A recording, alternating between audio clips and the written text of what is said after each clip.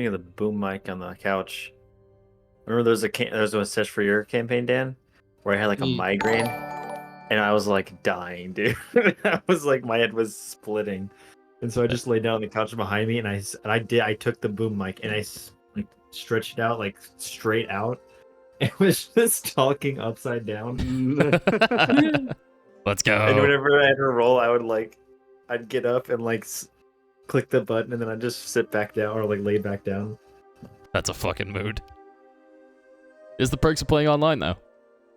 Exactly, it's kind of nice sometimes. Yeah. Don't get me wrong. I love getting together and throwing dice with the homies. Once in a while, this has its merits for sure. It does.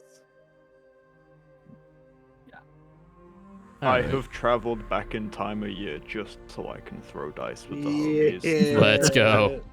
Also, Gunner with the knew you were first a and time the wizard. fucking 16-month streak. Goddamn. Time wizard, yeah. Big 2. Big 2. You know what? I'm almost there. I'm at 8 point. One of these days we'll get the in the stream button. One day.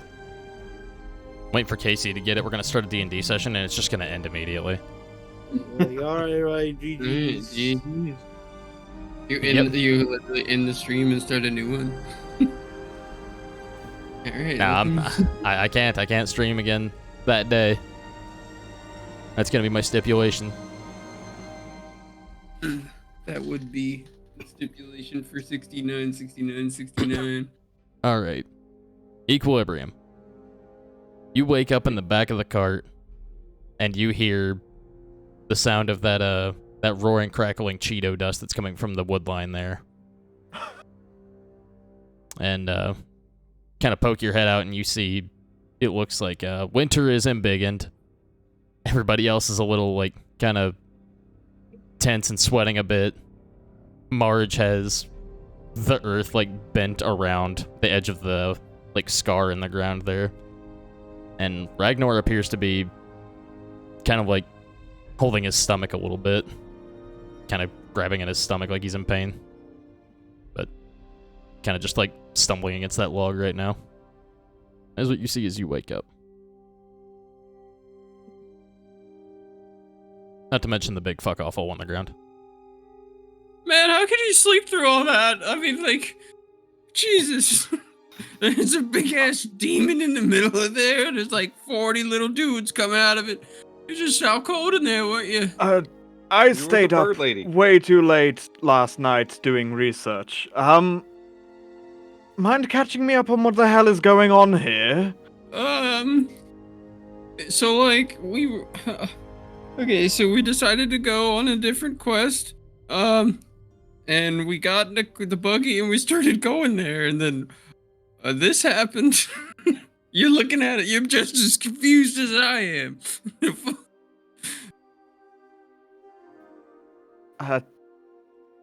Okay.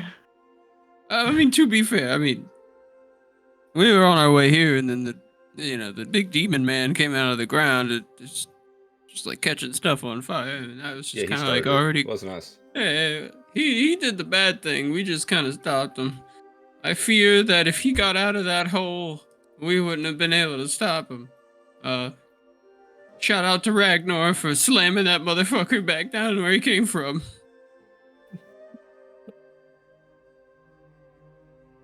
Was Ragnar good? Ragnar?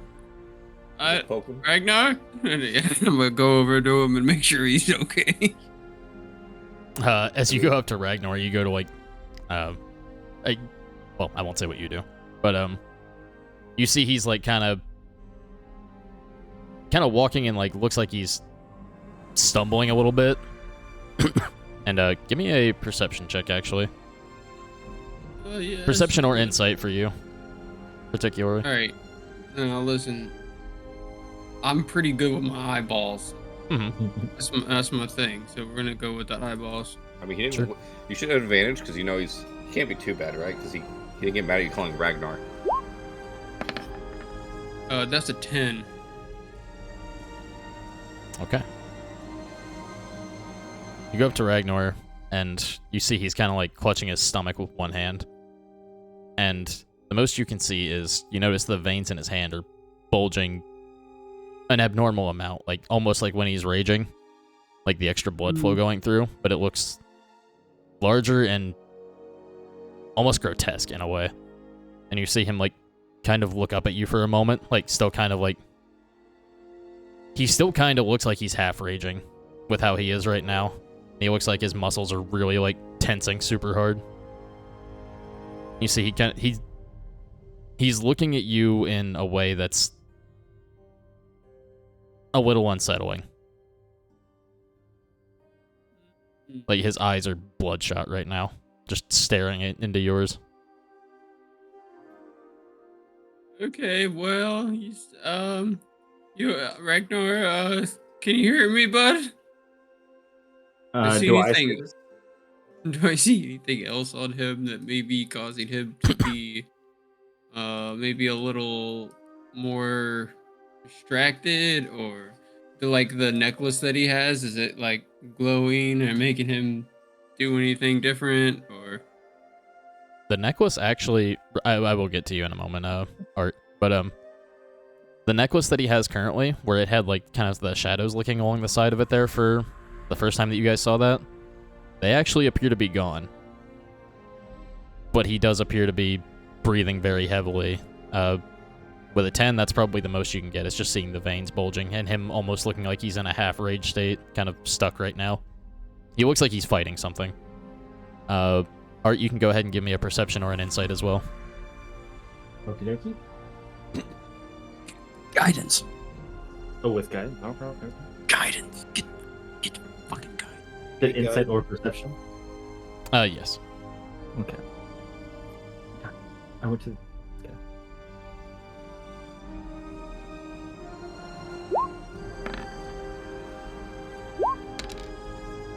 Okay, 19? With a 19. Art, you knew Ragnar was struggling a little bit. Yep. You notice his face looks slightly more gaunt than normal. He's, even for one of his kind, he is abnormally pale. His eyes being bloodshot is not something you've seen before, even when he rages. Mm-hmm. And you actually see, he kind of reaches out a hand toward Trent, like it looks like he's trying to, it's halfway between grasping out for him and reaching for, like, a hand to, like, something to brace on. And, yo, Biscuit, thank you for the follow. But, for the sake of this, like, as he reaches out, you actually see what looks like a very thin sliver of this red essence kind of, like, lick up the side of his sleeve and into his sleeve, up onto his arm. And you're not quite sure what that's about. When we say essence, is it like a liquid, or is it a... It looks more like gaseous in magical kind of form, aura? but it does definitely look like it's gotcha. got a magical aura about it. Okay, I gotcha. And for the sake of this, I will say, you saw, when this rift opened, you did see a general, like, a very dark, like, smoky-looking miasma kind of spilling out. Mm-hmm. And some of those, some of the shadow demons that were, like, coming out and stealthing, that were hiding in the shadows, were also just going straight up into the sky. Some of them scurried off into, like, the woods or just, like, other areas. You don't think, I will say right now, you don't think it's any sort of direct, interference from any, like, of the demons that you fought, or anything along those lines. But it seems like something from this has affected him somehow. I think it's specifically from the encounter we just had in some way. It seems like something from the encounter is affecting him. Gotcha. Okay. You're not exactly sure what. You knew he was struggling a little bit from a personal standpoint, but this looks like a combination of that, and now looks like he's wrestling with something else as well. Oh, right. Got you. I'm simply going to look over at Winter and, hey, big fella. Gotcha. You mind just grabbing Ragnar and like taking him over to the cart just in case, you know, he goes all sicko mode like he did last time?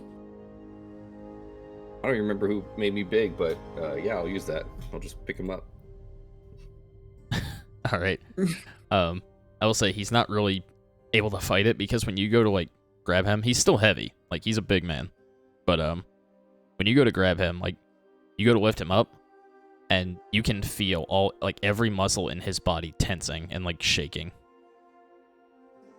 And it feels like he's like he actually he does manage to reach out, and if you don't move, Trent, he would like grab onto the side of your arm and just kind of like be looking you in the eye as Winter pulls him away. And eventually his grip, his very shaky grip, kind of looses from your arm, and he's still just kind of staring at you as Winter starts to carry him, sorry. Why is he looking at me? Did I do something?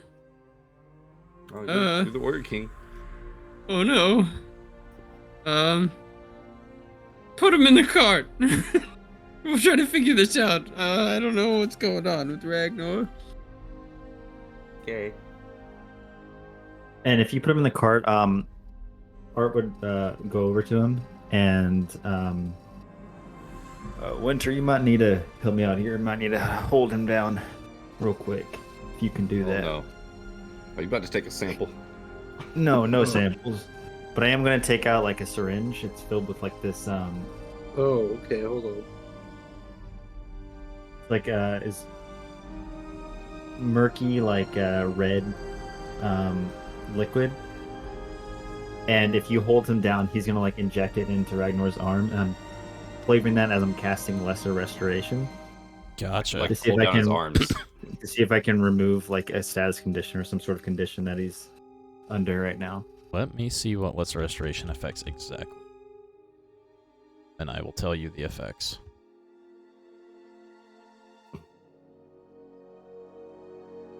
It says one disease or one condition affecting it, afflicting Right. it. Be it blinded, deafened, paralyzed, or poisoned. Okay. As you lay him down in the cart, and like Winter, I assume you do help hold him down just to make sure that he doesn't like lash out at Art or anything like that. Yeah, I'll just be like kneeling down, have his like back on me, just holding his arms and stuff. Mm-hmm. If he kicks you to oblivion, it's on you. But yeah, no. As you do inject it, as you do cast it, you notice his muscles like tense a little bit less, and it seems like where it felt like he was tensing, his muscles relax a little bit. You actually see his legs kind of slump, and it actually looks like he lets out a very deep breath, almost like a gasp, like as if he was holding his breath that whole time. And you notice that he was clenching his teeth very hard. He finally loses his jaw a little bit. He's still struggling, but it seems like it like alleviated some of the pain and tension a little bit, at the very least. All right, there, Ragnar. Just try and relax right now. I'll see what I can do for the rest of it. You see he like his eyes start to like lull, like he's about to fall asleep, and he like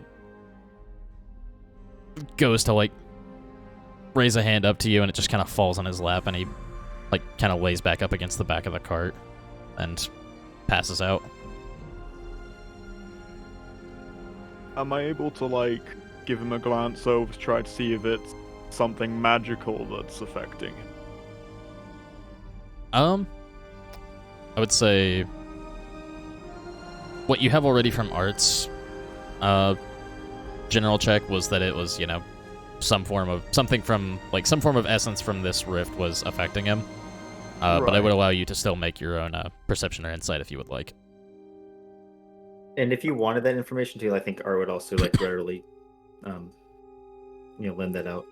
Okay. Am I able to sort of work out more how it's affecting him then? Like, I guess try to work out what it's doing to him to make him sort of bulge like this. I guess is what I'll be trying to get from this. You can definitely try. Is there a like different kind of particular check you would like to make for this? in terms of like trying to sniff anything else out about it? Arcana? Sure, I would argue Arcana. Yeah. Can I help with that? Sure. I also do want to point out, just for the sake of this, 2 of the cart's wheels did get busted in the initial impact, and the only reason the cart was not completely destroyed is because Marjorie was quick on her feet and dropped you guys a shape earth, I believe it was, to shield the cart a little bit, shield the sides a little bit. Big claw grab that instead of anything. Yeah, I'm gonna start Flip working through on it like the, a log. I'm gonna start working on the wheel. Because the crab can lift up and move the thing around. So. I'll help with that. So Be big 18 for now. Nice. I don't know how It's long it not lasts. 18 Arcana. 8. I will say, you do detect a hint of magical essence on him. It is not necessarily arcane in nature. From what you know and from what you've seen from the party already, I would say that from this in particular, you would get that it's got a very similar energy to the few times that you have heard Trent kind of lash out with his cutting words, or if he's had one of his episodes before. So with that knowledge, you could probably gather that something demonic in nature is trying to affect him somehow. Yeah. And it basically looks like he's trying to stave off whatever this is as best as he can at the moment. That would explain the muscles tensing, the bloodshot eyes, his body straining as much as it was. I feel like we need to try to get him to someone like a cleric or paladin, those better versed with dealing with demonic afflictions, getting rid of curses or possessions, whatever is going on here. I think that probably takes of utmost importance. As this is going on in the back, go ahead. I was just say, is going back to Shatterhold the fastest way to probably do that, or is there somewhere closer that might be able to? Eminence? Actually, I could Well, take you guys to them. Have a look. And I will show you guys generally how far you made it before that little interruption there. You guys were on your way to Deadlock. And you probably got the purple Shatterhold, the lower one, is the actual like town / capital of the area. You probably got about up to here or so before that happened, with the little red X there. So you are closer to Deadlock. You're welcome to go back to Shatterhold if you like, but that is in terms of like travel time, the nearest like civilization would be Deadlock at the moment.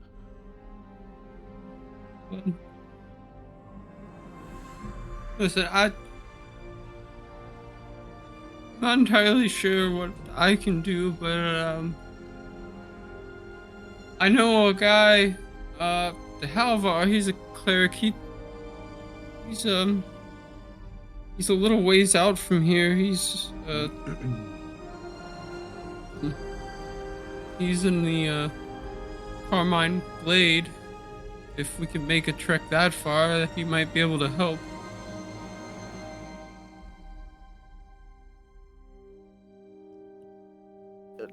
The sooner we get him to help, the better, I'd imagine. A builder, a political outsider, an America First conservative. I agree with that. As you guys are, place them. I will say, as you guys are discussing this, you hear almost like this. You hear whistling fly over your heads, and you notice those who are still outside the cart would notice what looks like a small bolt or dart of some sort fly over your heads and fly into the into one of the trees that is currently on fire. And you watch a small metal spike kind of protrude from that bolt and start flashing a small white light, and you hear a low hum from it.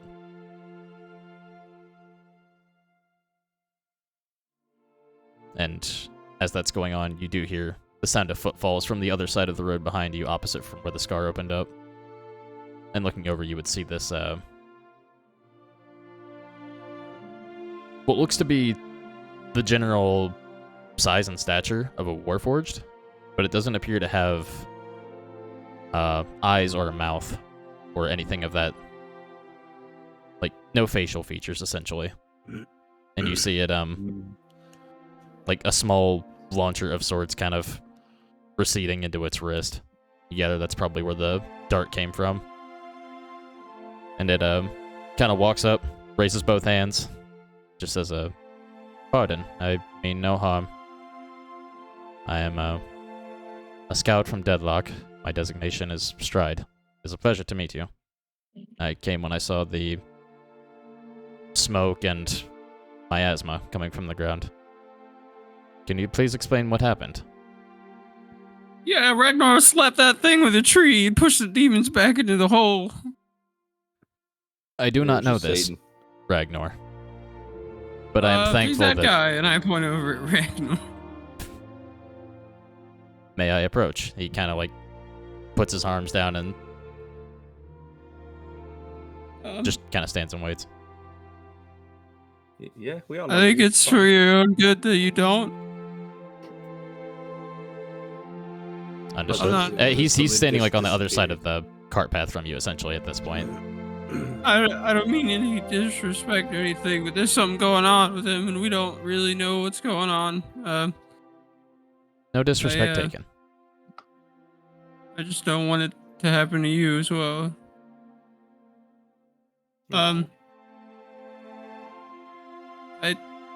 I fear I might know what is happening, but I can't really say whether or not I can do anything about it.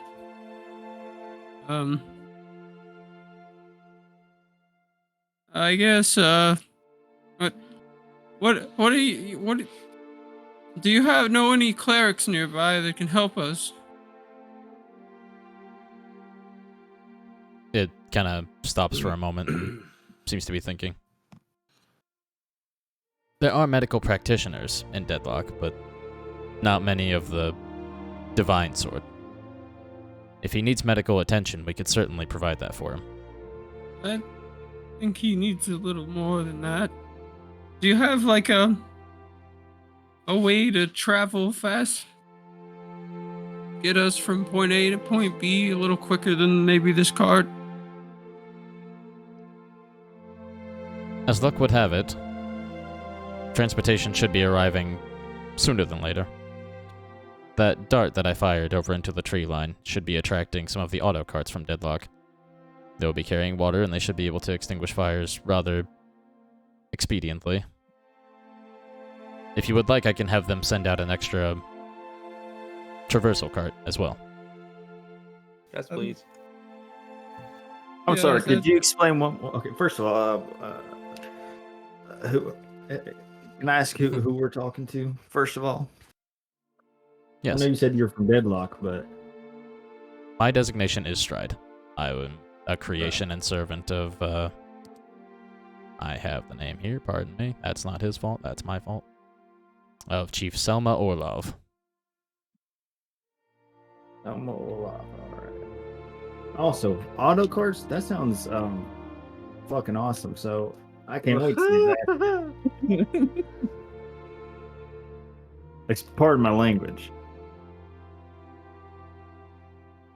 I understand, though the dialect is striking to me. I am not used to the more... Well, I don't use it lightly. I understand. I don't get out of the city too much, at least not past around this perimeter.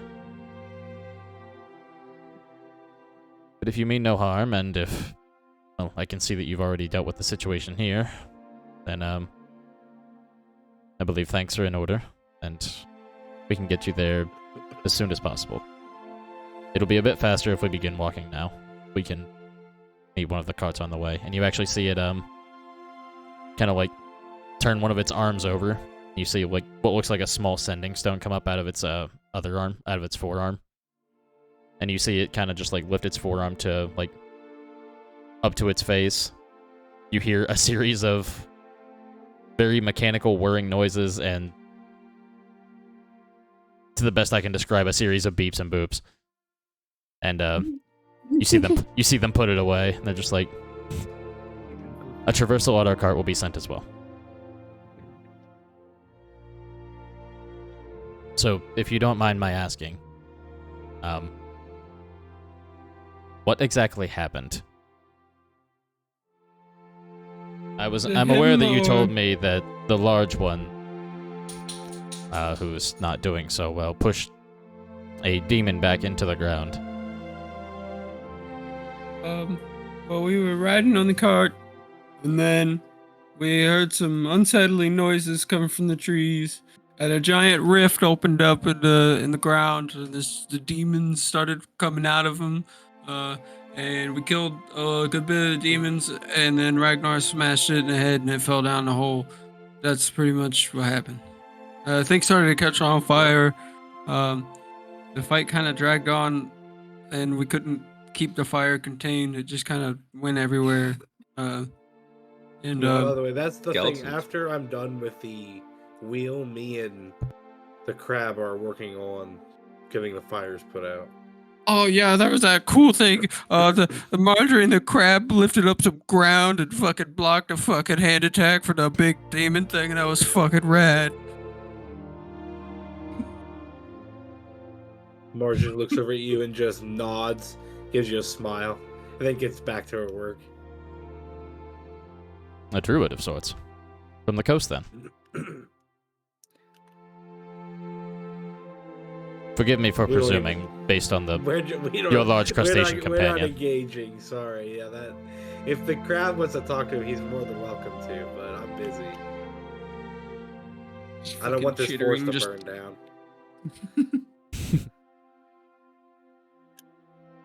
I see that she is busy, and Toe-type tend to be hermits and less social. I understand. It's also likely against her nature to want to interact with one such as me. No offense taken. It's more like she barely hears you because she's just very, very, very quickly working. Less than she's actively ignoring you, if that makes sense. Mm-hmm.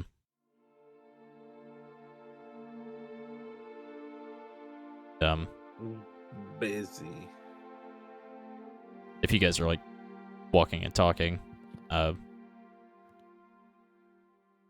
no, you would see Stride kind of like whoever's helping kind of shoulder Ragnar or essentially get him there. You would notice Stride just like taking very blatant glances over in his direction a few times, just like trying to get an idea of what's going on.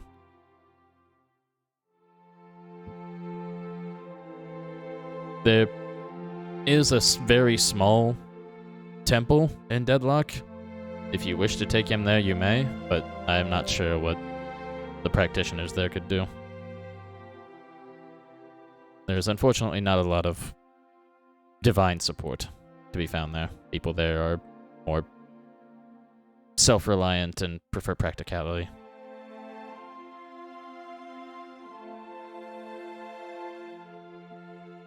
Well, what do you guys think we should do? Are we take him back, Shatterhold, or we continue Deadlock? Did say we were closer to Deadlock, though, right? I guess we might not be able to get the chances in Deadlock, but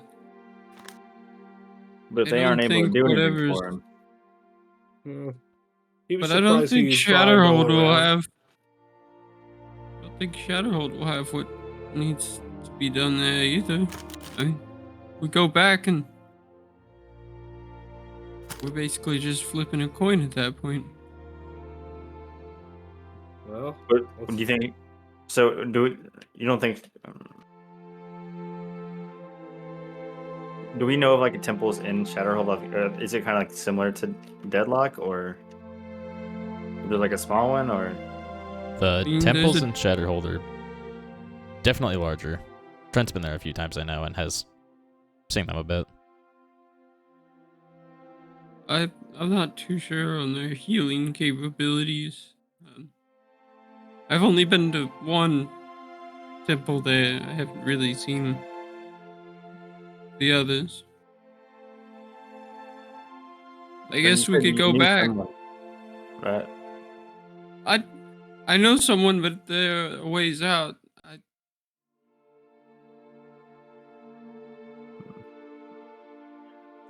Well, I think we can keep Ragnar stable for now. I think so. But we definitely do need to take care of this sooner rather than later.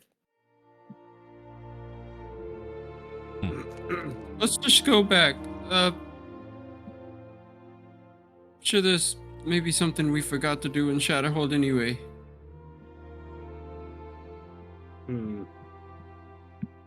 All right. I start talking to the crab a little bit, and I guess how's the cart? What do I need to do in the cart? Where am I at on it? What's up? The wheel broke. Yeah, 2 wheels are completely busted. Yeah, we were just kind of like, oh, like we need brand new wheels. You would probably need brand new wheels. This is beyond like a mending cantrip. Could we mold them out of the surrounding earth? Make some like wooden wheels out of like roots and such, and like the bases of trees. Circle them up, circle them around. I have like fucking plant growth, which could help. I think maybe. Wasn't he sending us another vehicle that we could use to get somewhere? To go to Deadlock. Yeah, to go to Deadlock. We might. Yeah. We might have to go to Deadlock if that's the case. If you wish to return, I will not stop you, but the carts are mostly set to have a limited range unless they are modified otherwise. Right, it could probably only get you. It could probably get you roughly 3/4 of the way to Shatterhold, but you would be on foot from there. All right, but we have 2 of the wheels, right? All right. Regardless, we're gonna go ahead and hit you with some engineering here. And Marge just starts having a brain blast. We're gonna take the front part of the front axle and wheels that were there. If there's one on one side and not one on the other, whatever, we only need one of those wheels because we're putting them both on the back part. And we're gonna basically make it so the way the crab can just like sit under the front portion of the cart, if you will. Yeah. So we only need 2 wheels. Like a rickshaw deal. Basically, yeah. And so that way the crab can also just like can detach pretty. Can just basically just throw it off of it if it needs to. It's a wheelbarrow. More or less, yeah. A rickshaw is a good way to put it, yeah. I would say either way, I want the it's car. It's not impossible. It would be a series of checks, and then the crab would also have to make at least a check, like I'd say once every hour to not get worn out, because that's a lot more load on the crab as well. That's fair. So it's not impossible, but it is going to be very difficult with the damage that the cart has taken. Fair. Yeah, and then can we become something bigger than the crab? Well, can't you just make the crab bigger? Yeah, I would be able to just make the crab big. Well, the crab would be able to make itself bigger, yes. It'd be a little easier on itself, I imagine. It can also turn into it can also become a lot of stuff. That's what I was looking to see if there's something you can do. But either way, like a Deadlock checks. Yeah, well, that's fine. I agree there. But either way, I'm gonna take the cart. So if y'all want to start going, me and the crab are gonna fucking figure the cart out if y'all start riding. But we will be right behind this crab. There's no way we can't catch up with this crab. Come on. What's the checks I need? Wait, do you need the cart at that point? I want the cart. It's less of I haven't had a cart ever in my life, and we're just gonna leave this right here for that. Marge would love to have this vehicle to travel around in. It's already annoying enough to have to not have stuff when she's moving around. She starts to realize it. I would say, in terms of just getting the raw materials to make. Well, no, because you're trying to just fit it to the other side. I'm just trying to remove take one wheel, move it to the back, remove the front axle, and put it on the back of the crab. It's gonna be a little tilted up, but it should still work fine. Classic druid stuff. Yeah, druid engineering. I'm no longer a druid, thank you. The crab is. I have a day job now. I have a day job. I would say, does anybody have carpenter's tools in particular for wood or like woodworking tools? I'm not sure what all tools like you have on your disposal are. Yes, I do. Gotcha. Okay. Are you wanting to help with this, or are you wanting like to just I like will lend them to March for absolutely this? help with this. Okay. I'll absolutely help with this. If that is the case, I would say I'm going to need. We will go with a dexterity check from whoever is doing this. You can add the Your proficiency dex of the is probably tools. Way better. I can do it if you want. It's up to you. You're gonna have to help it because my dexterity. I was hoping something not dexterity, but that's okay. I am if you I genuinely, can't want really me- justify it's actually doing it. I'm genuinely letting you know. Like I said, it's not impossible, but it is going to be a high DC. So well, you it's- could. Well, if you want, you can help me with this. You just tell me what you want now, and I'll do it for you. Oh, 100%, yes, and the crab's gonna be helping hold shit. Okay, so you said Dex. Yeah, this will be a dex check, and you can add your proficiency bonus for being proficient with woodworker's tools. What does me being there help assist add to it? You're At looking that at my point- shoulder, telling me what you need. You know? Basically, at this point, it's essentially the help action, All right, gotcha. so it'd be giving advantage. Gonna You can be like- cast basically- inspiration. Which one? What is inspiration? What does it give me? The crab. Wait, why on the crab? The crab just holds wait. stuff. Is Art doing it? Art, you getting it? Yeah. The Wait, crab is that- goes, thanks, homie. Is that a D4? Just gonna. It's a D8. Okay, and a D8.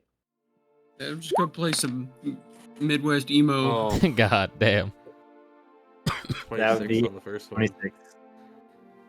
Yeah, no, like it takes a little bit of time. Like it takes a good like half hour, and like in the time that this happens, like the auto cards do arrive and start like you do see them like rolling along the tree side, kind of having little water jets trying to put out the wildfire that's going on in the background, and a lot of it's died down a little bit, but they're kind of just going through and making sure that they're cleaning up whatever was left.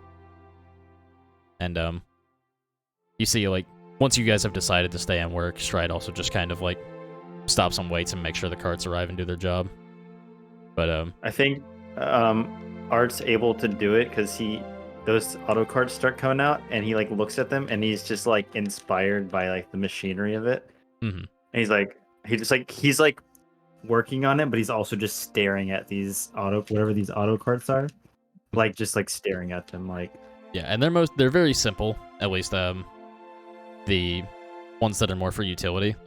Like you notice that they have like very flat tops. It's basically like a metal box with like two headlights in the front. Looks like it has a small console in the front of it, and it has about like some of them look like they have 3 wheels on each side. Some of them have 4 if they're a little heavier. Look like they're pretty heavy all-terrain wheels. Not a lot of like room for seating on those though. And the traversal one that shows up a little bit later, like about I don't know, another 10-15 minutes after, appears to be slightly larger, 4 wheels on each side, has like a small cover over the top, not quite as, it wouldn't be as comfortable, but it doesn't look like it's designed for comfort. It looks like it's designed for efficiency, and it has some seats on the side, almost like bus seats on the side. And but as that's arriving, you are getting the finishing touches on this, and you manage to, you kind of have to snap one of the like splintered ends off the axle and like take part of the front one that was still, working, and kind of just like tie it together with the one on the back. And it's a slapped up job, but for what it is, like, you did damn good with it. It's very good well job, functional. Art. That was a damn good idea, Marge. Robo Crab. Yeah. At least then the crab, even if it's not carrying all the people, it can carry some stuff. The stuff can come along. We can always retrofit it later. Yay. All right, well, Thank you. y'all ready to head out? Yeah, actually, we're still going on to deadlock, and we can at least put Ragnar in the back of this bitch, right?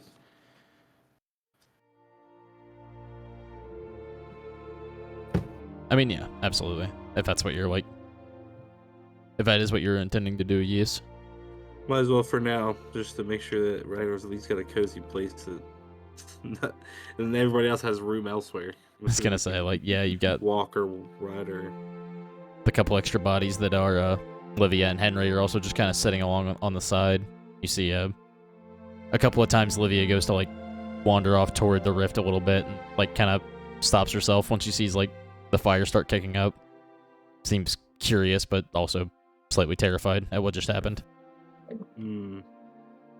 She kind of motions up like essentially asking you, am I riding in this or am I riding on that? She also just writes down in her fancy...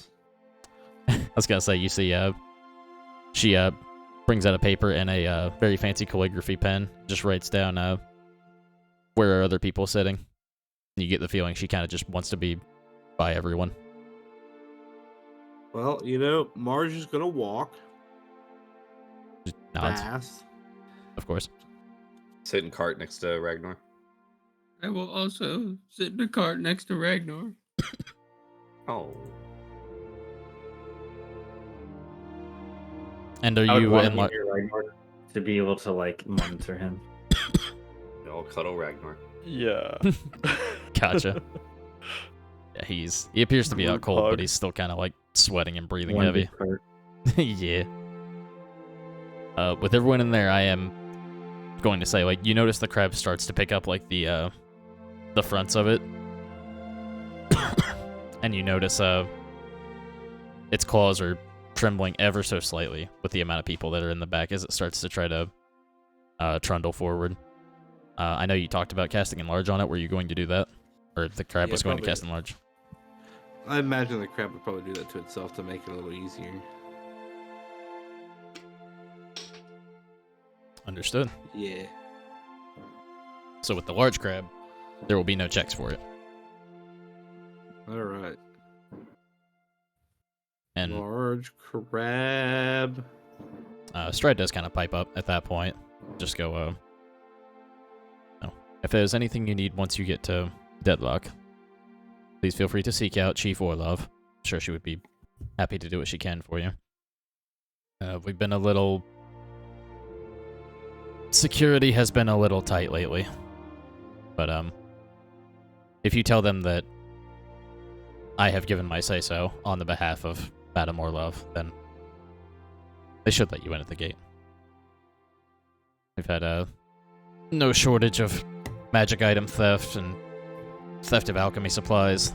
A lot of so-called rats scurrying in and out of the city recently, so we're doing our best to cut back on that. I apologize if people are not as hospitable as they once were.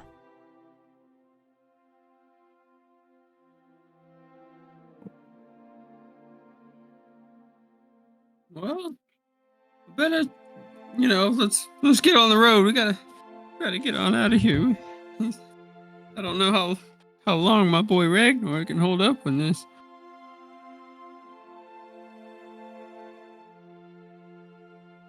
You see, as you're saying that, like, Stride kind of nods and hops up into one of the seats on the traversal cart. She says, well, safe travels to you then. I wish you the best with your friend. And thank you again for what you've done here. He watches, kind of like presses a couple of little spots on his arm, and you watch the cart turn around and start making its way off into the distance. You are free to do as you wish. Bye, Blitzcrank. Much smaller. Much as I love my boy Blitz. Okay.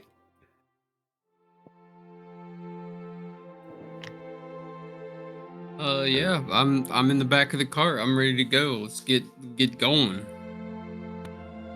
Yeah. Mount Claw. Claw! Mount Claw! Let's fucking go. Mount Claw. I love it. With that, the crab is energized and ready to go, and embiggened, and begins pulling the cart. Yeah, my favorite spell. But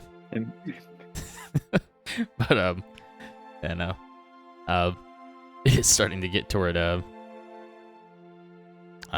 the evening as you guys make your way forward on the road, and it appears while you're moving, Ragnar's condition doesn't appear to be getting worse necessarily. It takes you probably about an hour from where you are to get the rest of the way in the current condition. But he does appear to be like stable with where he's at right now. He looks uncomfortable but stable in his unconsciousness.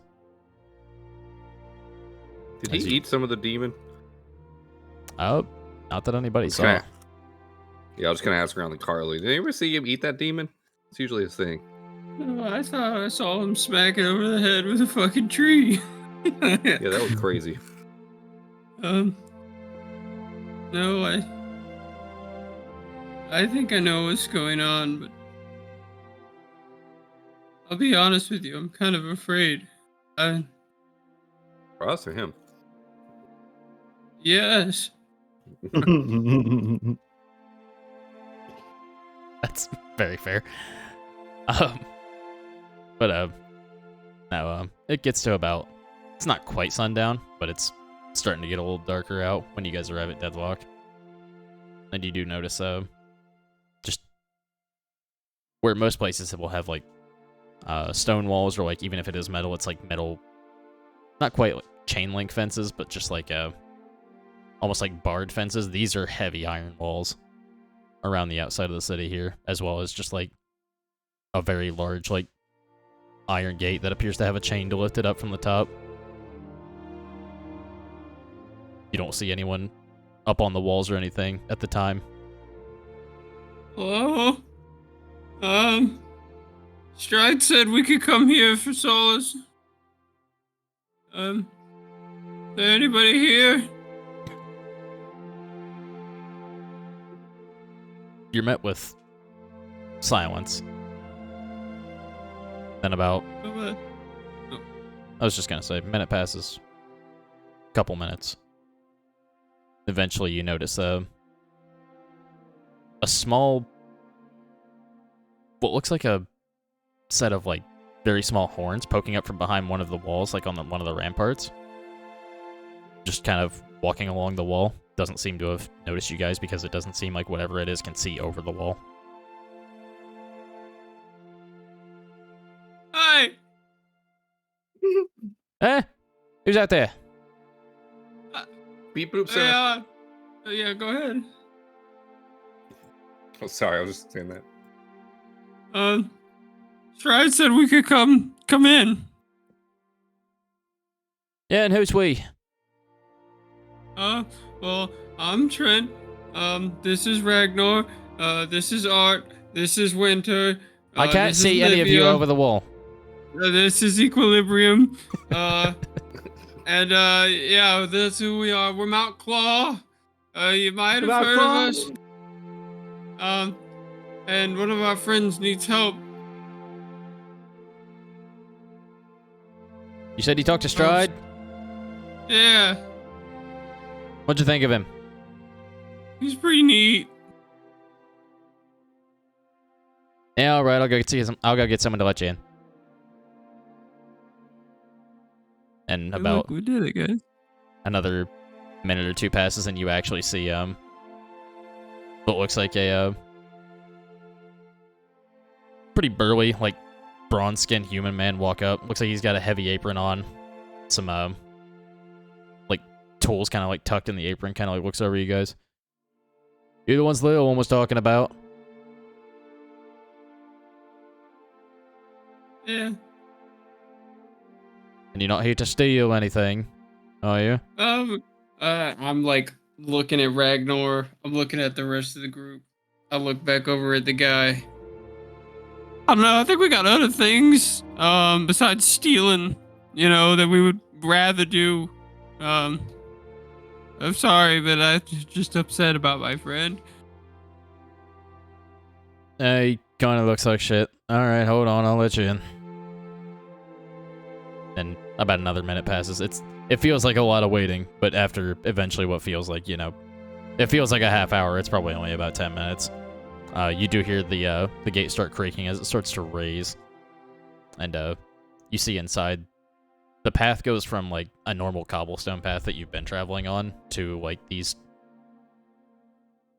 this like off-white brick almost that's kind of craggy that goes through the streets, but the ground itself inside almost looks like asphalt for like everything that's not the general like paths that look like they're made for carts and for traveling here. And the buildings look a lot less extravagant and a lot more just like simple. It looks like a lot more metal was used here than wood. It looks like everything looks heavy, everything looks dense. And you actually do see a couple auto carts kind of trundling around the city, like some of them carrying groceries and what look like crates of supplies for some of the blacksmiths walking around and stuff like that. But you are free to enter the city at your leisure. Yeah, sorry about the formalities. Sure, Stride probably told you if you talked to him, since he's Orlov's lapdog. But we've had a bit of trouble here recently. I know they sent a Shadow Knight out not too long ago to help us out with that, but there's only so much one person can do.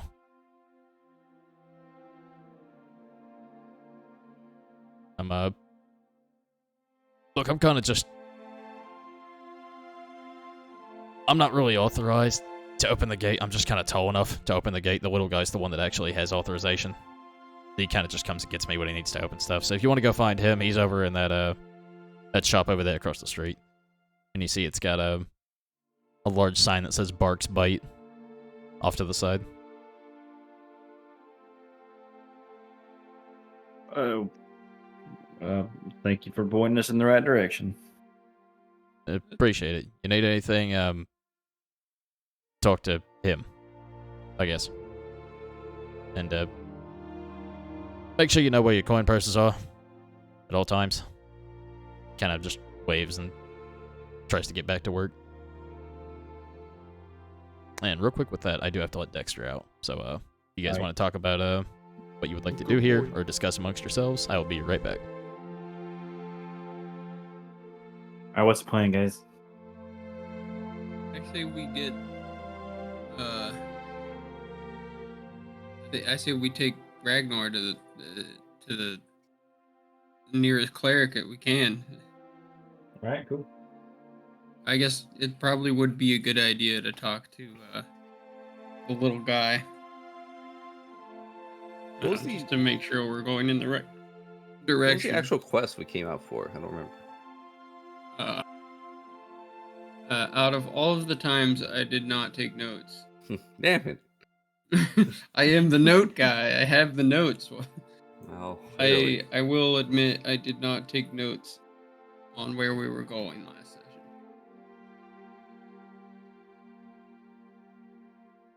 I got a whole goddamn 9-page paper about what we've done so far, but nothing about what happened last time on Dragon Ball Z.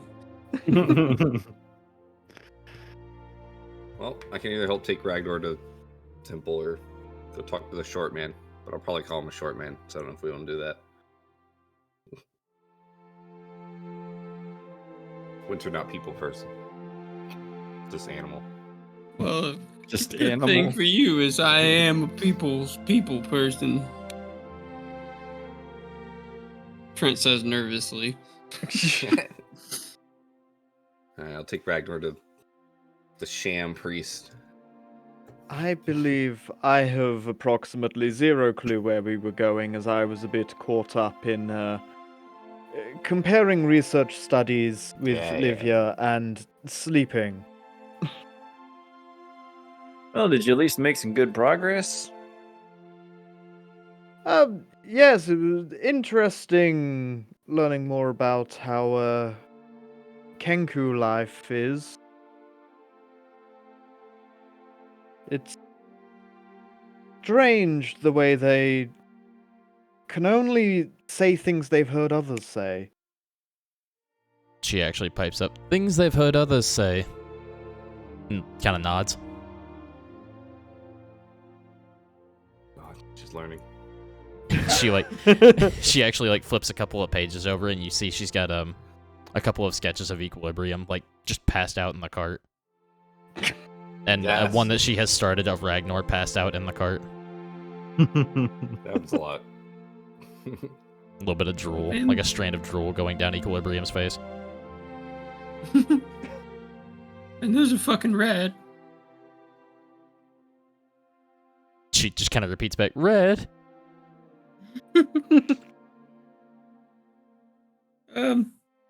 Okay, let's go over to the little guy, figure out what's going on. Get a cleric to help my homeboy. And I'm gonna make my way over to the little store where the little guy's at. Okay. And was Winter, were you helping Ragnar over to the nearest cleric? Yeah, I don't know who's all coming for that. I was gonna say, I just need to know who's going where.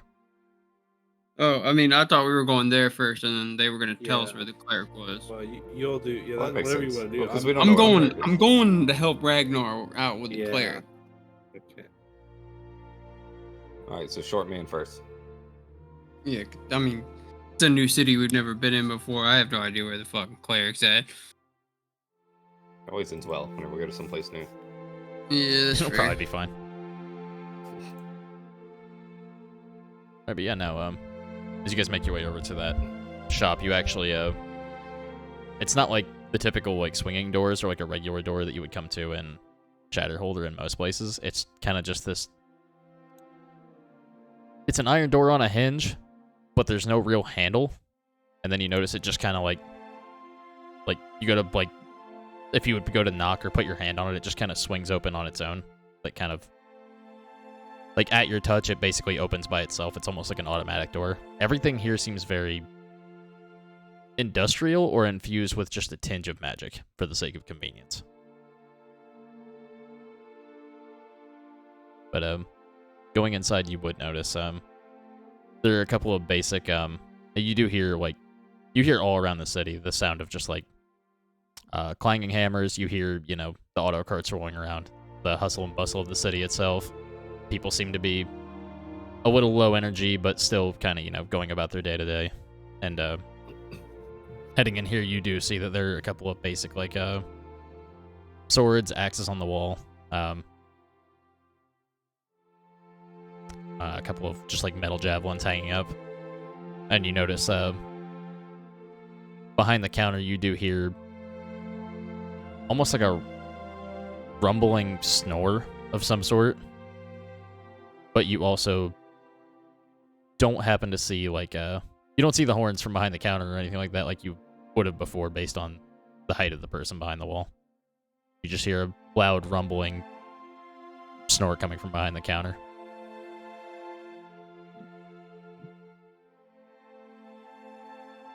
Hello?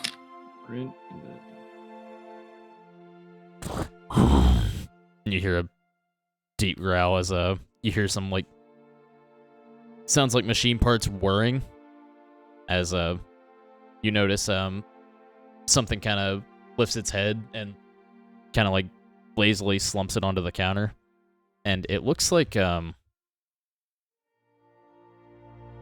on one second.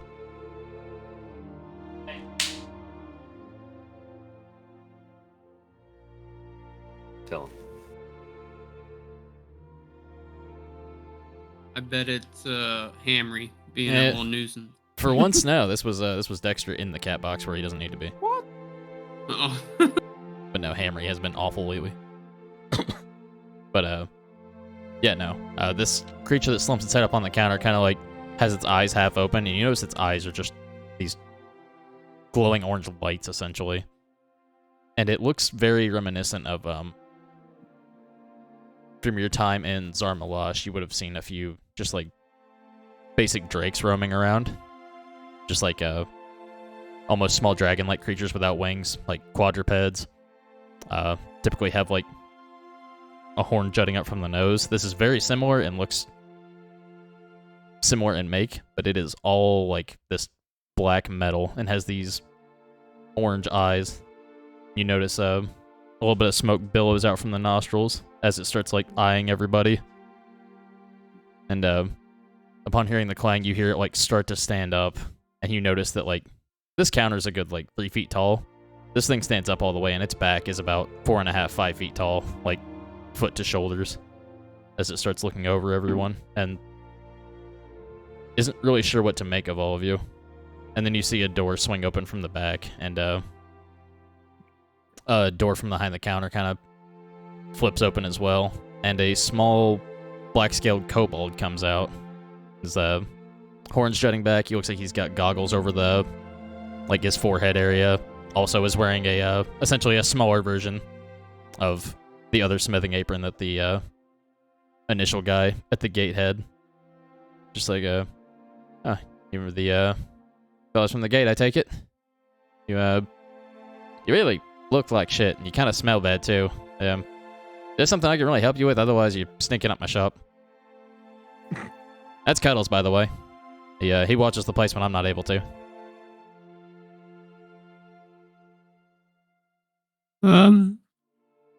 Well, that was mean, but I kind of like look over at Ragnar.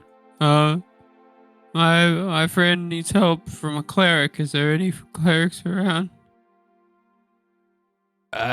We got like a little dinky-ass shack where a couple people go to pray to Erassos once in a while. Other than that, there's not too much here.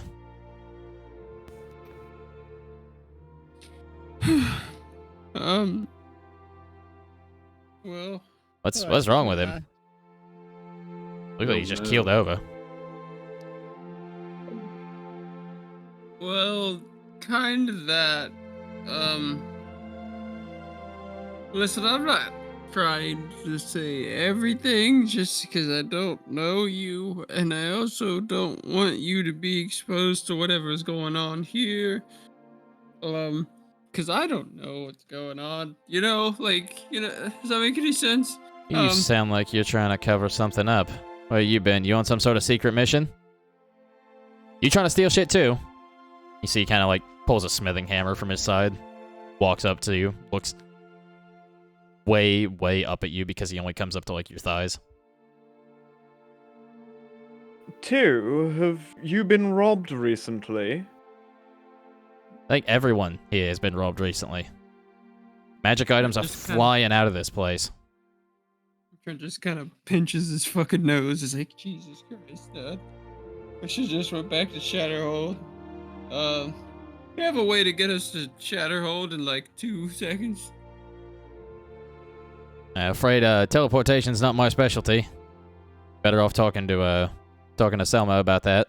However, even if she does lend you an autocart, you'd have to get one fine-tuned to, not be limited by the remote range from around here. So, probably have to, sweet talk her a little bit for that. And right now, everything's sealed up tighter than a duck's ass, so it's gonna be a little challenging. No offense. How do you know how tight a duck's ass is? I can swim in water without it going up there, probably. I don't know. I haven't made one. Better at making lizards. You sound like somebody who knows how tight a duck is. It's a bit worrying how much you think about a duck's rectum, if I'm being quite honest. It's very close to a lizard's rectum. You'd be surprised. You want to find out? I would rather not. Didn't think so. What is it with you and animal rectums? Rectum. Let him cook. He walks over to Equilibrium. He looks up and he's just like, look. The gods abandoned me a long time ago, bud. I can tell why. He was in 4chan. It's funny because when you're down there, all you see is ass, I guess, right? Because when you're down there, all you see is that. Do you guys have something productive to say, or do you actually need help with anything? Oh, yeah, no, we came in here trying to do something productive, and you just kind of, told us we all smell like shit, and, like... Jesus, because you smell like shit. You smell like you just walked out of a furnace. It's kind of what happened. In a furnace? What? Did you start that wildfire out there? Is that what that smoke was? A demon came up from the ground. A demon came out of the ground. We beat its ass, and it went back. And now my friend is sick from some demonic power, and we're just trying to figure it out. And you brought him into my shop. Because I was told you would know where to go. Yeah, not the fucking. no- Okay, everybody outside. Everybody outside. He goes like makes like a shooing motion, and starts like walking out with you guys. Look, I can help you, but I just need everybody to get out of here, not take any of my stuff, and to not bring any devil demon curses on my house. All right? Well, I'm. that's fair. I've got a bad record with the divine. Oh, you're in luck. So where's that sorry. temple shack? I'll admit, I'm just kind of on edge. You know, my friend's, going through it right now. I just kind of want to help them out a little bit. And you kind of being an asshole after it didn't really go with me pretty well. So I'm sorry. That's okay. We're all also a bit on edge and trying to do our best to take care of ours and our own as well. And if I am being quite honest, he gives a whistle, and you hear like heavy steps as Cuddles comes out of a side door that appears to be made specifically for it to actually fit out the door. And even for like the size of a regular guard drake, this thing's built to almost double the size. He's like, you might be able to tell, not the most charismatic, but I do my best. And Cuddles here is my main companion. People here have been trying to nick parts out of automatons recently. And if anything happens to him, I don't know what I'm gonna do. I have been... If you can't tell, and you see he actually kind of like gives a big toothy grin for a second, and you see like 5 or 6 of his teeth appear to be like made of jagged metal and like look like they're replacement teeth after missing a few. He's like, I have not had the best track record with people either, or the divine, which is why I made a friend. So I don't need you to feel sorry for me, but if you could understand the fact that someone could walk in here and steal his heart at some point, or his brain, or something, or his robot liver, I'd be pretty set back. Not the robot liver. Most people Listen. are happy when someone steals their heart. Well, I mean, I'd rather them steal mine than his. well, listen. All right, I'll be honest. I'm don't know. sorry that you feel that way. We're going to go find the lady and see if she can take us to Shatterhold. Real quick, would you perhaps know or have the parts where we could automate our cart ourselves?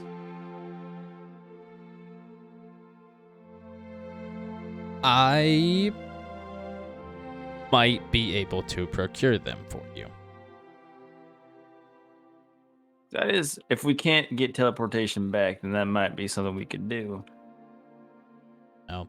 Oh, man. But I'd say without a wizard circle, I don't see teleportation happening anytime soon. That's what I'm saying. So I think either we get a car from them, or we're gonna have to do it ourselves. I've been looking at these things, and I think I could probably do this, especially with help from Marge and the crab over here. If we could probably figure it out. Might take us a little time, but I mean, we've done stuff like this before. Look, it used to be as easy as trading parts around here, but right now everybody's way more uptight, like I said, if you couldn't tell.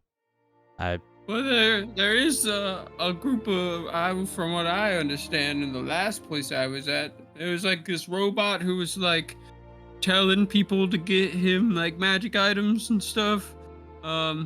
So I guess there's like a underground black market of magical item trade going around. And, Where was that at?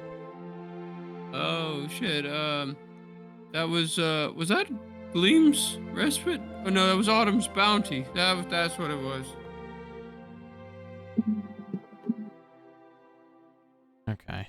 We had a report of a couple of those around here, but God took care of those before too long, thankfully. Apparently it doesn't seem to matter, though.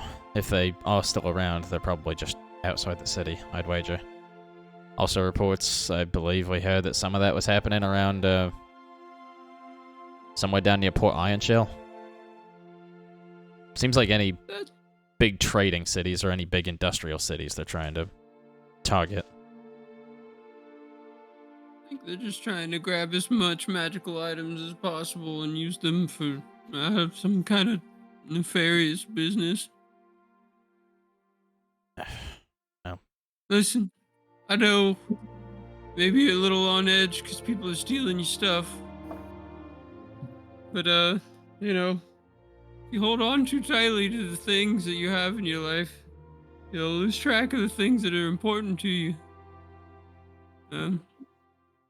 Just, you know, keep your head up, King. Well, can you imagine if I were a king, somebody would have killed me by now so fast? Yeah, let's walk and talk. So, Yeah.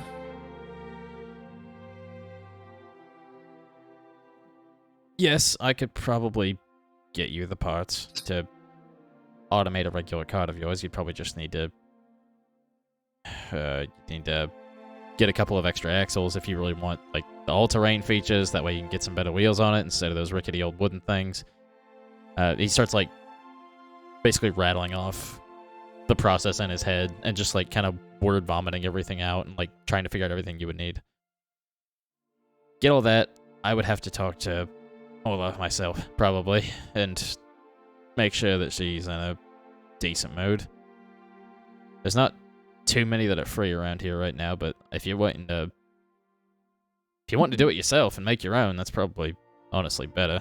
Just trying to buy one off of her or anything like that. Yeah, and I mean, as long as you're willing to buy it instead of just straight up taking it out from under her nose, I feel like she'll be way more amicable. Oh, I got distracted. I apologize. So, and you do come to a little, like, essentially like a big fountain in what appears like the middle of town. And you notice, there are a couple of, like, basic shops here. You do see, like, a general goods store. You see, you know, the inn off to one side, and you see, on one of the corners, there appears to be a small stand selling, and a bunch of kids are excited over there. It looks like they're selling some sorts of, crates of fireworks. And he just, goes to kind of point out to you guys. So, if you're looking for a temple, you got one down that way, and he points off to the left, and you see, like, he would just tell you, it's a couple blocks down. It's not very fancy. It's no bigger than a shack. Honestly, people just kind of go in there, and a couple guys keep it. They let them pray, and they do their business, and whatever the religious and righteous folk like to do over there. If you go north, if you go straight up through the center of town here, you'll get to Selma's house, and she can hopefully help you with whatever you need, both mechanically and through any favors that you're looking for.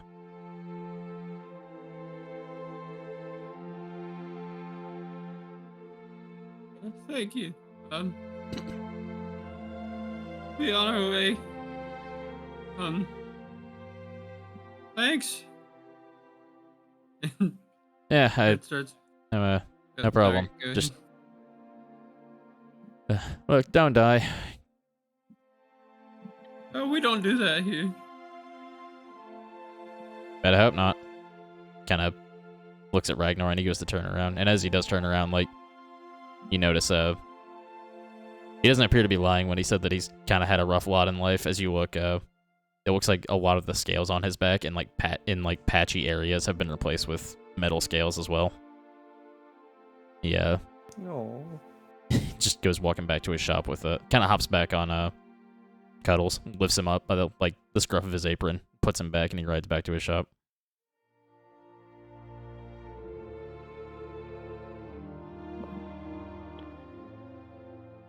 Well, Hey, Art.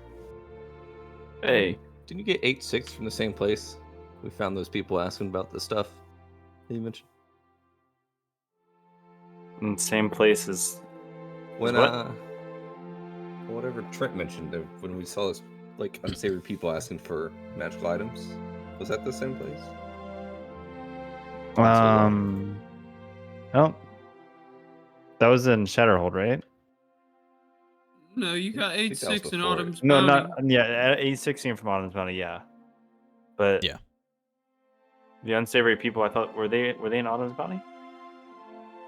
Thought so. The people that were trying to steal the cart of magic Well- items? Or- We met them on the way to Autumn's Bounty, but no, like Yeah, but the 8-6 rope, was what was telling us before you Yeah. hacked it. Very Yeah, nicely. 8-6 was originally the robot that was telling us to get magic items. Yeah. And then we just kind of like stole it, and then fucking Art got like a hella good roll, like rolls back to back, trying to hack Oh. into him. I was just thinking, I was like, what if it's his? Maybe it'll show him. Do you think maybe robots have that kind of ability to like transmit information without knowing that they're transmitting the information? Well, I was just thinking maybe you'd recognize it, but no, I think those were. I don't think he was with the unsavory people or whatever. He's probably fine.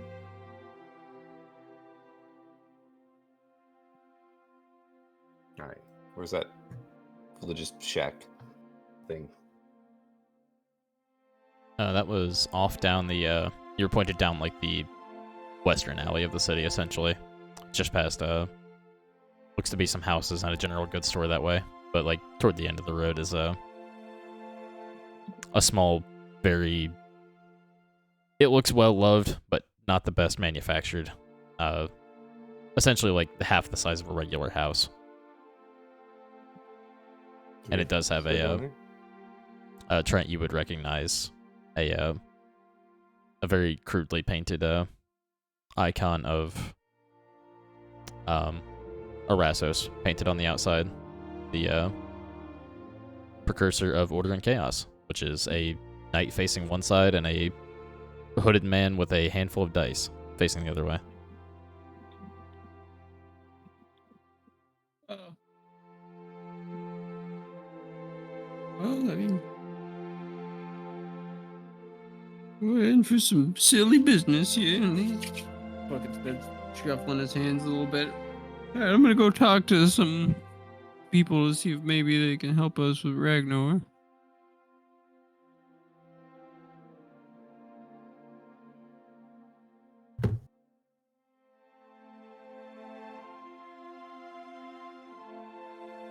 Trent's just gonna go up to the shack.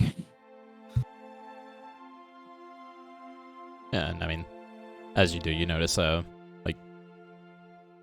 you see what looks like a burly, like a stockier half-elven man on the inside with a, kind of has like a small mustache, looks out and, like, kind of perks up when he realizes that you're waiting at the door. And, just like, oh, just a moment. Kind of waddles over to the door. You hear, like, a chain unlocking and, opens it for you. Welcome, friend. I don't believe I've seen you around here before. It's a pleasure to meet you. I am Oscar. I keep this this humble temple, shrine, whatever you wish to call it. Is there something I could do for you? Do you wish to? Are you here for prayer? No, not really. Listen, I got a friend. He's not doing all right. You guys got any clerics who might be able to help him? I am a cleric myself. I could see what I could do for your friend. Where is he? Where is the lad? Oh, he's at the cart. Well, with the other guys. I could go get him real quick. Yes, of course. I will be here. I will do what I can for him. At the very least, I can I apologize. I make no promises. Normally I have a bit more help, but things have been... We've fallen on hard times as of late. You understand? Yeah. Trent just kind of like looks down at the ground a little bit and starts to walk back.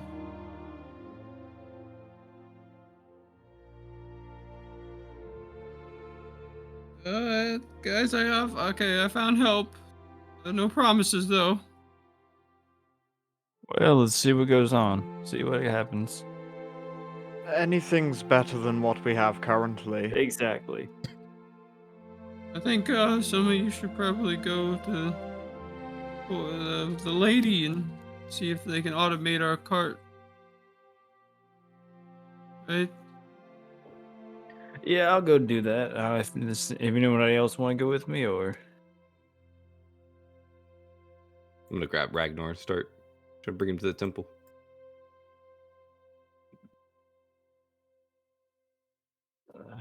at the same time. Yeah, all right, I wanna sounds good. Ignore.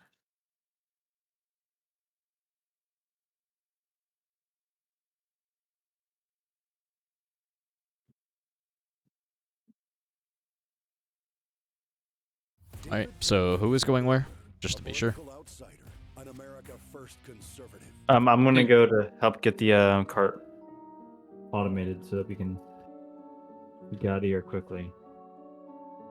I am going to take Ragnar to the thingy-mabob, the shack, the cleric man. Gotcha. I'll also be taking Ragnar to the temple. Okie dokie. And what are Marge and the Crab doing? Just so I know everybody's at. We have Ragnar, so I gotta move him around. Gotcha, okay. So, Fair. Art is going to talk to Miss Orlov about the parts and about what's going on. Mhm.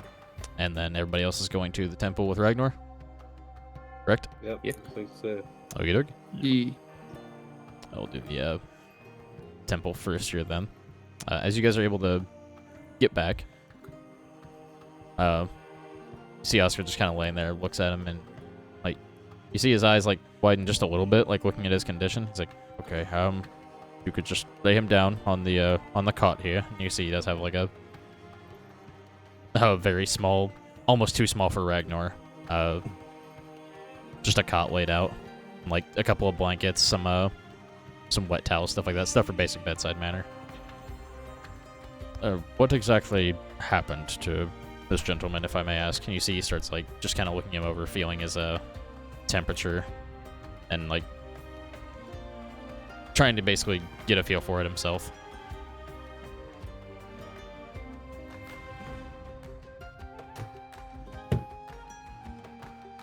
All right. Actually, I don't remember what actually hit him in the fight. We're fighting a really, really big demon trying to come out of the ground.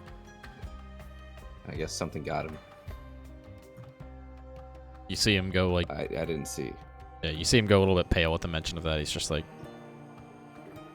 Yes, we've had, We stopped it, though. Don't worry. We've had me a put it right share of... That's wonderful to hear. Thank you very much. You've done us great service, then. What you say is true. Then, no, we have had, we have seen small demonic entities around here, and some lurking about the forest for larger, are rumored, but if I'm being honest, oh, and you see he, like, as his hand is kind of, like, going up Ragnar's arm, you see he kind of stops for a second. He, kind of, like, rolls his, like, loose sleeve back a little bit, back up to, like, his shoulder so you can see his whole arm. And you can see at this point, like, where the veins were bulging before, like, they had calmed down a little bit, but these all, like, they no longer look insanely uncomfortable, but they do still appear to be, like, his body appears to still be working overtime, and his veins still appear to be in almost like a, like, stuck in a rage state, even though his muscles have loosened a little bit. He seems very... It's strange to say this, but for an unconscious man, he seems very upset and angry. It's just Sounds about Ragnar. right. Yeah. That's good to know. That is not out of the ordinary then. Kind of like rolls his other sleeve up. And, you know what? We're gonna roll for the play real quick, actually.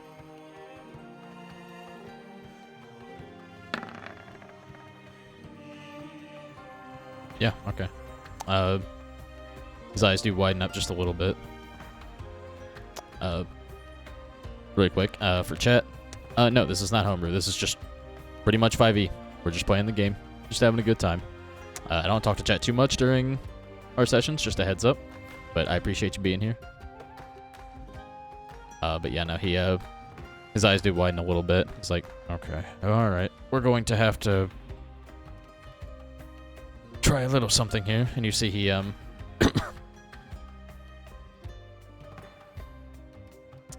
he reaches into a drawer and like kind of starts shuffling through a few of them for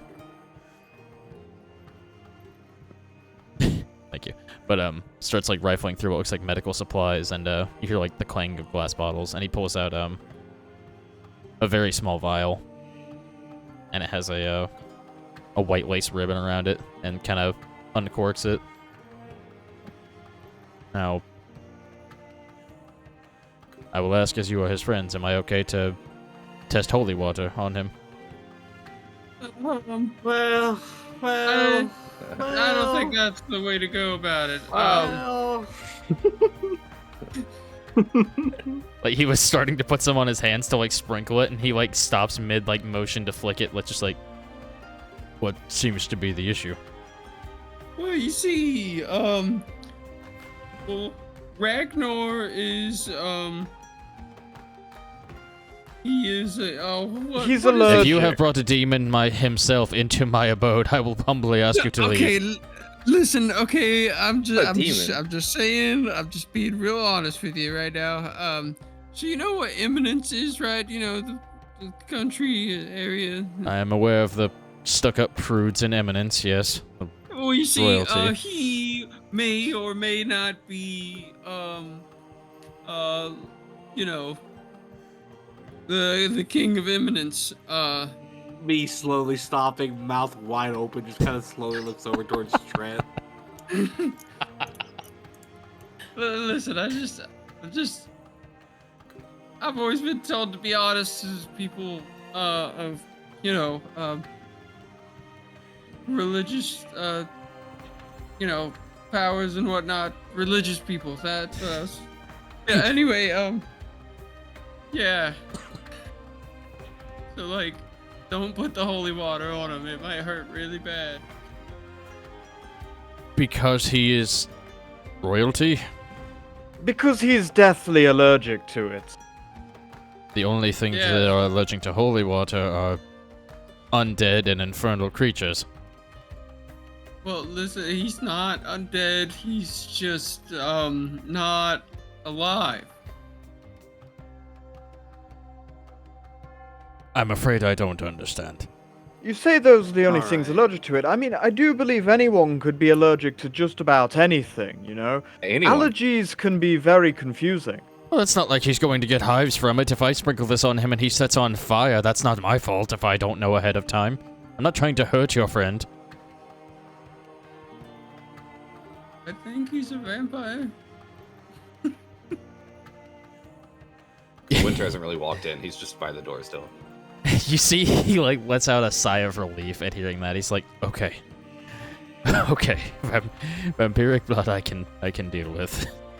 Devils, demons, no, the other less savory forms of undead. I could not. You see, he looks like he's having like a minor PTSD moment. Anyway, well, if that is out of the question, you see he recorks the vial and kind of starts stroking his chin a little bit. I'm at a bit of a loss of what to do then. It seems a sort of demonic essence is lingering on him. However, I personally am not well enough equipped to deal with it if I am not able to use holy implements. You understand? Yeah. I don't want to make the situation worse. While this very well could help expunge whatever he is dealing with, it could also cause irreparable harm to him. And I'd rather not risk that if he is not, at the very least, awake and willing to consent to it. Something that might help. You know where this demonic energy is kind of coming from? Maybe we could sever it in a way where it's not interacting with him. I'm afraid if I knew that, it would be because I wouldn't be the only one here watching the shrine right now. A couple of other of my cloister here have gone out and begun scouring the land to see if they can find the source themselves, or at least find a higher concentration of where the problems could be. Because it was rumored for a while, and another reason people are on edge here is because a lot of it seems to be happening between here and the city of Shatterhold itself. I know there have been reports that we've been getting from the Shadow Knight that passed through recently, and from some other couriers and some of the scouts themselves. I know Selma likes to send out her scouts once in a while, her automatons, to patrol outside of the city, but even some of them haven't been coming back recently, and no members of my cloister have come back yet as well. They've been gone for... I think the last one was 3 days ago now. So forgive me if I'm a bit out of sorts. We think a focal point of it, if we could be safe, to make a guess, is closer to Shatterhold than here, but roughly between Shatterhold and Deadlock somewhere, and we're not able to quite find where that is.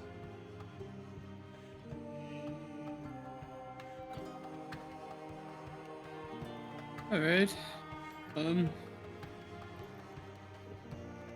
But if its reaches as far as... I believe I heard reports recently of the Carmine Glade also having at least minor troubles recently, then whatever it is appears to be spreading rather rapidly over the course of the last week and a half, 2 weeks or so.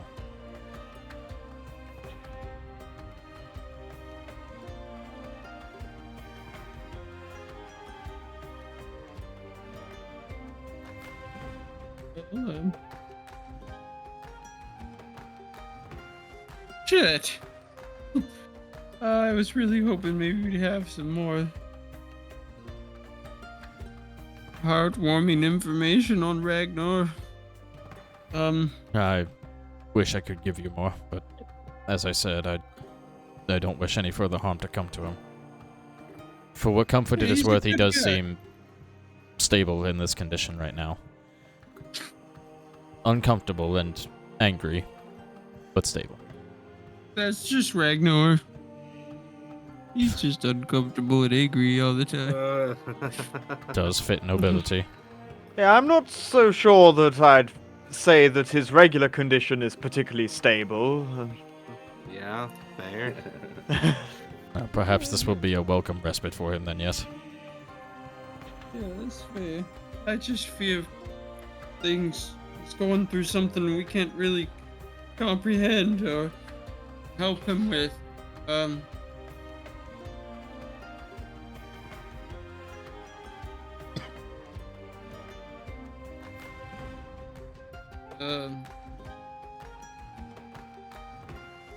Trent's gonna just like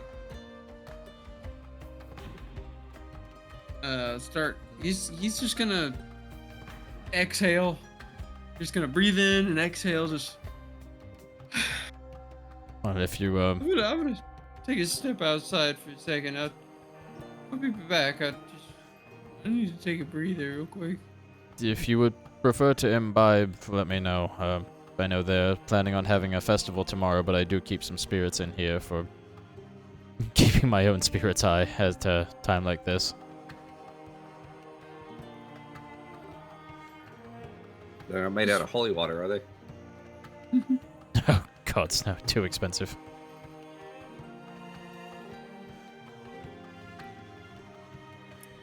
Also, rather not drink anything that may have powdered silver in it.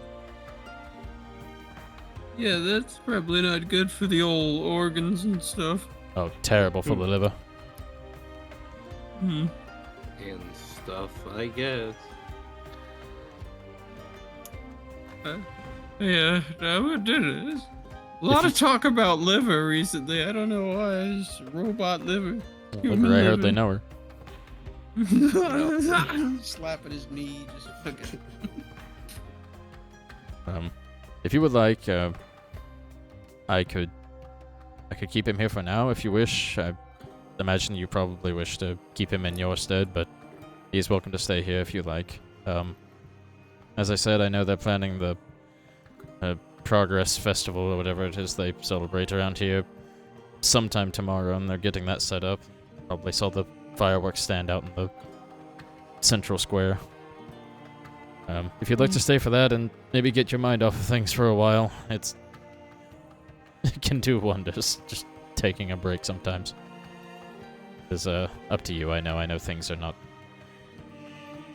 People may not be in the most mood for celebration at the moment. Okay, I really appreciate it. But I will warn you, if he does manage to wake up, I wouldn't be anywhere near him. Like a 30 foot radius. Just don't be near the guy. I don't know. He gets pretty angry when he's like hungry, you know.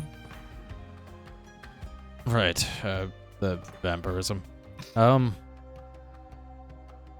This may sound rash, but hear me out. I do have a cellar that has concrete walls. It would be less comfortable, but I could move the cot down there and at least make sure that he is taken care of there for now, if you wish. Would also be far more secure than him just... He appears to have the stature to rip this door off of the hinges, even if it was locked, to be honest. Yeah, that's what I'm saying. It's Ragnar. If he wants out, he's getting out. I don't think there's anything any of us here could do to stop him from just fucking getting out of here if he wanted to get out of here. I'm completely fine with you doing whatever makes you more comfortable with Ragnar.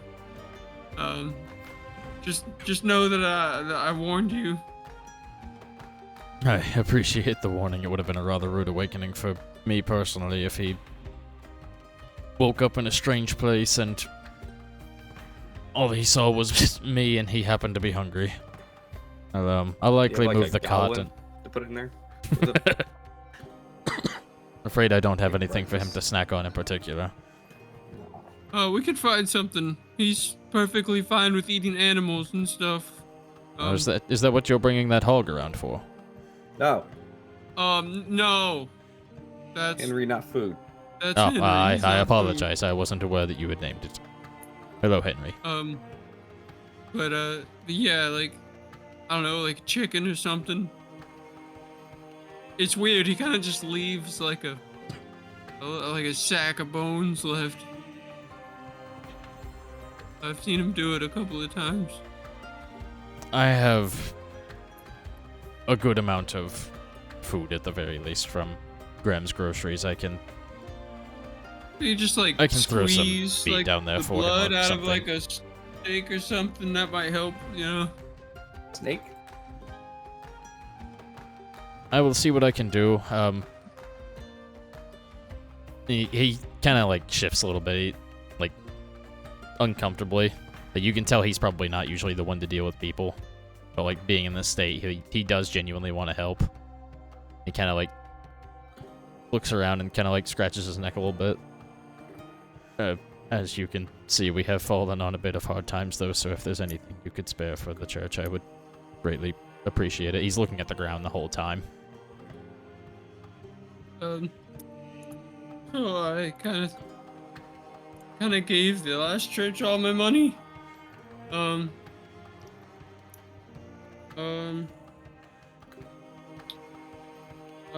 Shit. Anyone else got anything to give to them? I'll spot some. You're helping Ragnar. It's helping us. It's my homie. At the very least, just enough to cover the cost of the groceries. I think I only spent about 6 or 7 gold this week on my portion, which would be what I would be giving him. There you go. I give him 14 gold. That's very kind. I'll give him 15, because I want to one up. Well, hell yeah. That means he got 29 gold. Fuck you, Leafy. More than you're enough. not gonna generous. Very generous. Thank you. Thank you. He's got a big smile, but he looks relieved because he felt guilty even asking. If there's is there a place I could find you if he does happen to wake up and I need you? Yell Mount Claw. We'll come. Yeah, you just yell Mount Honestly. Claw, just like, you know, just raise your hand up real high, just fucking hammer fist the sky, you know, and just yell Mount Claw, and we'll be right here. We'll hear you. I think I can manage to look like a raving madman for the compensation you've given me. Thank you. Perfect. Hell yeah. Mount Okay. Claw! Mount Claw! All right. Now moving over to Art. Howdy.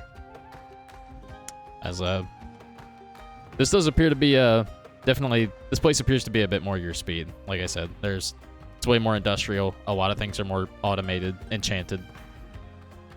You could get why this would be like, especially like from the general background that you come from. You would understand why people would want to like kind of keep their guns close around here, stay strapped in these streets.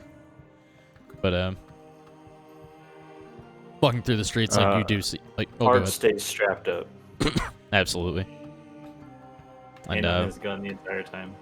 Mhm.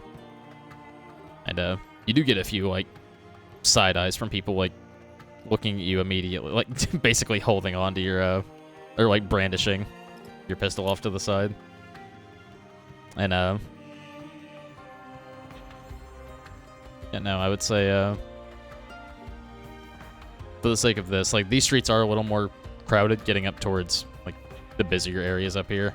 But you do notice a larger house that was pointed out by Bark earlier. And on the, like, a lot of the signs out front just have the names etched into them of the residents. And you do see Orlov Estate when you come to the larger house at the end of the road.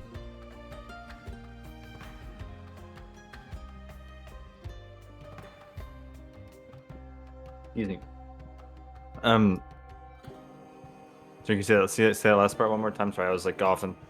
Oh no, you're good. It was mainly just that like a lot of the houses around here do have like signs out front with the family names etched into a lot of them. And you notice that like a lot of these are houses built for families. This specifically just says Selma Orlov Estate as opposed to just like a family name. So you get the feeling she's probably the only person here. Okay. I guess I'll knock on the door.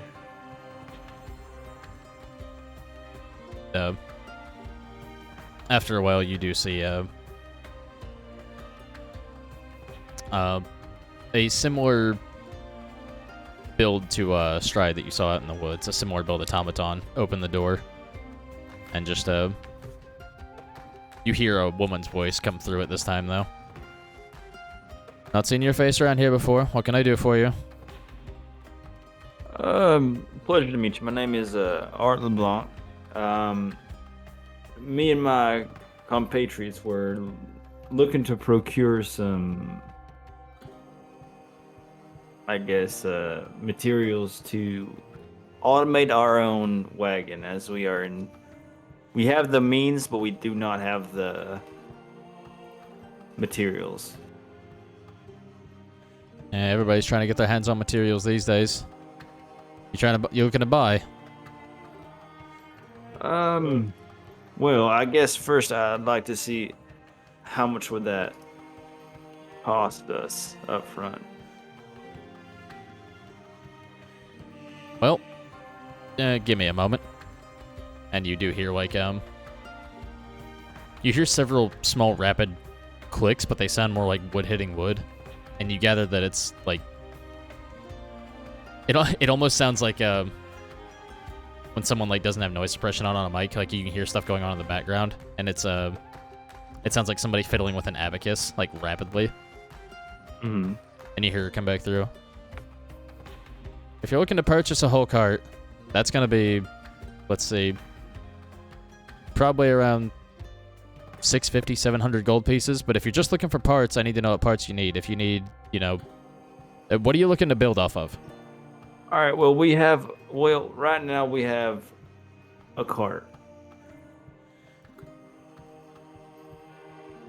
Okay. That's it.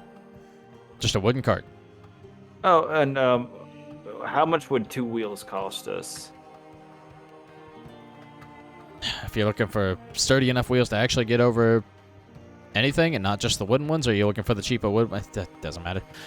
It's not this. And you see the automaton actually, like, takes a step back, and you hear, like, from upstairs in the foyer, you see a very stout, like, darker-skinned dwarven woman. Her hair kind of pulled back in a very messy ponytail, and dreads kind of start coming down. Looks like she's got some sort of, like, monocle or, like, magnification device over one eye. Kind of stomps down the stairs. If you're gonna step in, don't step on the first floorboard there. You will explode. Come in. And she kind of motions you to, like, go towards the living area off to the left. Art very carefully steps over the first floorboard. Yeah, and, like, you do notice at this point, you've got a pretty keen eye. Walking towards it, you look back and you notice it's raised ever so slightly, and you do see a very faint glow, like a very faint enchanted glow beneath it.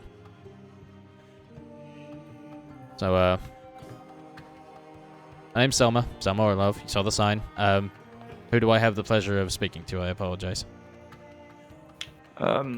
Again, the name's Art LeBlanc. Right, Mr. LeBlanc. Well, it's a pleasure to meet you. Can't take too many precautions these days, as I'm sure you know.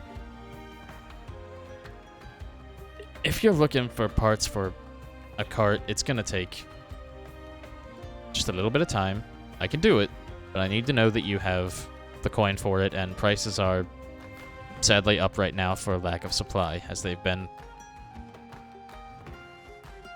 Parts have been falling off of the back of carts, so to speak, and disappearing for the better half of the last 2 weeks or so now. It's been very frustrating and very demoralizing to my people and my crews. Well, actually, now that you say that, I might have a proposition for you. Oh, go ahead then. My friends and I are the adventuring type. We have actually dealt with highway robberies and stuff like that sort of thing before. We've stopped that kind of thing. That's actually one of the first things we did. If you would help us procure the materials to enhance our wagon, maybe we could offer our services in the very near future, helping things not fall off the back of the wagon, as you said. So you're saying in exchange for parts, you're offering up your services of you and your mercenary friends to tighten up defense around the city. We are not extremely flush with cash, as it were. but we could offer our services, yes. See, she looks a little annoyed, but she cocks an eyebrow. I'm gonna be honest with you, Mr. LeBlanc. Right now, we're kind of in need of capital, but I also understand the value of stopping that capital leaking, as it were, out of what has become a sinking ship here. So if you can find whoever it is, however many people it is that are trying to take all of these arcane items, these mechanical parts, hell, even the alchemy shop got rolled last week. Poor Victor's been traumatized since. We don't know where this is all going, but we're afraid that it has something to do with the disturbances that I'm sure you've been aware of around the area recently. I imagine you're from Shatterhold, if you're coming from the adventuring lifestyle. I've heard stories that they're also struggling. Sorry. Yeah, that seems to be the common thread here. Well, you find the source of that, flush it out, or at the very least, stem it for now, so that we can rebuild some of our supply, some of our capital. We can get back to our normal day-to-day lives, and I will happily get you whatever materials you need at this point. Helping with one auto card is a fair price to pay for a job well done in the terms of these services. We barely even had enough money to put forth for the Progress Festival that's supposed to be going on tomorrow. I was this close. I was this close to canceling it, but I really feel like the people need the morale boost right now. I never wanted to be a leader. You know that, Mr. LeBlanc? And you see she actually, like, she reaches into a compartment that you didn't see initially in the, like, the armrest of a sofa. Just pulls out a bottle and starts drinking a little bit. Art starts, like, messing with his, like, the cuffs of his shirt. He is not a charismatic. He is not a talker. And so when someone starts to, like, open up emotionally to him, he's kind of like, I get it, but also I am not. I don't know what to say. Oh, I love it. It's not his forte. She takes a couple swings. She's like, I'm sorry. I've been in my cups a little too much recently. I've always just wanted a job engineering. I wanted, some artificing life. I was the head of the research and development team over in Voldaris for 30 years before they shut out their borders. You're speaking to the choir right now. All I wanted to do is just, work in my shop and make cool stuff, But here I am, trying to track people down. Yeah. At least you're not stuck in the shit like the rest of us here. Moving around at the very least. I appreciate it. I appreciate what you're offering, and I will happily take you up on your offer, but I just need I need to make sure that this is taken care of first. You understand? So, you get this done for me, and I can help secure those parts for you, as long as I know that they're not going to get stolen again. Or that they're just going to fucking disappear. Do you have any leads on where this stuff might, do you have any, I know you said it has something to do with what's been going on, but do you have any leads specifically in the city that we could start?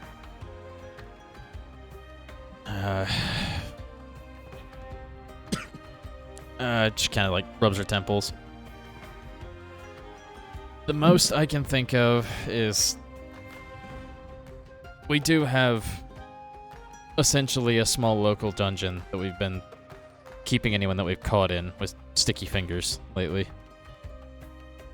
One of those Shadow Knights was passing through, but I'm pretty sure she's already gone now. said she had to get back to Shatterhold immediately. That was about 4 days ago, though. So yeah, you could start by checking the dungeons and seeing if you could squeeze any information out of the people there. Honestly, I really don't care what happens to them. If they seem like good people, maybe try to, take it easy on them, but if a bastard here or there goes missing at the cost of keeping this place running and keeping my people safe, then, I mean, I know nothing about this. Well, I don't think you'll have to worry about that kind of thing happening with me, but I'll definitely see what I can do. I appreciate it. Look, it's late. I really want to get to bed. I appreciate what you're doing, and we'll help you if we can, if you can help us. Stay for the festival tomorrow if you want to, or don't. We're doing our best to keep the people happy around here, but God, it's expensive. Do you know how much the main attraction for that cost? Oh, God. I don't even want to think about it. Oh, anyway, I'm gonna hit the sack for the night. You go and tell your friends that if you're able to weed this out, then you're more than... Honestly, you'll be heroes here. But I'd be more than happy to set you up with a cart that can go outside of its normal jurisdiction. Well, I appreciate it. With that, I will let you get to bed, and I will bid you farewell. I tip my hat. Appreciate it. And remember, first floorboard. Oh, yes, I almost forgot. You wouldn't have got to forget a second time. I suppose not. Have a good one. Of course. And then I'll leave. You just hear very heavy sobbing from the door behind you the second you leave. Oh, bless her heart. This woman sounds like she is doing her best in a position that was kind of thrust on her.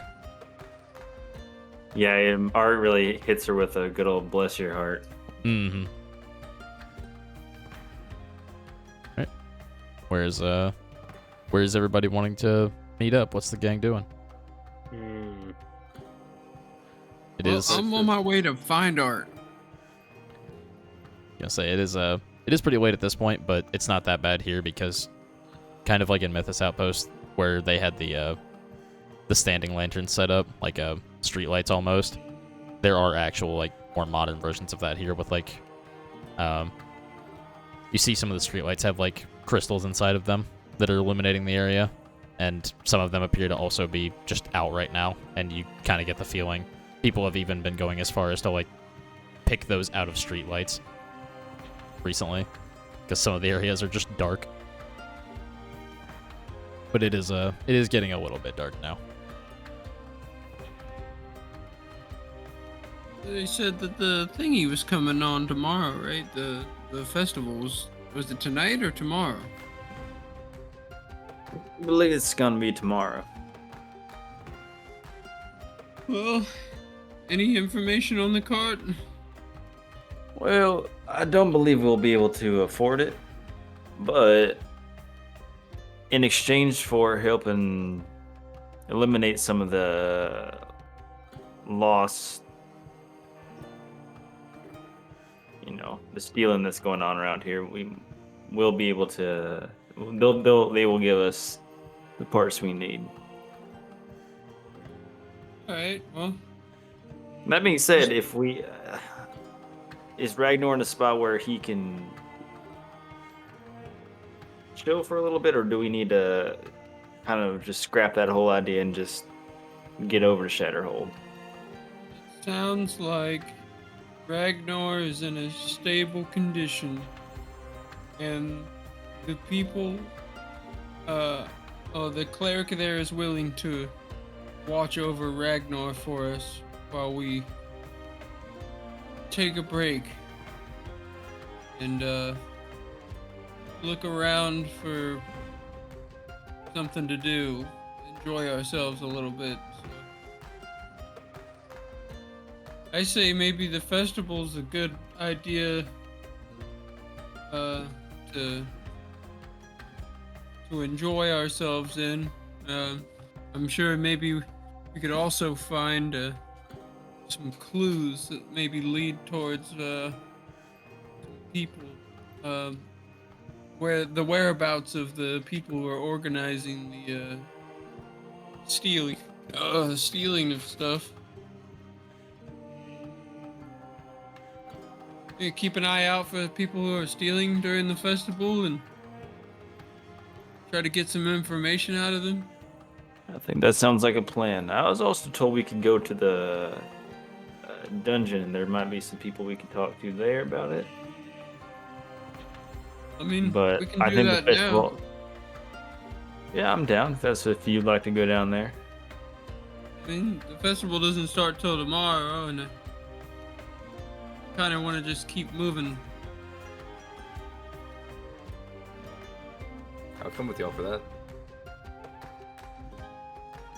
Yeah, we might want to invite Winter over here just to. Well, I didn't know if I was in there. Are you not like? I think. Are you with us right now? Or no? I don't. If I would not, imagine then I would we go with him after the. Okay, gotcha. We left. If you're there, Place then of like Ragnar. Winter, you're definitely coming with us because me and Trent are not exactly the most intimidating looking guys. No, they don't know Trent's background, Warrior King. So Yeah, that's fair. Mm-hmm. Maybe we could get Marge and the Crab and Equilibrium to join us as well, maybe? Sure. Yeah, probably.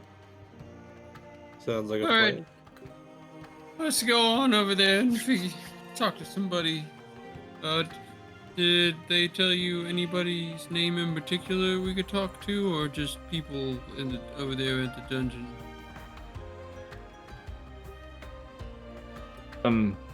Yeah, just that there be some, people who've been kind of involved a bit and would be there. We can talk to them. No specific names though.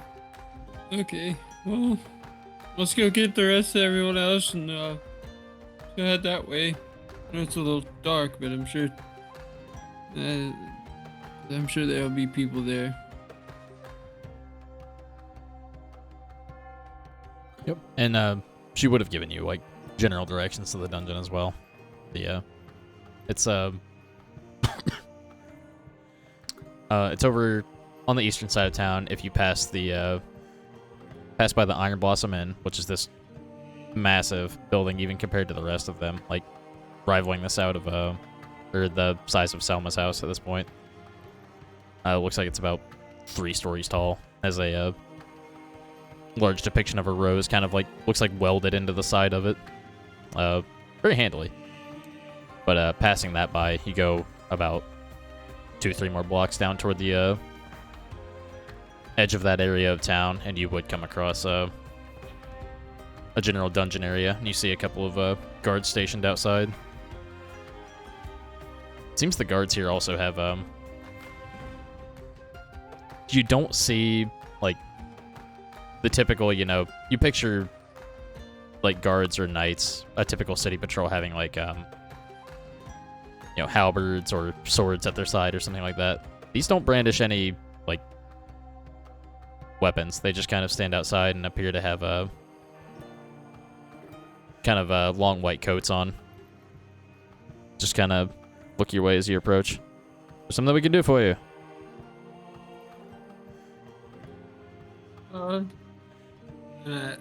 Trent kind of just nudges Art a little bit. I think you got it, King. I mean, I was sitting here to talk. We're investigating the disappearance of some of the stolen goods that's been happening a lot around here. We're just currently looking for leads regarding that. And like Art starts kind of like choking up because again, speaking is not his forte. The guy kind of gives you a look of like, oh Jesus, and like he's just kind of like the other guard kind of speaks up. If you are looking for prisoner interrogation, we've tried with a few, and we haven't had much success, but if you would like to take a crack at this point and be our guests, far be it from us to let you do our jobs for us. To be blunt, we will have we will supervise, of course.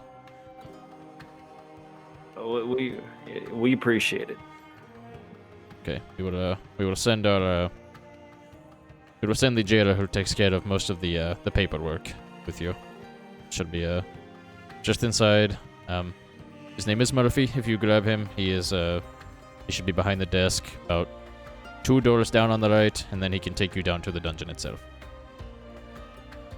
Thank you. You see the other guard kind of like get a smile and look like he's trying not to laugh.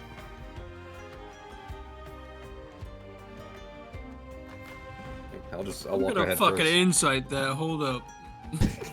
Yeah, go ahead and give me an insight.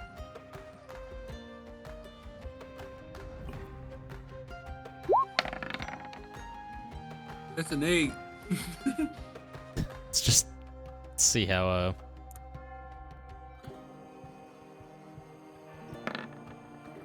Fuck. yeah, no, you see him kind of like starting to hold back a grin a little bit, and you're just like, oh well, he must just think something's funny. Maybe he thought about a joke. Alright, well, Winter's oblivious. He's just gonna walk forward. 2 doors to the right. Yes. I'll just barge in.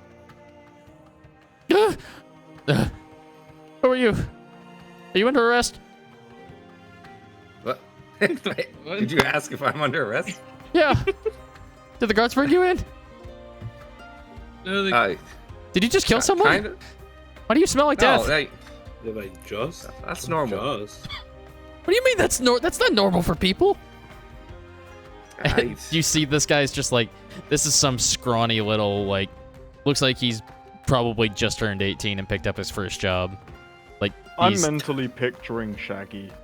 he's very very similar my build. Very similar, like, spaz. Nowhere near as chill. Oh.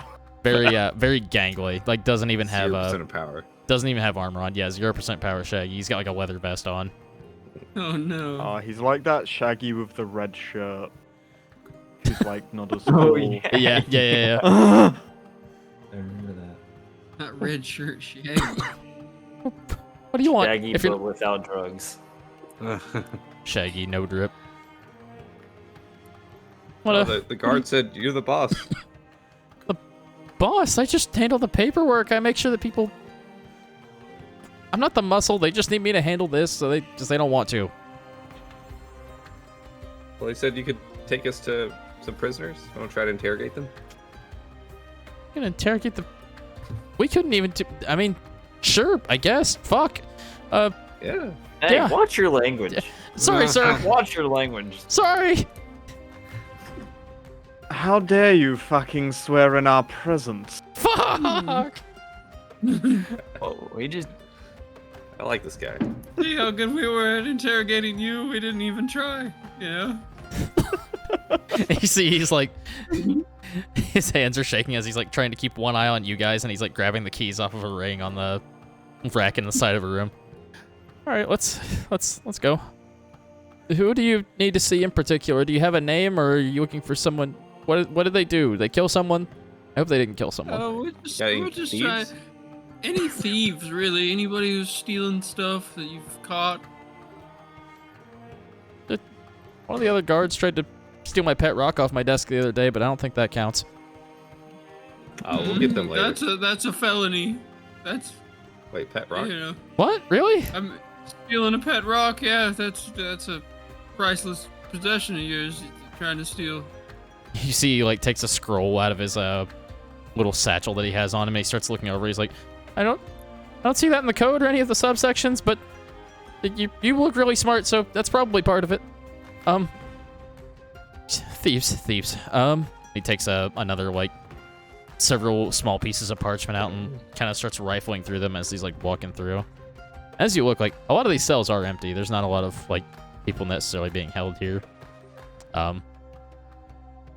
But as you do come to the end, there are like there's a few people being held toward the back. He's like, yeah, we like to keep them toward the back if we have it available, so it's harder for them to get out, even if it's just a little bit of extra time for us, you know.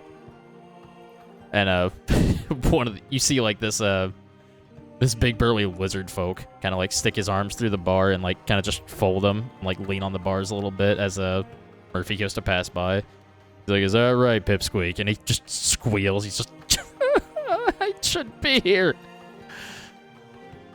But he goes, "Here, that one. Don't listen to that one.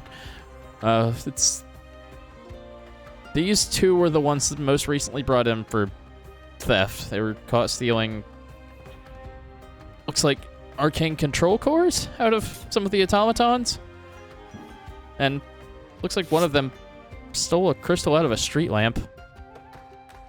Honestly, how low can you get? But anyway, I'll be here. I'll be watching. I'll protect you if anything happens."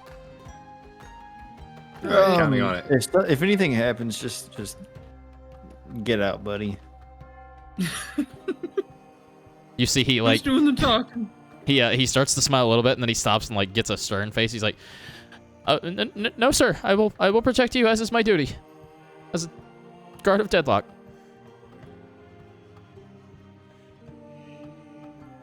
And you see, it's just in the cell is just there's a more rotund gentleman, looks to be a human, big beard, wearing a bandana, is like very pale at this point. Looks like he's probably not eating as well as he'd like to be. Just looks super tired, kind of leaning back against the wall and barely looking at you guys. And there's a super scraggly elf along the wall as well. Looks like a wood elf. And you actually notice he has a both of their bandanas are this strange this same like dark red color, and the elf is wearing it around his arm, whereas the large man is wearing it almost as like a do-rag type situation. The elf kind of just walks up to the bars and just stares at you guys and kind of looks across the crew. What the hell are you supposed to be? You here to try to scare us? Mountain Claw. Outclaw, the adventurers. Okay, I see. Okay. I'm Outclaw. Listen, I'm not here to, scare you or whatnot. He's just here to beat your ass. Just kidding, I'm not. Oh my god. Listen, I just Cracks crab knuckles. want to know who you're talking to, where you're giving your stolen goods to and from. Yeah. Yeah, well, and I would like to know if your mother is free tonight. Seems we She can't all is, have what we want. Probably. Oh. But You hear that, I Mick? guess that's it.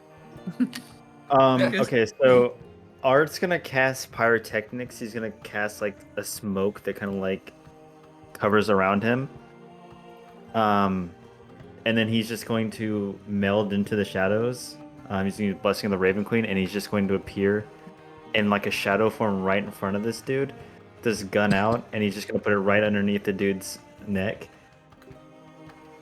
And as he comes out, son, you better tell us where you found that stuff. Where this is all coming from. Tell us what you know. Now. Give me an intimidation check. I will say with advantage for the Blessing of the Raven Queen, and the fact that you're holding a gun to his head. Pretty good. Actual gun to your head interrogation. I just want to look at the other guy if he's reacting. Because they're in the same cell, right? Yeah. My charisma is You see, not great, The scraggly elf that hasn't given a name yet is kind of like looking down at it, and he kind of swallowed hard upon like this all happening at once to him. And the big guy in the corner that he was calling Mick, oh my god, is like His eyes got a little bit wide, and he kind of like cocked an eyebrow, but he still looks more tired than anything. Scary Yeah, shadow that's man. Scary shadow cowboy. Oh my god. Look, Mick, I need you to close your ears for a second. He's just like, oh no, don't you fucking look. This is bad. Mick, this is real fucking bad. And he's like, you see the big guy start to get up and walk over, and he stops. Just kind of like folds his arms and closes his eyes and turns around for a minute. Look, if you're gonna blow his brains out, just do it. And please do it in the direction over on the right side of the cell so I have the left side to sleep on tonight. And you see the elf looks shocked at hearing that. He's just like, how could you? But, he just goes, look, we, but you were... I don't know who's asking for all of this stuff. I know that I was hired by someone who was talking to them, though. Or at least was asked by this person, though. Shit. You see he's shaking at this point, trying to collect his thoughts. It was a dwarf. It was a fucking dwarf, alright? Bald on top. Didn't give us a name. Was wearing a fancy fucking monocle, like he was made of money. Kind of had dirt all over his clothes. Said he worked with robots, and said he... At first he told us he needed the parts for himself, and then he told us if we were capable enough, he'd give us a raise and give us a bigger cut, and we could meet who he was working for, or, you know, make it a little bit bigger out here. That's all I know. I don't know anything else. Kind of. You know where? I don't know where the fuck he is now. I've been locked up for 2-3 days. He could be out of deadlock for all I know. Well, the last place you saw him just is good enough. I mean, we could always still go there and find some stuff. And you see the big guy kind of start turning. He's like, "Don't you?" And he's like, "Mick, shut the fuck up." Look, we used to meet him out back in the alley behind Graham's Grocers. He would tell us where we needed to go, what we needed to take, and the safest route to get there. At the very least, it seems like he knows Deadlock like the back of his hand. Said he... I don't know. Said he was... At one point, he came back from digging up some robots out in Zarmalos or something. Just taking pieces out of those, too. Have you ever got to see his back? His back? What? Yeah, do you have, like, metal things on his back? No. What? Not that I know of. I mean, I've never seen his, like, bare back. Okay, I was just... Mick, you ever seen that guy? I've never seen him without his shirt off. Shut the fuck up. Okay. You have a big robot that follows him around. Not that I ever saw. Okay, just making sure. Like I said, really fancy, better than you looking, acting dwarf with a monocle. Except his clothes were all fucking dirty all the time.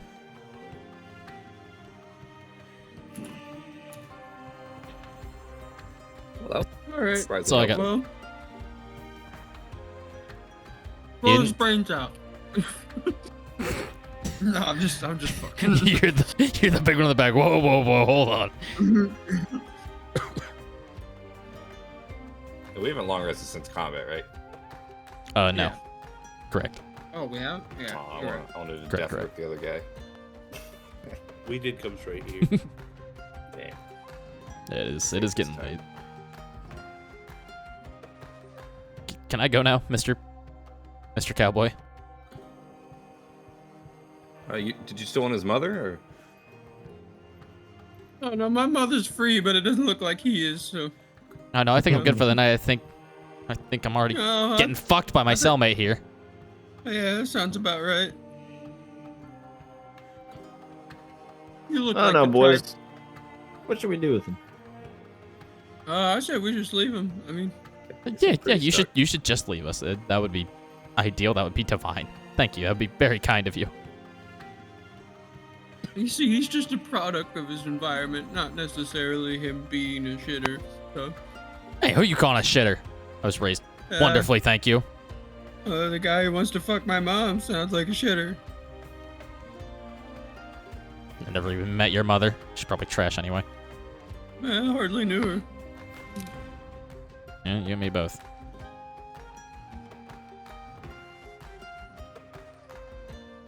Listen, let's leave the guy alone. Seems like the guy's own problem. Art's not gonna do anything to him. Would actually not do anything to him. But if he's got to scare him to get there, you know. I disagree. I think you would put a fucking bullet. It's a good thing you're holding the gun then. Like you pull the trigger and it just dry fires, and then you leave. Fucking deafens him.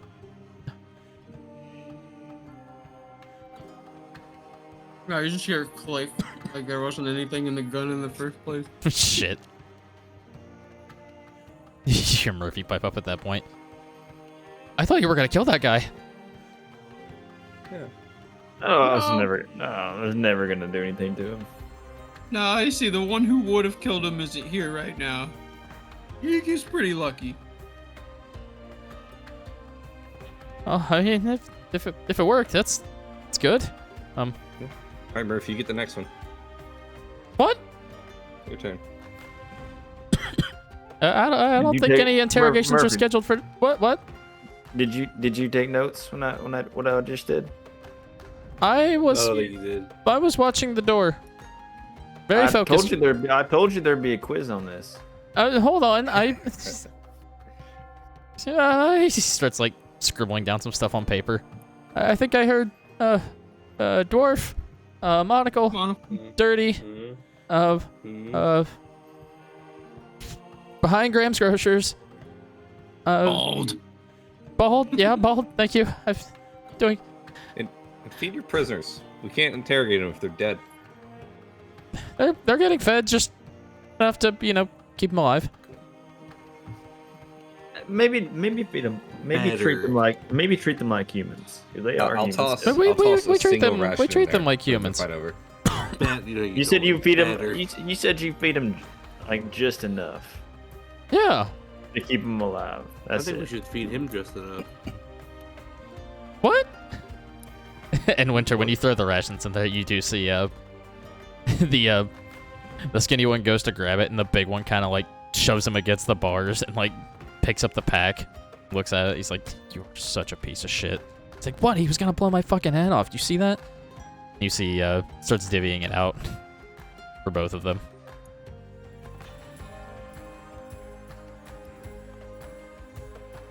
I think maybe you should put them in different cells. Yeah, They seem good. I think they deserve each other. No, it's probably not the most hostile environment. I mean, they're thieves, they could just be conversing to one another, you might want to separate them, so they don't, have the ability to send each other information or talk about things. Does that make any sense? I guess we can talk about that on the way out. Please, let's just get out of here. Yeah, that's fair. And on the way out, I would like everybody to make a perception check. With Okay, my that's about balls? the lizard boy. We're not out yet, right? Yo, I'm gonna give Not me. Art, I'm gonna give Art guidance. That's a nat 23. 20. Oh my god. Everybody is here for it. Damn. Got So- eyeballs. I mean, other than me. You on that God. one, right? Other than Marge's You're taking a long equilibrium, yeah. nap. Still waking up. That's an interestingly shaped rock over there. He's just walking the wrong way. The crab's walking with its eyes closed. Okay, so let me see what we have here. What do we have totals? I see 23 for art.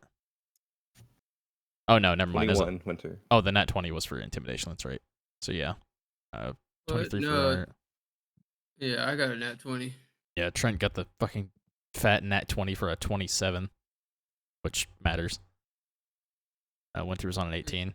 So 21. Because I Yep. had the D4. Yep. On the way out, Trent, you're kind of at the back of the pack on the way out, or like I'd say you're probably about right in front of Murphy as you guys are heading out, and like at one point you kind of like you feel ever so slightly something brush, the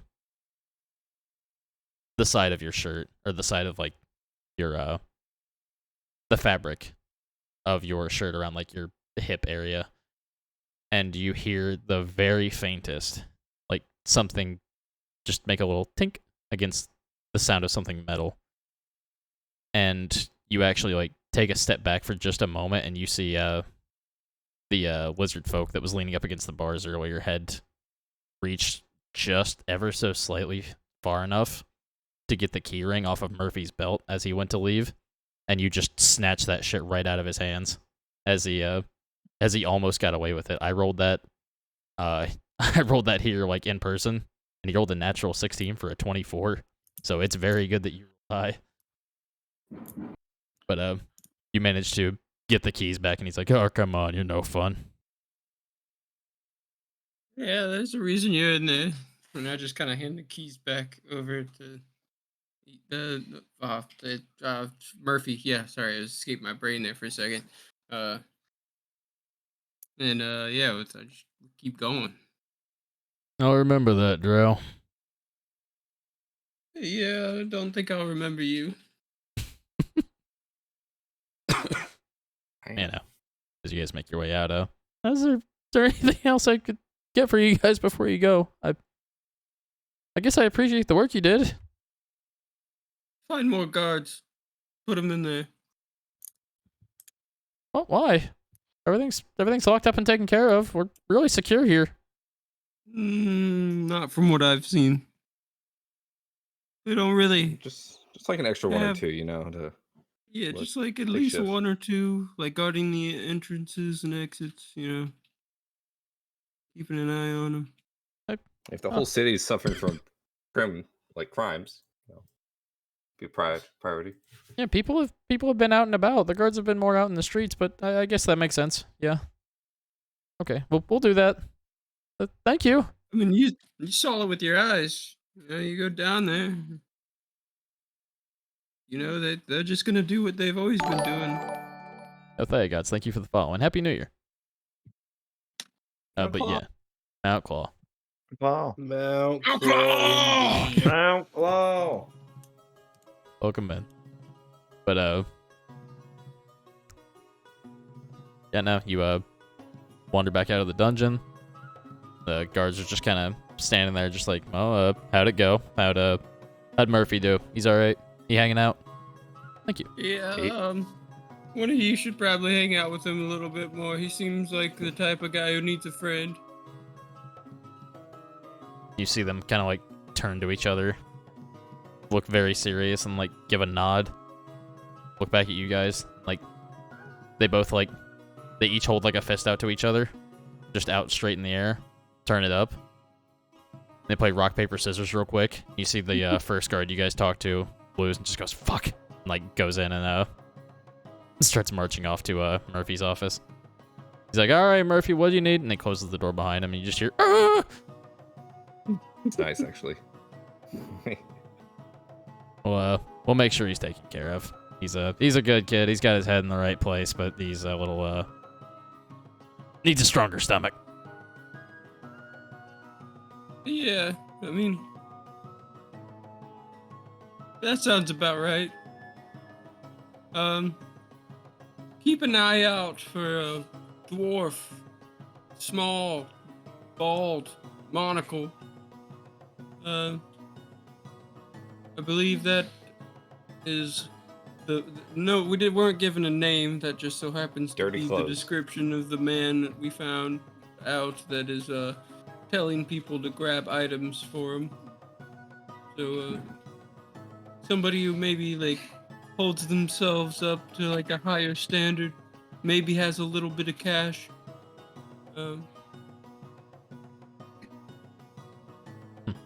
Not too many You see, wealthy people around here, or terribly wealthy see- anyway for the area. you know of anybody with maybe matches that description?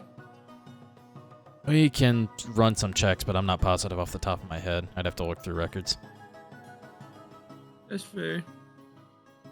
Also, the lizard man down there in the cell. Ruffle Oh. him up a little bit for me, will you? Why, he talking shit again? He's full of hot air. He's not gonna do He anything. just tried to steal the key off of Murphy while we were on our way out. He almost did it if I didn't see it too. Oh, son of a bitch. All right, hold on. You guys have a good evening. I'll go take care of that real quick. And you see, reaches into like where his coat was around his belt. He pulls out what looks like a nightstick that extends into a quarterstaff, like this large metal rod. Yo, No, fuck sir. him up. No. Body cam off. They fucking. You see, Yeah, as he's about to close the shillelagh. door, he clicks a button on it and it electrocutes the metal edges of it. No. That's not necessary. That's really not necessary. Oh, it's gonna Yeah, be. It won't teach him anything. You told me to rough him up. I'm gonna rough him up. I did not. You sure did. It was Yeah, all dude. you. That one did, and he seems like a leader. He is. That's true. Couldn't agree more. Listen, I went down there and they started talking shit about my mom. Alright? So I draw the line. I don't talk shit about Trent's mom. Good. You really don't. Yeah, you guys are back out in the streets now. It's probably about 10 p.m. or so, 10, 11. Getting really dark. What was the grocer? They said Graham's Grocer or something? Graham's Grocer. Yeah, Graham's Groceries. Grocer. Grams, and grams. That's right. Grams. I mean, if you're gonna catch someone, it'd be at night, right? Although I'm very wounded still. Yeah, maybe we rest for tonight. It's been a long day. Yeah, maybe we should, I know this is gonna come off a bit, maybe on the weird side, but maybe we should all get a room together. Considering there's thieves running around and, you know, just... You'd like that, wouldn't you? I mean, it would be safer. I'm just saying, maybe I don't want to lose my backpack. I just got this thing. I'd like to lose your backpack. I mean, Oh we my often sleep in the car together. A room could just Really be seen ain't as that a big a deal. bigger stationary cart. I'm gonna sleep Exactly. outside. I love that. We just do like shifts. I could stay up and during the night. I could see better at night than probably most of you anyway. 120 feet of dark vision. Bitch. Yeah, we just make a Trash we just it. make a little like earthen tent, me and the old fucking crab, and we just kind of vibe outside, literally like off to the side of a street if I have to. Fair enough. We'll make a little fire in there so it's warm, Mhm. but it's also big enough for the crab. We're gonna work on it for a little bit. There's Absolutely. On your way back, like, toward the city's end, you do see, like, just toward the square itself, you do hear, like, a lot of loud whistling and crackling going on, and you see some, there seem to be a bunch of kids out around the big fountain in the middle of the city, just setting off, small, basically the equivalent of, like, Chinese firecrackers, and little, like, small things that just kind of give off, like, glitter explosions in the town square. You see, a tiefling woman just kind of like very tiredly leaning and like running the fireworks cart, just kind of like waves at you guys. Looks like she's giving you the look of like, this is my job. I'm not gonna get any sleep tonight. Take it easy. But I walk up in the man and start carrying the situation. No, I'm just kidding. We're vibing. I'm vibing in my tent. I'm gonna be here, by the way. That way the boys, yeah. just like squatting outside the inn. No. Yeah. The old Marge special. Yes, sir. Yeah. Oh yeah. And if anybody comes starts saying you can't stay there, I'm just gonna move to a different place and do it again. So. I will say it's probably a place Marge would prefer because, like, looking around the inn, you do hear a little bit of running water, and it's one of the few places where the ground doesn't just look like straight astroturf around the whole area. Not astroturf, asphalt around the whole area. Because like if you go around the back, you would notice there is the whole thing has like dirt and planters around it. It's very done up with different types of flowers. Looks like from different areas. And around the back does have a very small, not a full pond, but like a little like encircled area with like stones around it. It looks like someone's garden, basically. Just a very big garden has been built around this inn. All right. And for those entering, it is pretty hopping right now. It's you got a lot of people in there making a lot of noise. You see looks like a lot of blue collar workers at the end of their day getting a drink, you know, getting rowdy. You see a lot of the staff is a bunch of looks like mostly Goliath workers, as there are a couple servers where it looks like it looks like one guy's a little too far in his cups and he goes to like swing on his buddy, and you see a Goliath worker grab his wrist and just kind of give him like the no, like with his finger. And you see the guy start to like get up and get in his face, and he immediately just like kind of just like hits him with the elbow to the temple, like knocks him out and just like throws him outside. Good lord. Looks like they're very good at keeping the peace around here, and they're very used to this. But other than that, the inside is also fairly well decorated. There's a lot of potted plants everywhere. It's a small, you're not sure if it's arcane or not, but there is like almost a small makeshift waterfall off to the side. Kind of just like recycling its own water, doing its own thing. Music playing. There's rooms do appear to be on the 2 floors above the ground floor. And the barkeep does appear to be a large Goliath man, also with dreads about halfway down his back, and just a heavy black beard. Just, friends, what can I do for you tonight? Out a bit late? You need drinks, you need rooms, what can I do for you?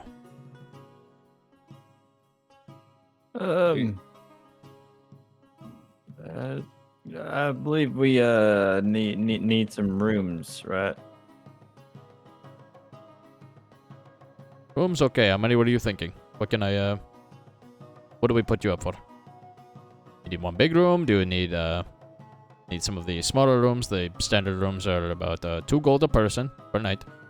If you do the presidential suite, we have, it is 10 gold, but it is roughly 4 times the size of other rooms, and is a bit more tightly guarded in these times, you understand. I apologize that we cannot guard all of them. I believe what you see, he kind of looks almost incredulous at like someone actually taking him up on that. He's just like, yes, of course. If that is what you want, yes. I mean, that sounds like exactly what you wanted, right, Brent? Yeah. Oh, yes, sounds we apologize that we cannot provide that kind of protection for every room in these times, but we only have so much staff, and everything has been a mess, as you know. So, I do hope you enjoy your stay. Thank you. That'll be 10 gold then. Yes. Absolutely. Put the gold on the counter. Swipes it up. Yes. That is anytime you would like to wake up in the morning, we can send a servant up to take care of that. Otherwise, I hope you have a very restful stay. Then I have to let the fireworks outside and all the rowdy patrons keep you up, yeah? Have you seen? I was gonna ask about the dwarf. I figure we should just ask everyone, right?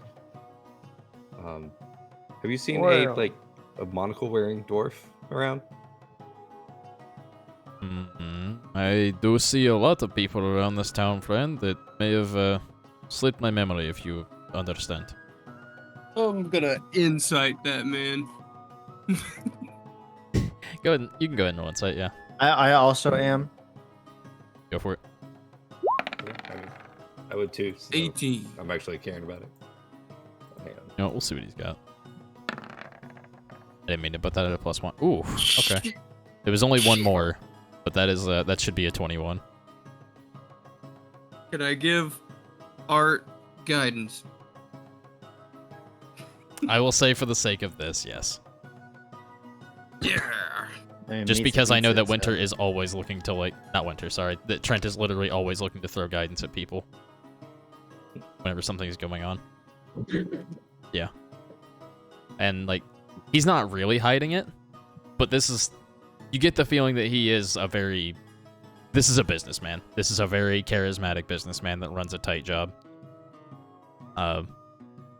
He definitely knows, but the way you describe him, well, you have seen, like, a lot of dwarves around town, particularly, like, there are some bald male dwarves that you've seen already around town, so you're not sure. Maybe they're just, you know, not wearing the same clothing all the time or anything like that. This guy gets it feels like this guy has a really good read on who you're talking about, but it's a case of he's not gonna cough it up for, not for free. We're already paying for the very expensive premium suite. Surely that comes with a bit of information on the side. That is getting you the extra protection, the extra rooms, and the extra beds. Well, the extra space and the extra beds that come with the presidential suite. That is the cost. You understand? As I said, I wish we could protect every room that well, but with limited stuff, we do what we can. As for your dwarf friend, I may know someone fitting the bill. I may not. It is hard to say. As I said, there are a lot of people that come and go through Deadlock of a lot of walks of life. Can't just go accusing any dwarven man I see.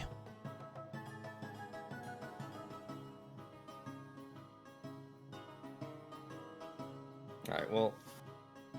So I wanna, I guess if after Art said it, yeah, I kind of get the idea too.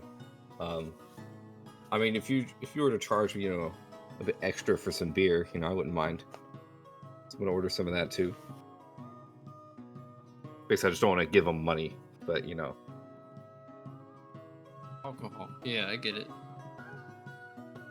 The ale will be 5 silver. The premium ale will run you another 10 gold pieces. He kind of like puts his hands on the counter, like stops polishing a glass, puts his hands on the counter, and just kind of like cracks a smirk at you. Alright. We got business to do too, so I'll just give him the 10 gold. Better be good ale. I appreciate your patronage. Thank you. You're very generous people. I'm sure you do great work for the city or yourselves or whoever you swear allegiance to. Mount Claw. Mount Claw, I see. I don't know what that means or why you were so excited, but I will fetch that ale for you real quick, friend. Thank you. And what is everybody doing at this time? Is everybody else going up to bed? Is Winter the only one downstairs chilling? I want to pull while that guy leaves. I want to pull Winter over to the side. I'm just gonna say, hey, be careful when you talk to people about this. You don't know who's under whose payroll. Yeah, I thought about it after I asked it. My bad. I'm from it's fine. It looks like this guy just wants some money, but I come from a place and I come from a background where I've dealt with shady individuals a lot, and I'll tell you that you never know who's watching.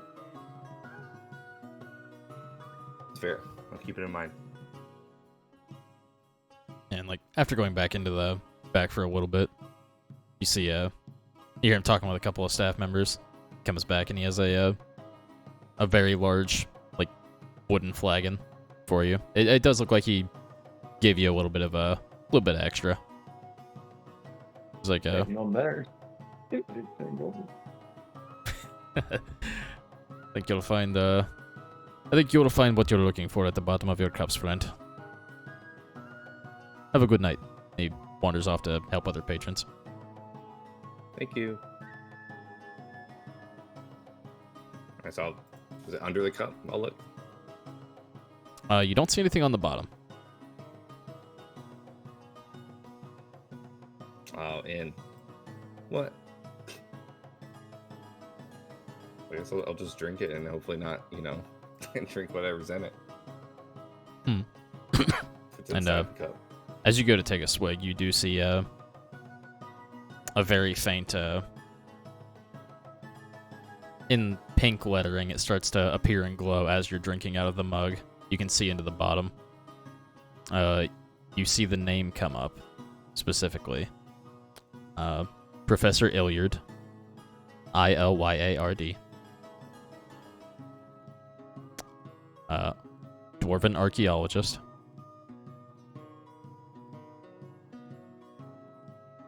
Typically travels between anywhere from the Carmine Glade to Mythos Outpost.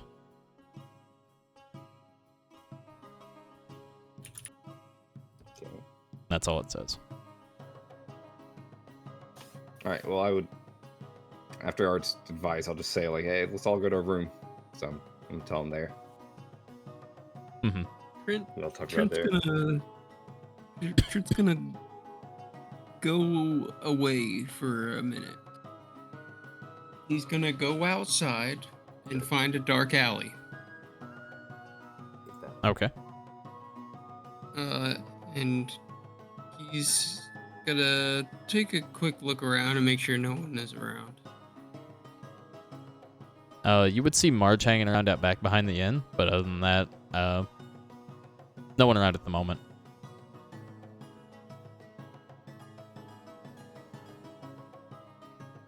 Trent's gonna cast darkness at his feet. As like the alley just kind of turns into darkness.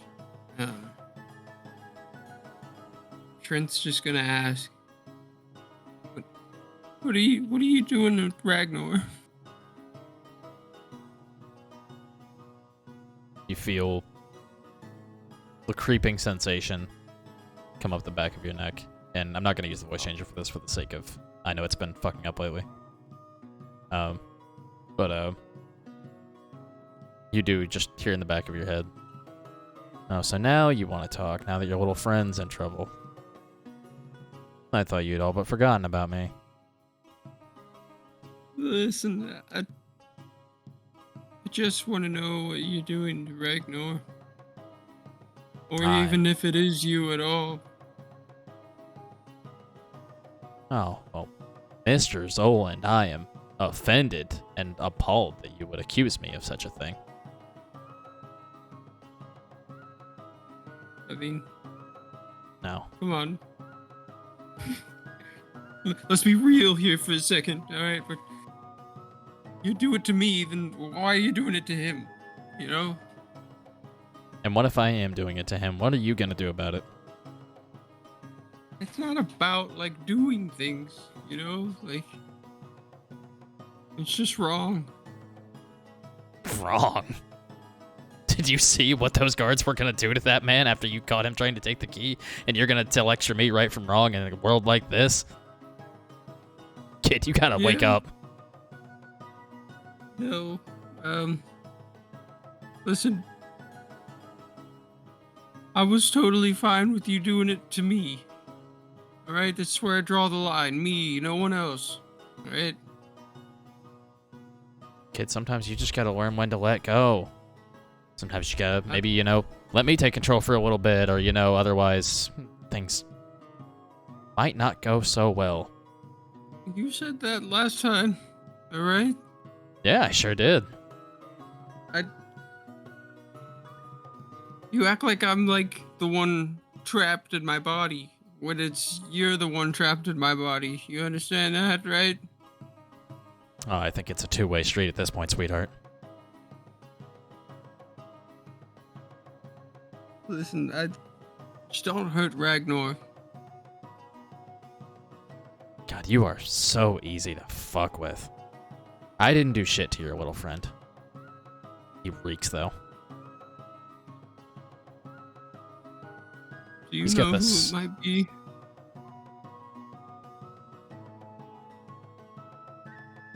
No one I'm particularly familiar with. So that's a plus at least. Because if it were, he'd be gone by now. Oh man, you have no idea. But I mean, it's still he looks like shit.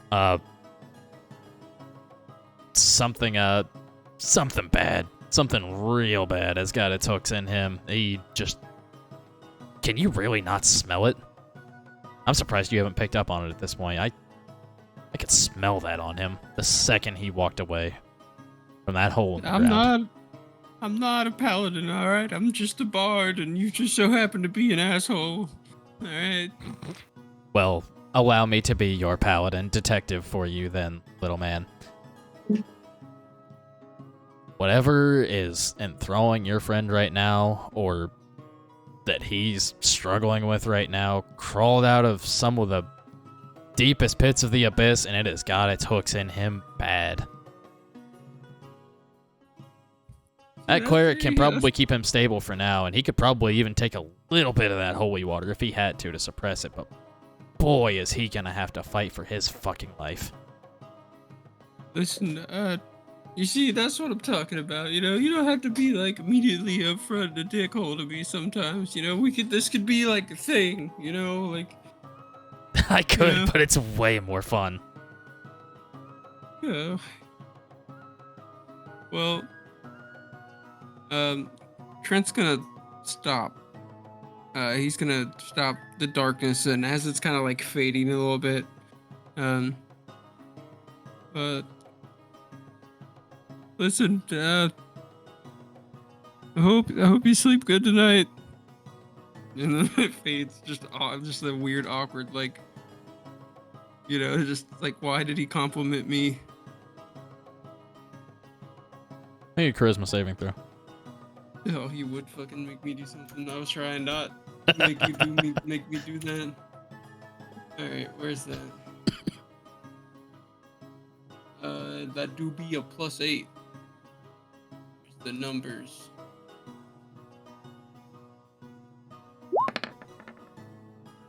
Fuck. It's an 11.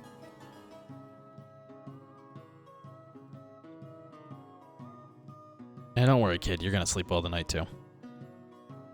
Oh, I God. promise. And that's all you get. Motherfucker. No, I don't want to sleep. Okay. Then I'm gonna go back to the group. Imagine we're just in our room at this point.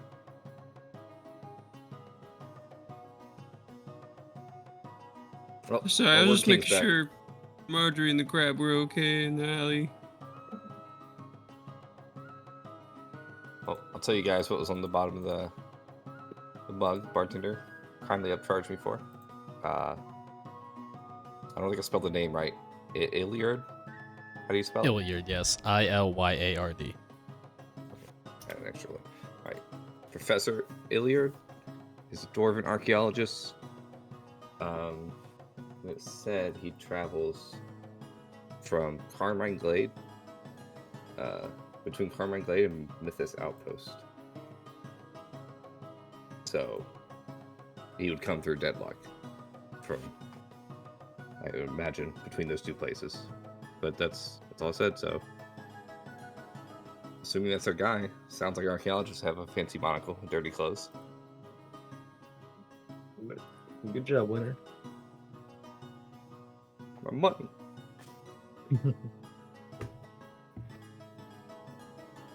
Alright. And then it is late and winter, you know. Is Yes. CB As usual. Natural state of being. I feel naked without my temp HP. Where's my tip HP? Right. Why even have a bar? God. Trent! Warrior King, I'm not very inspired right now. Equilibrium's just been stacking temp HP. God, if only. If only. Only worth, yeah, can you imagine? Well, winner's Just had the sat bug. here with 110 temp HP. Equilibrium, this might I give feel it a tinge great. growth, okay? I'm ready to fight God! Yeah. I should have sent you in that 1v1. Oh, I'm God. sure. All Oh, right. by the way, for good. I believe it's for a long rest. I'm going to be able to craft a Horn of Winter. Let me see what it actually takes. Okay, so I would need to acquire a horn, basically, and then I can carve runes into it. Here, I can send this to you. But it's something I would create in a long rest. But it's something I would use it, and then everything. I use my action to blow on it, creating temp HP equal to my charisma modifier to me and all friendly creatures that hear it. And then if they have these hit points, they have advantage on saving throws against being frightened. And then non-friendly creatures that hear it make a wisdom saving throw or be frightened of me until my next turn. Yeah. Yes, sir. Yeah, I'll have to craft that another time when I get a horn. Maybe I can find one around town. Okie dokie. If there's nothing else anybody would like to do before long resting here, you can all go ahead. I would like to start taking like vials of my blood. Oh dear. Alrighty. Oh dear. Understood. Just in case I need them, or Ragnar needs them. Want some of my blood too? Just take everyone's? I don't know if I'm like doing this in front of you guys. I probably would do this like either after you guys all went to sleep, or I would like leave the room and do it or something. I don't think you guys would necessarily. Okay. I wouldn't want you guys to have to do all that. Also, how do you? I'm not gonna worry about it right now. Oh, don't worry. I think I'm worrying about it for you. Because as you're doing that, Oh no. you do start to feel the Uh-oh. sweats come on. Uh-oh. I have a thing for this. If I start to feel that and I don't have anything on me, I don't have any stuff with me. Which I could probably. First of all, do I think I could find it in this city? If I'm not mistaken, I think you do have what you need on Oh, you I do? at the moment. From Um. there was something in that backpack from the goblin camp, if I recall. Oh yes, there was. Yes. I think there were two somethings, as a matter of fact. Yes. Before I take it, It's about that so time. I'm gonna use this as an inspiration, like not as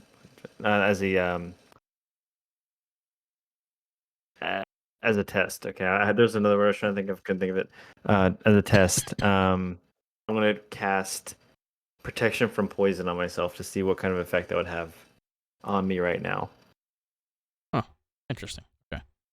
I will say, if you were doing that, go ahead and give me an Arcana check. Because I don't think it would. It's not potent enough to like stop it, but would it cur the effects for a while? Blech, 11. 11 is enough for now. So if you were to do that, you stop feeling the sweats and your hands stop shaking a little bit. But it's still kind of like that heat in your chest is still there. Mhm. So, as you were thinking, it feels like this is going to be a case of staving it off for a little bit, but definitely not the solution you need. Right, of course. That's why I took it in case It's, I ever ran out. Yep, that was a wise move. That's a good quick fix. But yeah, I will go ahead and take one of the doses, Understood. inject it into the arm, and then up into the heart. No, don't worry. I was literally looking through my notes. I was like, how long has it been? Yeah, okay. I knew it was getting to that time pretty soon. Yes, sir. Alrighty.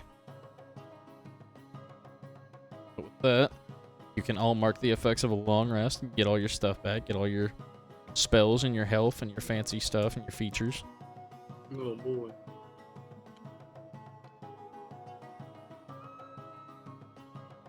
Did we level up? No. Damn it! What the? Dang, Worth I a was shot. really hoping. It's unfair. And with that, I'm going to take a short break to stretch my legs, use the bathroom, get a drink, do all that good stuff. So I recommend everybody do the same. I will be back shortly. Say like Alrighty. 10-minute break or so. Thank you for the stretch and yeah. hydrate. I will take care of that. I gotta we take out will, trash and actually bring him the grill I forgot in the backyard. No. Say like Put it in the garage. anywhere from 10 to 15 minutes. Y'all do what you gotta do. I'll be back myself. If I'm not back in 10, I'll have the stream in like my Bluetooth or something while I'm finishing.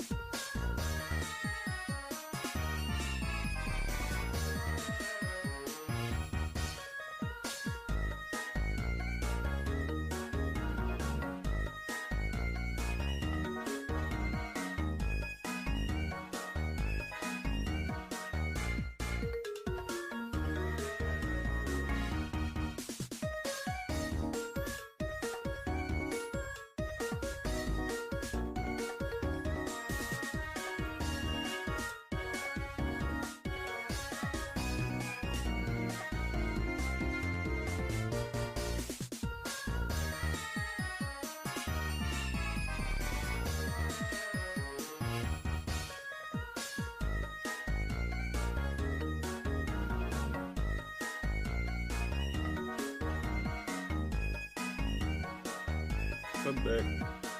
Yo.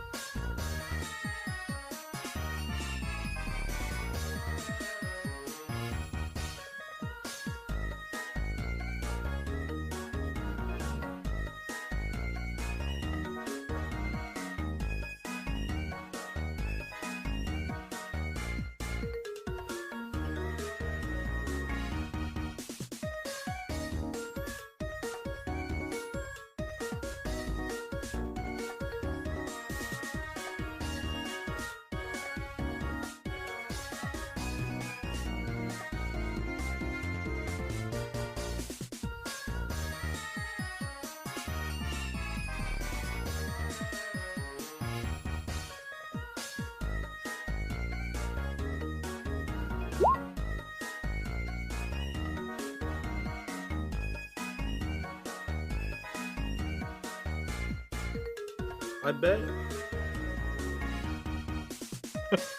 Yeah, pretty good roll there.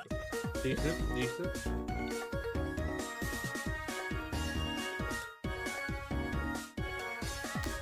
Marty, where's your D420? Hold on.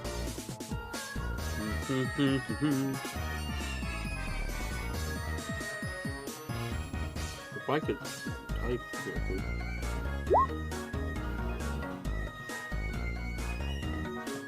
Much lower. A respectable effort. Hey, thank you.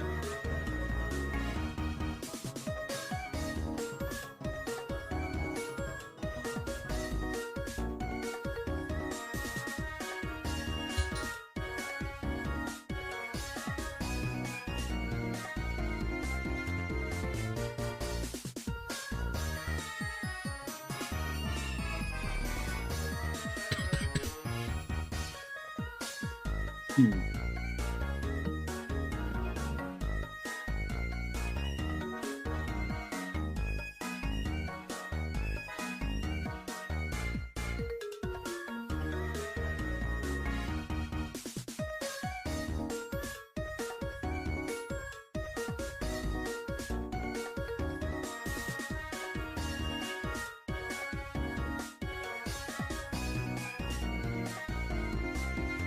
I'm back. Welcome back. No.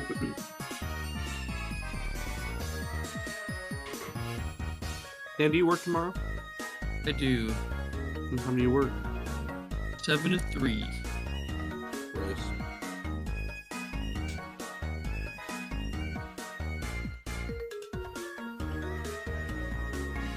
Yeah, I was in the restroom. Toilet was calling my name. Got it. I got it.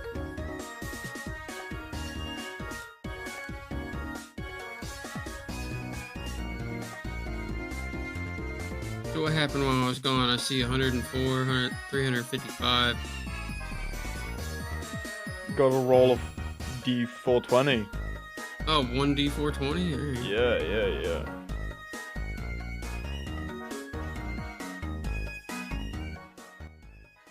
How do I do that? You just say roll. You /R space 1d420.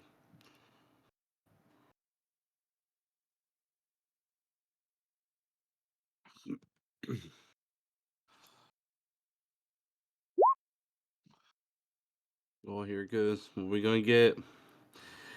114. Not bad. Not bad, at not all. bad. Respectable roll. Also, really quick, can I get can I get everyone who is currently in the music activity to leave? That way I get control back over it. Since I hit that 10-minute mark and it like kicked me out for a sec. I hate when that. E. Always on. Oh, on my desk. Okay, there we go. See, Thank you. Then anybody Yeah, wants it back, I come back. won't leave. I'll just make you host. You can do that? Easy. Fuck. Yeah, you can just make someone else the host, so I just waited until it was my turn. Wow, that's way easier. Alright, cool, thank you.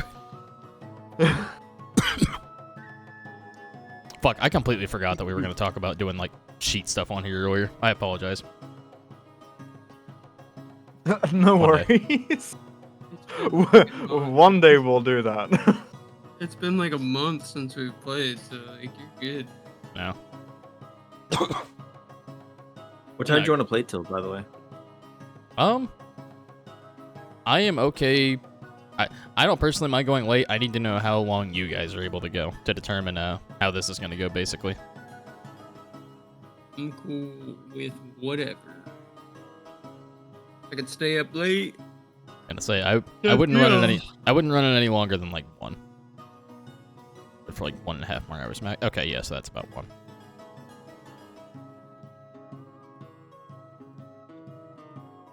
I myself am a fairly tired boy. That is very I'm also fair. a bit tired. Okay. We won't go super, like, far longer then. Can set up for what happens next then. And yeah, Luffy, if you're able to hear, then I'll go ahead and start the day up. But yeah, no. Waking up in the Iron Rose, you do notice that, like, everything, like, they seem like they're good on their word. Seems like everything's, pretty well taken care of in the big suite. Nothing too crazy. And, anybody who would have, like, made their way out the door first would notice that there are, in fact, there's a man and a woman Goliath bodyguard, both just kind of sitting at their posts outside the room, just kind of like give you guys a nod as you go to head out for the morning.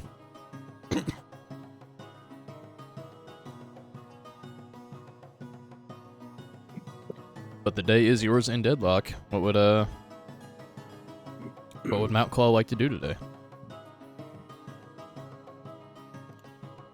Man. You said there's a festival going on, right? Yes. It's not going to be starting until around midday or so. Okay.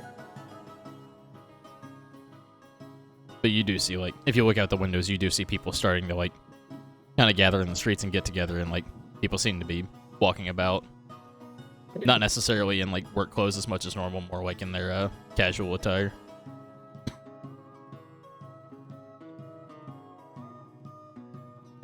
Seems like you guys want to go down to the festival? I was gonna say, seems like there are like basic little like food carts and stuff set up out on the street. You know what? Actually, that sounds like a brilliant idea. Me and the crab today are gonna be spending the day making little earthen models for kids. Oh, you're gonna have a little booth? We're gonna set up a booth. Let's go. Do I have to ask somebody to set up a booth? They're gonna, you know what? Fuck it, I don't care. They can come to me if there's a problem. You got a permit for that, crab? Got 2 permits right here. Just lifts the claws. Yeah, just lift the claw and say you really want to see the permits? You want to do this? No, ma'am. I hope you ain't asking for papers, because I ain't here to show you those. I will say, for all intents and purposes, Trent.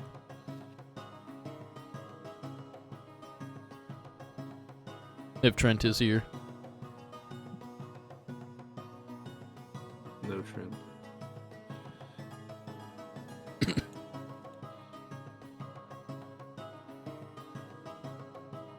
Trent.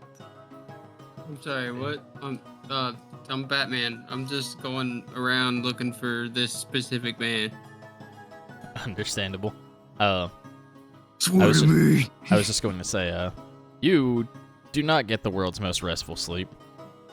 Oh, sorry. You have, you have some pretty rough dreams, similar to that of when, you had, those visions that you saw in the Underdark of, like, large creatures burrowing through tunnels and something large in the water down in the bottom of an Underdark pit. All that kind of comes back around. You dream of, running away from a large monster with many eyes, being paralyzed, and feeling a large toothy maw creep up behind you. That being said, you are effectively under the status of Bane right now. Pain. Bane. I would say Batman, and then you would say another Batman thing. Good lord. I was born in the darkness.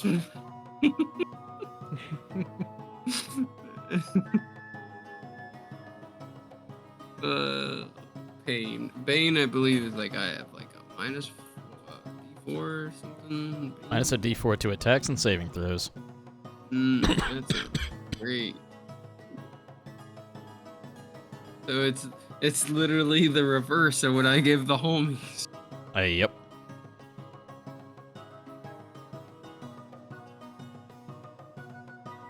Yeah, no, you feel pretty rough. You feel, and you know exactly why after you wake up. There was some, you know there was some interference there.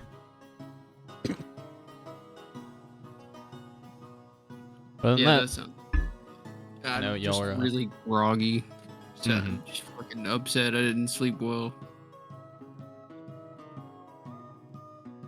Other than that, you guys are free to do as you wish. I know, Marge said she was going to set up a little crab shack, a little crab cart for the festival. Can I have the crab use? Hold on, let's see, what is this? I guess can I use this wisdom to? Oh, it logged me out. Okay. I'll get fucked, I guess. Hold on. There we go. Launch beam.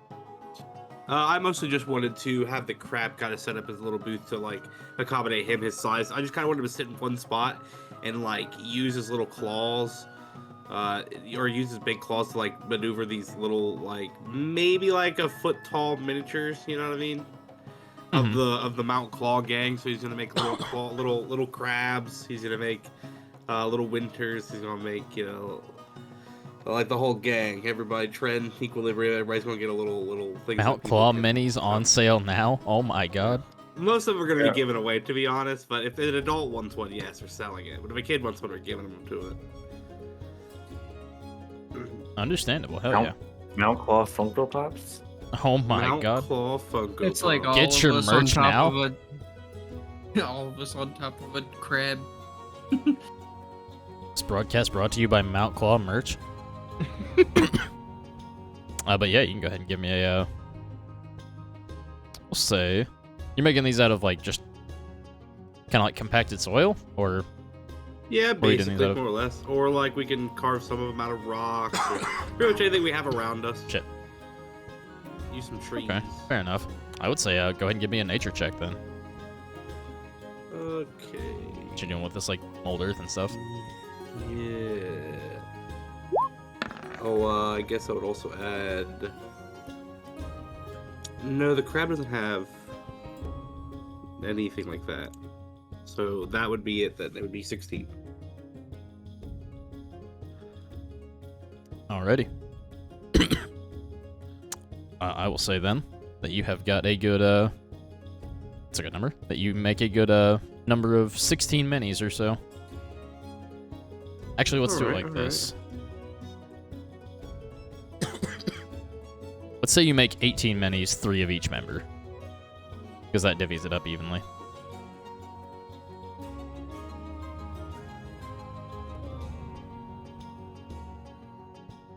Which one are you most proud of, to be honest? We want the crabs to be the best. Of course, of course. Yeah. As the namesake of the group, it must be done. And so as you it's can like the imagine, best one, I guess there won't be a whole bunch of them, but they'd be quality. flying off the shelves. Yeah. Trent's gonna take a little bit of time and just tell everybody to enjoy themselves. Keep an eye out on the penguin, and we will, fucking, just fucking have a good time. And I'm gonna consider that as my inspiring leader and give everyone 11 temporary HP if they haven't already. Man, I love 11 temporary HP. Hell yeah, you do. It's pretty great. Like leveling up again. At this point, yeah. It is more than leveling up For again. you, The it's max, way more. yeah, the max I can get on a level up is 8. So God. Wizard stuff. And I'm just here for the homies, alright? That's right.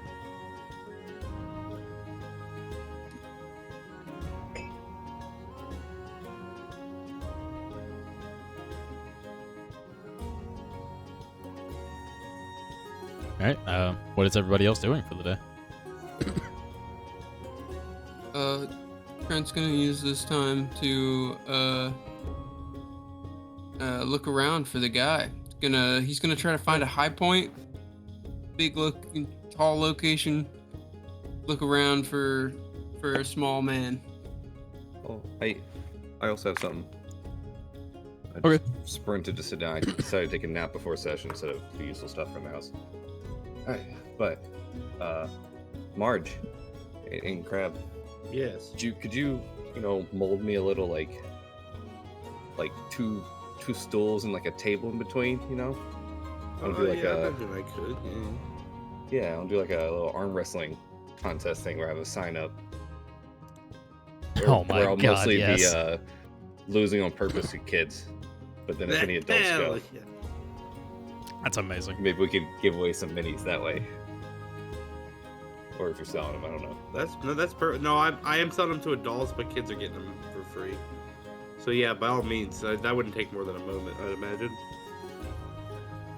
Yeah, because I figure winter is, he gets bummed out. People are sad here.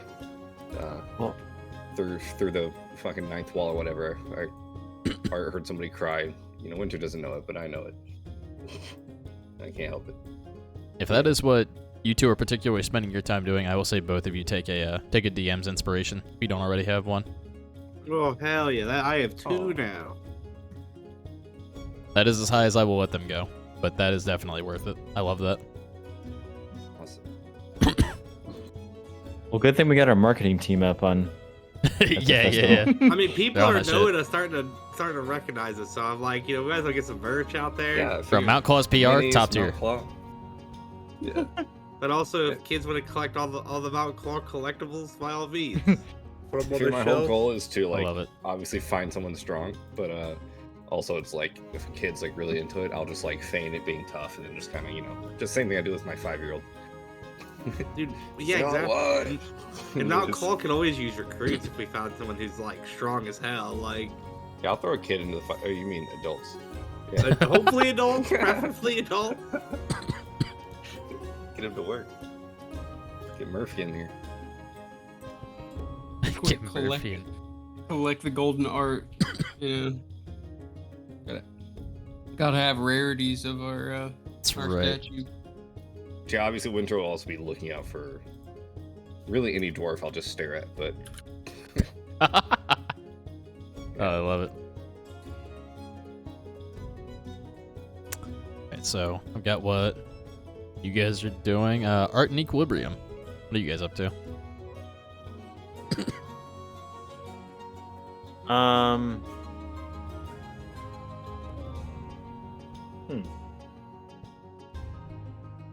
I think I'd probably also be looking for this guy. Since I was kind of the one like who started this whole thing. Gotcha. On the recon team. Yeah, I'm gonna go on the recon team. No, I'm definitely not on the PR team. I'll tell you that. No, why not? Hold on. Uh, Alright, fair enough. Equilibrium would be going around trying to learn more about this festival and the culture of the place and stuff. Okay. Hell yeah. Knowledge. No, like good. No. Smart. Being smart. Alright, so I am just going to go in order of basically who I see on the board here. So Marge is who I see first. So Marge and Winter. I will say for the sake of sorry, one little thing. go ahead, yeah. I don't know if Winter would know this, then I would not just willingly do it. Similar to when I showed it to Art without thinking about it. My little skeletal ferret, which Yeah. I have a skeletal ferret. I don't know if you were there for that, but yeah, would that freak people out if I just had it just out? There's one way to find out. You know how Alright, people well, he's normally out. react to, skeletons. That's fine. But also we're like friendly, so I figure it might hopefully it'll balance it out. I feel like you would Yeah, have a just few like- kids come up to the stand and be like kind of like afraid to approach. But then like if you're actually friendly, they'll like slowly just come and be like, oh, I guess he's kind of cute, yeah. Yeah, Winter has spent ever since he got him while he was even still alive, just playing with him. I feel like some trying of to the teach him parents, tricks, yeah, some of the parents might actually like pull their kids back away when they see that and like keep walking with them. But there's probably a few that would just, enjoy it. so. Yeah, so he's just chilling. Is a very magic city. But yeah, no, I will say, Marge, go ahead and give me a, for the sake of socializing and just being on the PR squad here, go ahead and give me a, I'll say a charisma check. We'll make it a persuasion. Let's see how that Don't goes. matter what you make. Don't matter what you make it. It's gonna be the same thing. Oh wait, that's mine. And here is the. Yeah, how's the crab. crab's charisma? Please better. Oh my god, it was yes, on a that 2 was and it the- bounced it was back. on a Let's fucking 2. go! God, you love to see it. Get hype. Yeah, no. So, there are a couple of times where, like, the kids you would give away whichever figure they wanted, of course, absolutely. The crabs go flying off the shelves. But, when you come to, some of the last figures, you see, like, some of the adults are, like, some of them look particularly snooty or, like they've actually got some extra money to spend and they're thinking about it. And you go, like, you kind of go to give them, like, a spiel of, like, well, we have, we have a Warrior King Trent left and and our dashing gunsmith Art over here. If you would like either of those, like trying to sell them up. It's just like, I don't really know. And you see the crab acts as like, you see like, you kind of have like a cloth set over the crab, and at one point, like, it kind of just, like, pokes its eyes out and, like, pokes the claws out, and, like, very gingerly grabs the Warrior King Trent and, like, starts dancing it around a little bit. They're just like, you know what? That's impressive. All right, I'll take them both. Yeah. Good I'll job, Chris. I'll say all in all, you make About 650 gold. let's just You roll man. slash.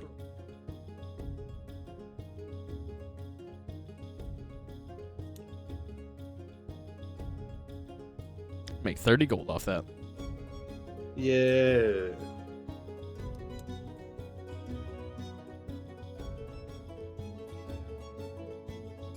Easy. All right.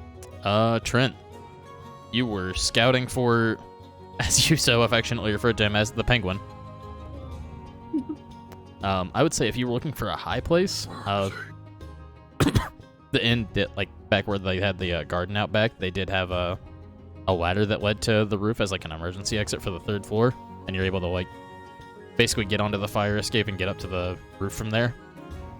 There's, you know, there's a couple of weather vanes and, like, a chimney to brace yourself on, so it's not too crazy.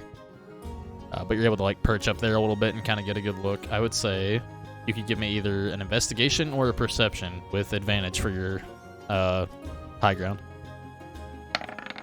There's 1 perception. There's 2 perception. Oh my, that was. God damn. These dice rolls are so fun to watch. My fucking eyeballs fucking dilated. I just love that, like, Mans doesn't even have to guide himself. He's just like, you know what? I got this. I mean, Now, I get guidance if you'll allow it. I mean, fuck it. You know what? Fuck it. Let's see what you get. Yeah, here's a 4. Fuck. Close enough. 7. All right, I'm taking both your rolls away because that was a bad roll. Fuck you. No. Or fail. How dare. No, yeah, no, 25, 26. Goddamn. So,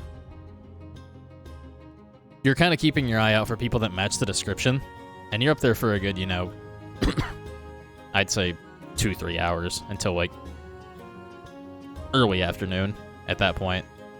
But,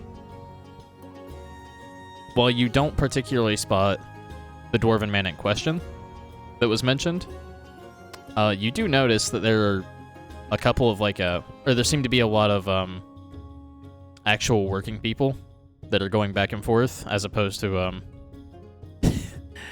like the people in their casual wear. It looks like a lot of working folk are, like, getting something prepared in a small warehouse-looking building toward the end of the street, and you do see, like, some people in nicer clothes that are kind of like like ordering them around and, like, looking like they're writing stuff down on scrolls and stuff like that, keeping everything in check. And you see them start moving some auto carts in, and you see yeah, even with that roll, you would be able to see this from here, even though they are small. You see a bunch of small, essentially like clockwork brass-looking wormlings, like very tiny dragons, fly into the warehouse as well. It looks like they seem to be preparing for some sort of celebration for the festival over in that direction. So that does seem to be a hot spot right now. Maybe something to check out. Move the entire group with a huge chunk of earth over there. Hey, the party's here. Yeah, no. Nah, me and the crab are still vibing. That's what we're doing. Yeah, like I said, that took him a good, like, 2-3 hours to kind of suss out and get a feel for everything. I will climb down from my perch and try to gather the boys and relay the information. Gotcha. Over the point of this time, go over to Winter. Winter. Yeah. At one point, you do get a small boy comes up to you, just kind of like looks at what's going on. He's like, "Are you just like playing pretend, or why are you just sitting there? Who's sitting? Is it your imaginary friend sitting with you?" No, just people can come, you know, arm wrestle me if they want, just for fun. You don't look very strong. Want to try it? Yeah.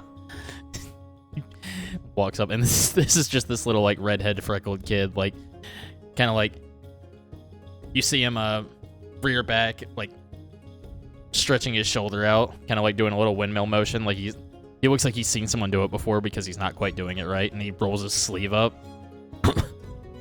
And he kind of puts his arm out on the table, but he puts it like too low, so it looks like he's almost extending to shake your hand, but with his elbow still down, like he doesn't really know what he's doing. All right. Come on, or are you chicken? I think I got this. But you know, elbow down, and then I put my elbow down to like grab his hand. Mm-hmm. And basically, I'll just start and like just kind of gauge, like kind of match his strength. Assuming this is not some freakishly strong human child.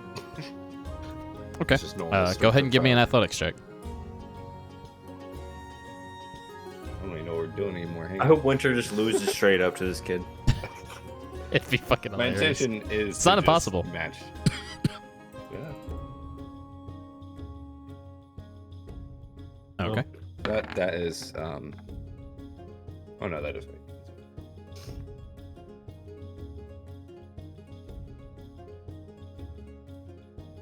So as you can feel, this kid doesn't have a lot going for him. He barely knows how to sit on that stool properly. You could destroy him. Good. But if you were trying to match, then you do just that. You feel him like trying to push back, like barely. And you feel like it's like an ant trying to move a log cabin. He's really trying. Yeah. So are you matching him, or are you taking the lead? I'm gonna lose on purpose. Losing on purpose? Okay. So you do start to like fold back, like in the direction of you losing. I told you weren't that strong. Wimp. See, You got me. I need one more athletics check. No, he's not going straight down just yet. Oh, okay. He's slowly pushing you. This is in the process. Wait, but I want to lose, right?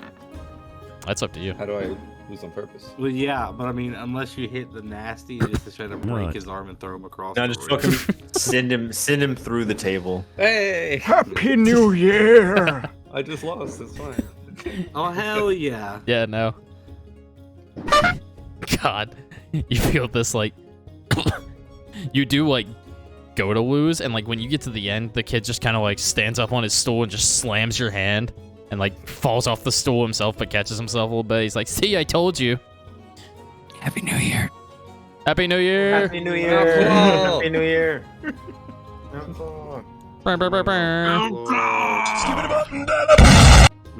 Jesus.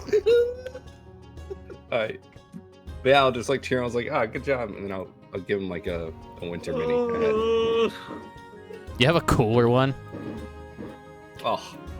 Well, this one's cool. I'm quite cold. I guess.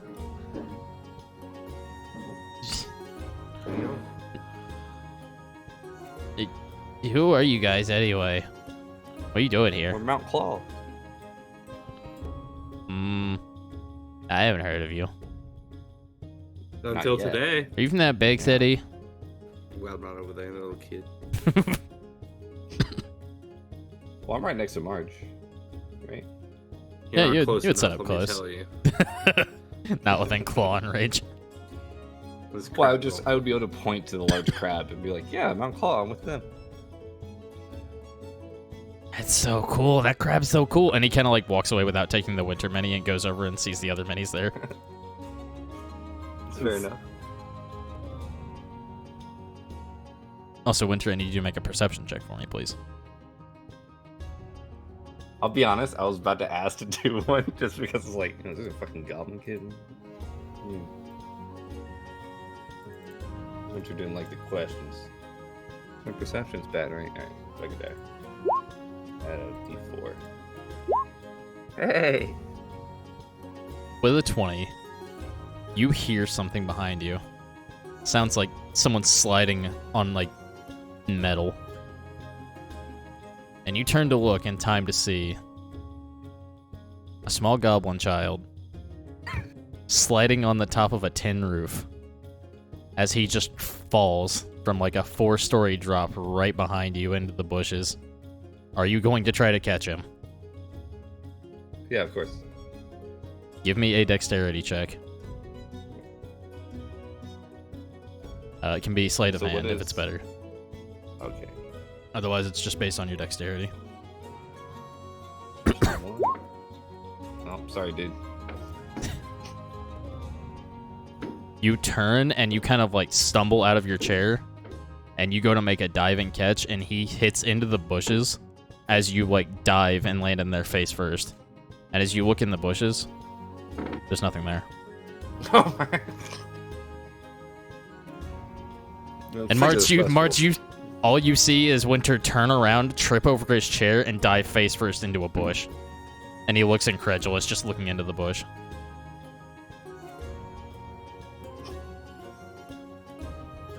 Alright, this vessel's haunted. I'm gonna go find Trent. All right. I would assume I'd done other, maybe, you know, done other arm wrestling stuff. Like, I'll Right, find right. Give minis. Yeah. Moving over to Art. Also the investigation team. How is Art going about the search?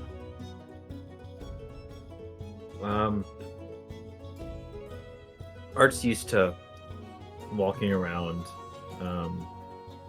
the shady areas of towns before. Not this one specifically, but he knows his way around these kind of areas. And he's just going to be kind of trying to blend in as best as possible. And as I know we have, I'm just going to keep we have a bird's eye view. I'm going to keep an eye on the ground. Look for anything suspicious that's kind of like on the edges of the festival, kind of like in alleyways or whatever, what have you. Okay. I would say for that in particular, since that is directly looking for suspicious activity, I would say give me an investigation. Oh, hell yeah. Noir jazz plays. Yep. Detective Art. Oh my god. Y'all gotta stop. Detective Art on the case. I love it. Mine was With a used on a good cop, phantasm bad or cop something. going on, yeah. So Blue were and you Green also by Miles Davis. were you also going by like rooftops and like fire exits? Like fire escapes on the sides of buildings, or how were you? Oh, I'm just because you going, mentioned like, a with bird's the- eye view, I know. Oh, I'm because we already had a bird's eye view. I'm Oh, on the okay, so ground, you're on the kinda ground. like- Got it. Okay. Yeah. Okay. Looking for that in particular, you kind of get the, like, you can get the energy of when like suspicious activity is going on, and you do just kind of like, you're a more well-dressed individual, so you would normally stand out a little bit, but there are people that are in like fancier clothes out today. They brought their Sunday best, so able to blend in a bit more, and you do happen to catch a couple of people. Looks to be someone kind of looking both ways and trying to duck behind a dumpster real quick behind one alley. That's closer over towards the main gate of the city that you came in, toward the like south side of town where there's not a whole lot going on.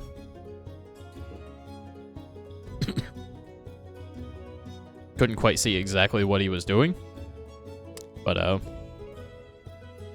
did just look to be a like a half-orc gentleman. Looked like he had a small bag at his side.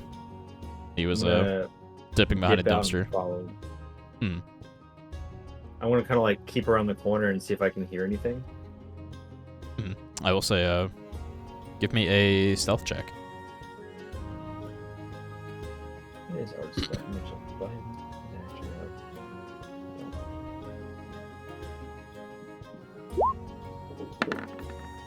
17. Decent. Yep. Hopefully good enough. We will see. Ooh. So, as you start to make your way there, what's your passive perception? Not good. 13. 13's not bad. Okay. Way better than mine. It's better than I thought. It's better than I thought it was. My wisdom's 0, but I have proficiency. All you hear as you like start to walk that way is a. All right, looks like you got 4 of the small ones. Now he's just got to get the.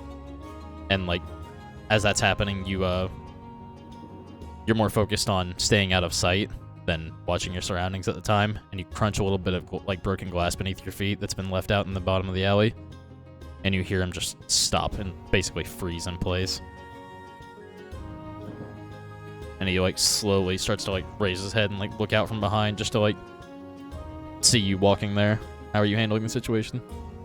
I instantly blessing on the Raven Queen before he turns his head and meld into the shadows into another spot. No, using that you would be able to get out of there before. Are you going further into the alley, or are you getting out of there?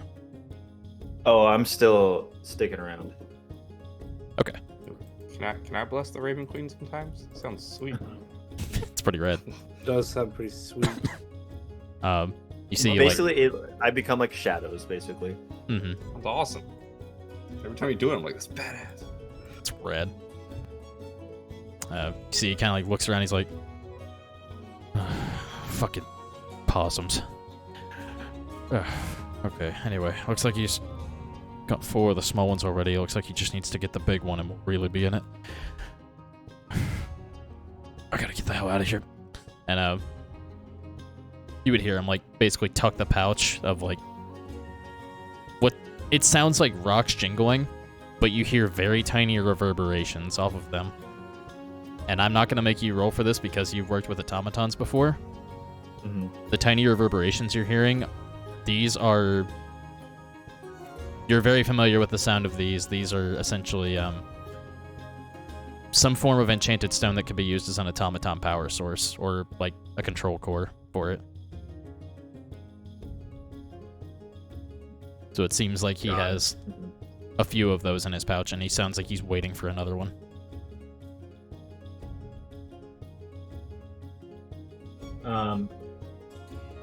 We don't have a way to like talk to each other. That's so unfortunate.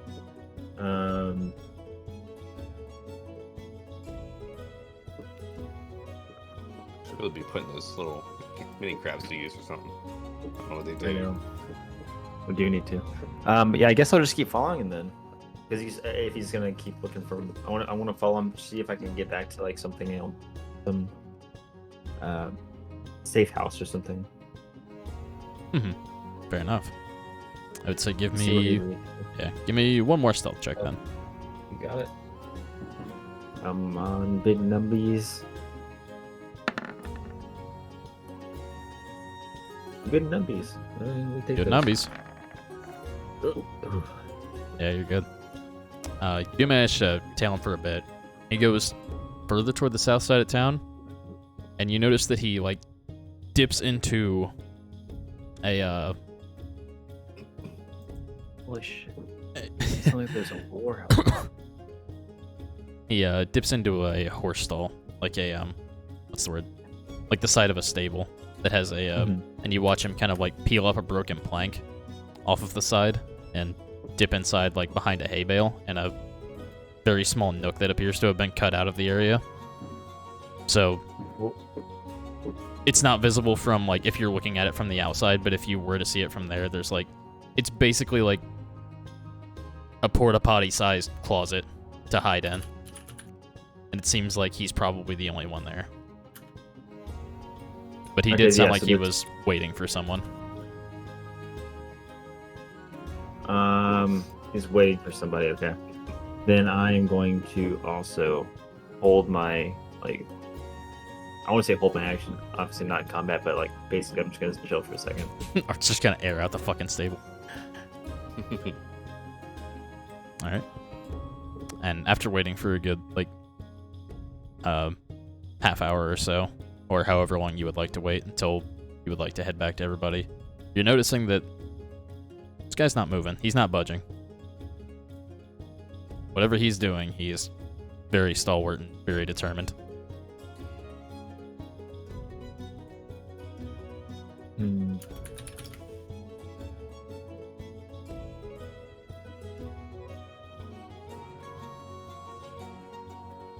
I'm gonna.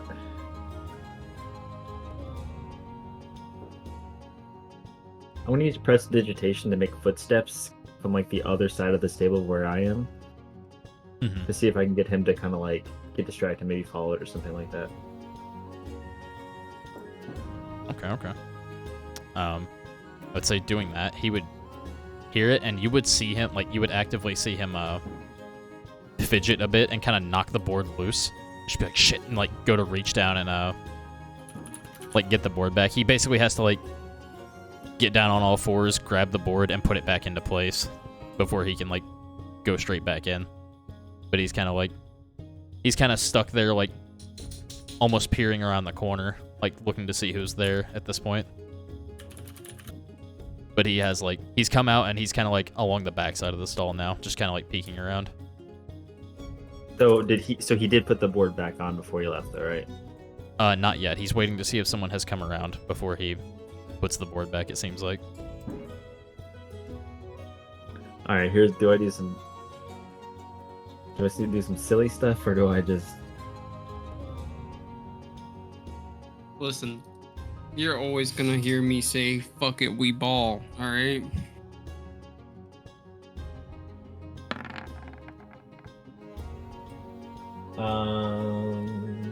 Let me see if this will even work. The wordage.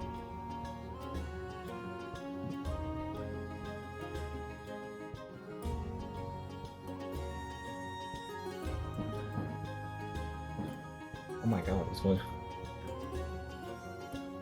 Shooting your guns. That's what it sounds like. I don't like that dice roll. Can I cast levitate on the bag? I am fairly Well, certain you can. Let me check the wording of the spell and make sure it doesn't have to be like a creature or something. But yeah, it says creature or object of your choice. Creature or object of your choice. Yeah. How fast does it raise? But it does say here? that you can see within range. Can I see it currently? He has it like. It looks like he has it loosely tied to his belt. Oh, okay, gotcha. Then I wouldn't do that. I'm probably just gonna stealth roll up to him with my gun out.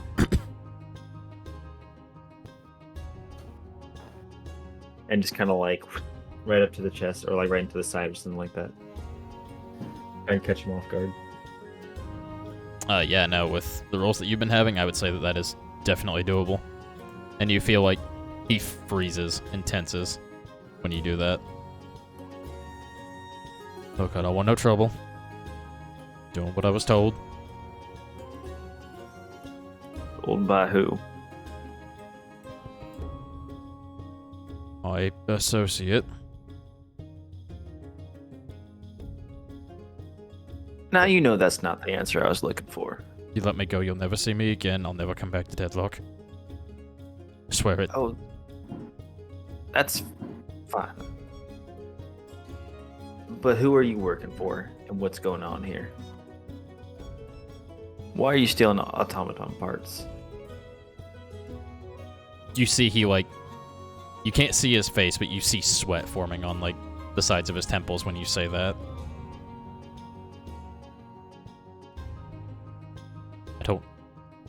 I don't honestly know.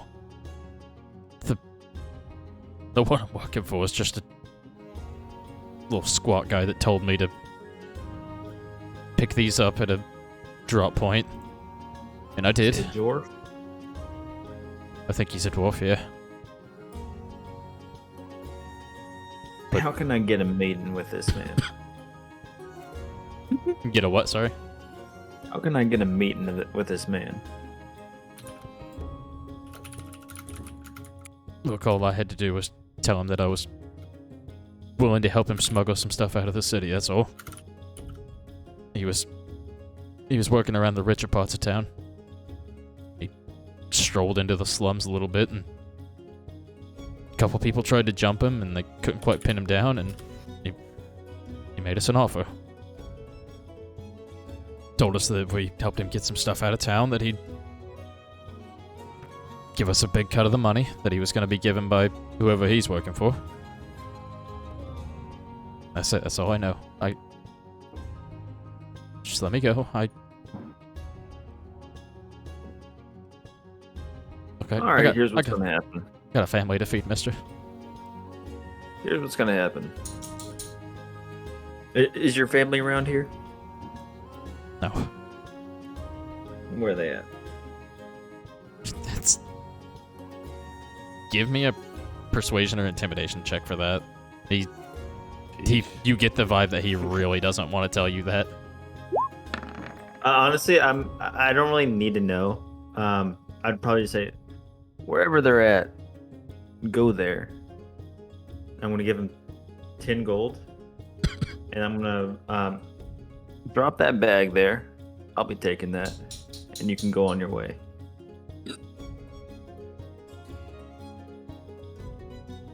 He was gonna give me. You see him like. At this point, it feels like you can feel his teeth chattering basically from how like much he's shaking in the situation. You see his hand shaking, and he reaches out and scoops the 10 gold up off the ground. It's not fucking worth it. He like loosens up a little bit, unties the string on the side of his belt, and the pouch just kind of falls there. Pleasure doing business with you. He doesn't turn to look at you. He just, thank you. And he's gonna. You see him kind of pocket the gold and go One to. more thing. Live an honest life. That's all. No, do what I can. You see he starts walking out of the you see him talk to a guard, and the guard kind of makes a motion, and they raise the gate, and he just goes to leave. Alright, I'm gonna look inside the bag. I assume it's just exactly what I expected, just parts and stuff like that. It is very specifically 4 blue glowing stones that, again, when you pick it up, make that little like almost like a tuning fork reverberation when they knock against each other. And you could identify these specifically with your expertise as not necessarily the battery, like not an actual power core for a construct or for a automaton. These are specifically basically the ones that stabilize them. Think of like this would be the equivalent of removing the part of someone's brain that regulates emotion and logic. Interesting. So, do with that information what you will.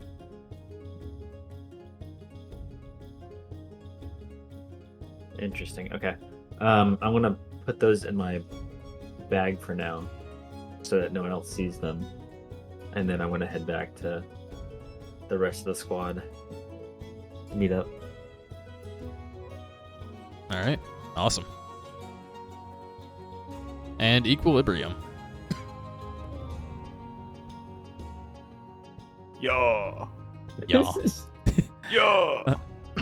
How are you going about learning the customs and the lore of the land, as it were? I guess kind of just observing the various different things people are doing to celebrate, looking around the different stalls to see if there's like particular things for sale, and probably trying to like ask some of the elders of the place who probably know more about the customs. Fair enough. Let's say, go ahead and give me a perception check. See what you can spot. Okie dokie.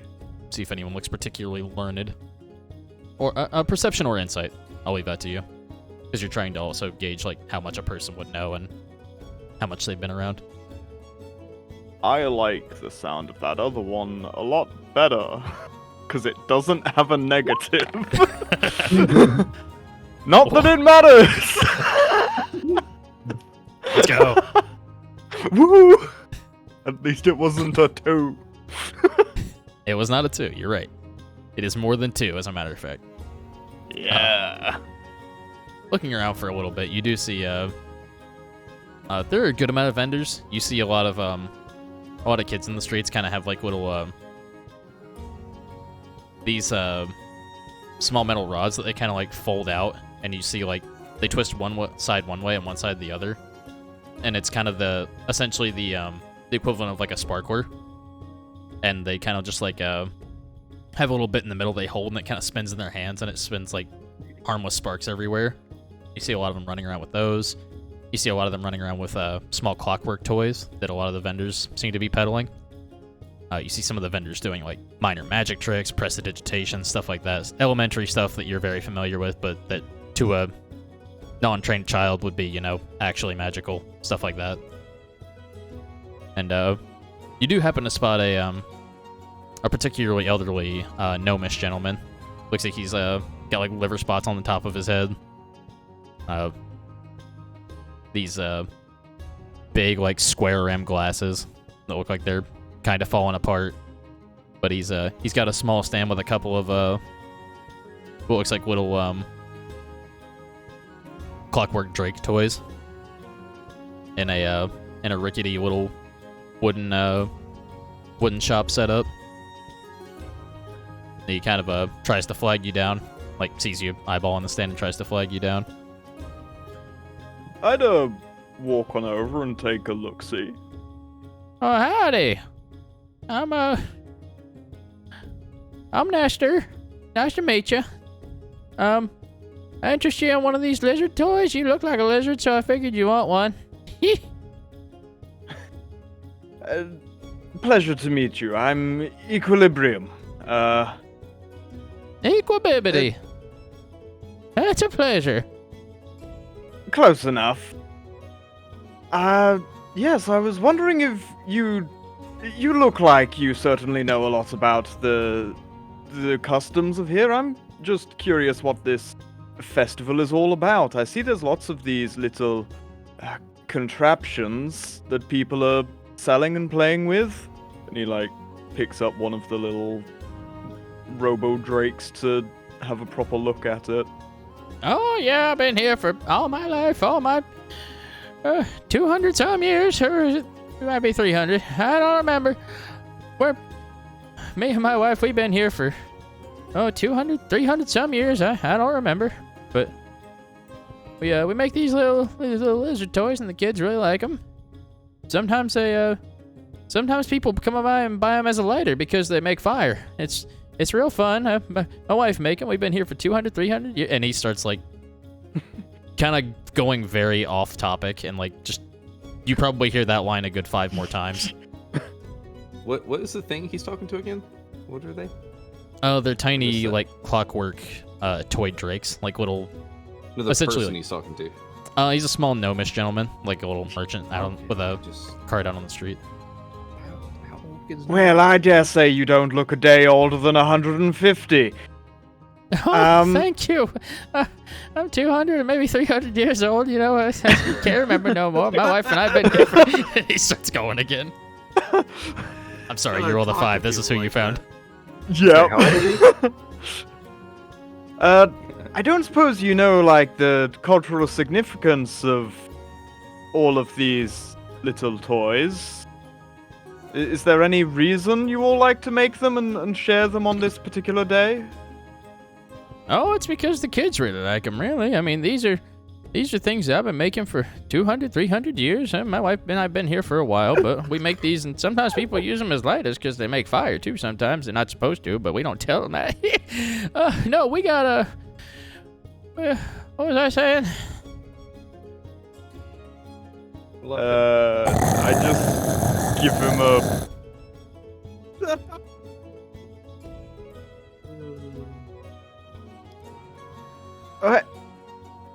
Excuse me, sir? Hello. What can I do you for, young man? How much for one of these little contraptions? Oh, those are about 1 gold piece. They're a dime a dozen to make, huh? I've been doing artificing work for 200, 300 years. I can't quite remember, to be honest with you. I hand over a gold piece with a polite smile and a nod. Oh, thank you, young man. Well, what's your name? Equilibrium, my good sir. Equidibity. I like it. I ain't heard a name like that in 200, 300 years. Yes, I'm part of Mount Claw. We're the ones over there with the big crab. Mount Crab? That's the one. Oh, I heard of y'all. Oh, really? What have you heard about us? This is Art's goal in life. I simultaneously want to hug him and punch him. Oh, only I hug. just kind of, after leaving the gold coin, just take one of the little robo drakes and politely bow to him and walk off. You have a nice day, Mr. Claw. You too, Mr. Robo Drake. Oh, my name's Nestor. Has been for 200, 300. Hey, can you get one of those drakes off of him? Can he be our cabbage guy? Oh, my cabbages. God. I don't know. First, we need to explode his stall somehow. I feel It's- bad doing that. It might explode itself, given the quality of those. I'm sure Nestor does a good job making them. Yeah, I trust him. I was gonna say, if you examine the toy, there is you notice that it has a small clockwork like wind-up key on the back of it, and you've seen like toys that do that like walk on their own a little bit, but so there's that, and you see a tiny, almost like nozzle in the mouth, and the mouth kind of has a little hinge jaw that like opens and closes. Do the teeth look sharp? Very. I'm going to have Art look over this before I try its mechanisms. And after that, possibly talk to the authorities about whether these should be sold to children. Oh. Yes. Although, I suppose, if they lose a finger, that's on them. Survival of the fittest, after all. I mean, is what it is. Natural selection will happen. I'm just saying. You gotta tell the kids that. Good luck, kids. If they naturally select to have one less finger, well, that's their fault. Damn, I- that's crazy. I'm so glad you rolled low on that. Oh shit. I fucking love this. I love that guy.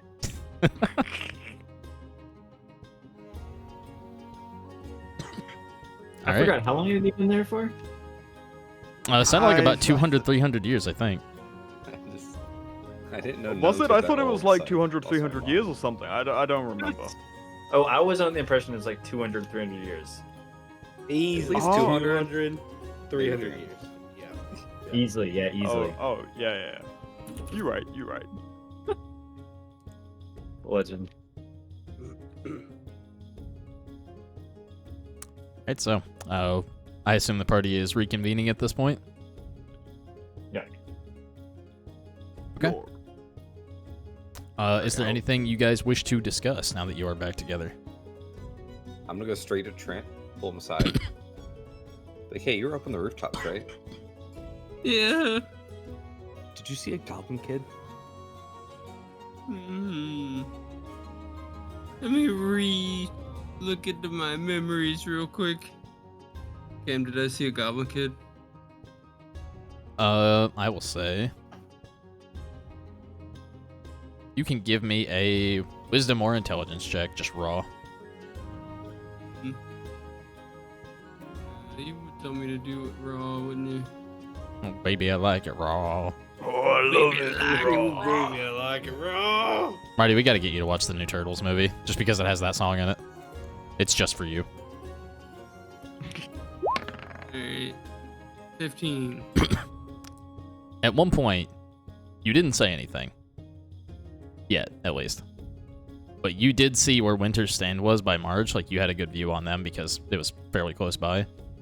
At one point, you also saw Winter's episode of just turning, stumbling, and diving face first into a bush. You didn't see a goblin, kid.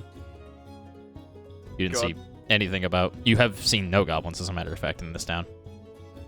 My 5:30 a.m. brain heard you say Winter's stand, and like I pictured him in a JoJo pose, with like a bigger Death Knight behind him. Please, for the love of God, if anybody in the chat or if any of you guys can draw, I need Winter just JoJo posing right now with a Goblin Kid stand. I have a friend that's been wanting to draw my character. I can ask her. Just do just Death Knight Winter with a fucking stand. The question is Marge the stand or is the crab the stand?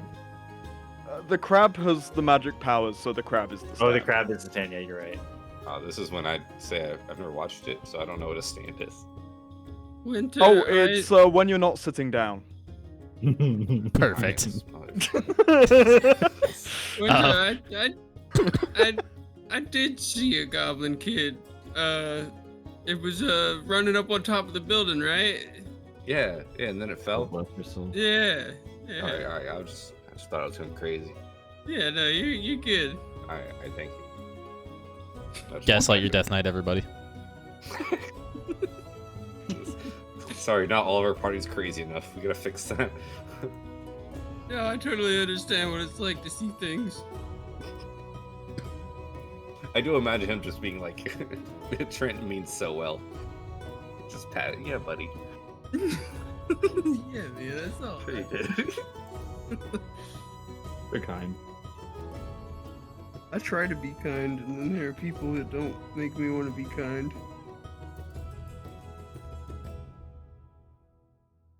Alright. That's the story of Trent. Is there anything else you guys would like to discuss? I will be we'll be wrapping up here soon, but if there's anything the party wants to talk about now, we can get that settled. Trent's gonna do a little performance. Okay. Oh yeah. Well, fuck yeah, give me a He's just gonna performance try check to- then, gamer. He's just trying to make some gold. Well, I think I'll hold the bag stuff until next sesh. Okay. Probably.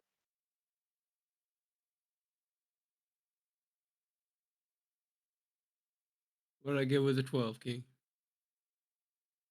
200-300 gold. Oh no. Wait, hold on. I need to look at something. At least 500 gold. I placed I some need to Midwest emo. I need to see a Bane Million effects gold. skill checks because that would have. You rolled super Oh. high on your perception and stuff, so I'm not gonna dock Yeah. you on that. But I need to see if this affects skill checks. I don't think it does. Yeah, it's just And you're attack rolls playing and saving Midwest throws. emo. And you're That's playing 0 Midwest gold. emo. It's getting docked just for that. No, fucking. I would say what a 12. That's still above average. Pulling a good. Let's see. That's Just Mr. Krabs apologizing to Plankton. No, 7 pieces of gold. Hell yeah, we take those. Yes, sir. That's 7 Do some more busking. than I had. One of these days, I'm gonna hit the old nat 20, and I'm gonna get plus 29. God, it's gonna be Nice. fat. The good old Shatterhold football. Yeah. Let's go. You would say something like that. Okay. Art, if you are waiting with the information on the stones, then Marge and Crab or Equilibrium, do you guys have anything to add before we wrap up here for the night? Anything you'd like to discuss with the group? Sir. Okay. Nothing over here. Yeah, my only thing would be asking Art to look at the little Drake toy, but he's busy. So Well, I'll look at it. I got no okay, problem. yeah. Art, could you take a look-see at this here? I got it from a fine old gentleman, and I do believe it's maybe a bit dangerous to be sold to children around here. Oh, let me take a look at that. I go grab it. Yeah. What am I rolling for this? I would say you can either. Strength. strength. There's a No. touch of magic in this. You could do either Arcana or you could do I don't know. I guess for like a craftsmanship check, like a sleight of hand. Maybe sleight of hand, because I think I know Equilibrium can do the Arcana part, but I think it's mostly the build of it. I think that we're worried about, right? That's up to you to decide. Yeah, there you go.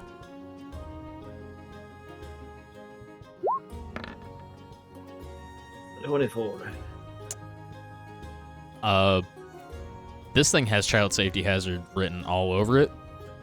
The teeth are incredibly jagged and not filed down to the point where they wouldn't be like, you know, like a kid could stick a finger in there and probably like, they're not gonna lose it, but that's gonna hurt a lot, and it might actually like, it might go through the bone depending on how much pressure's behind the jaw.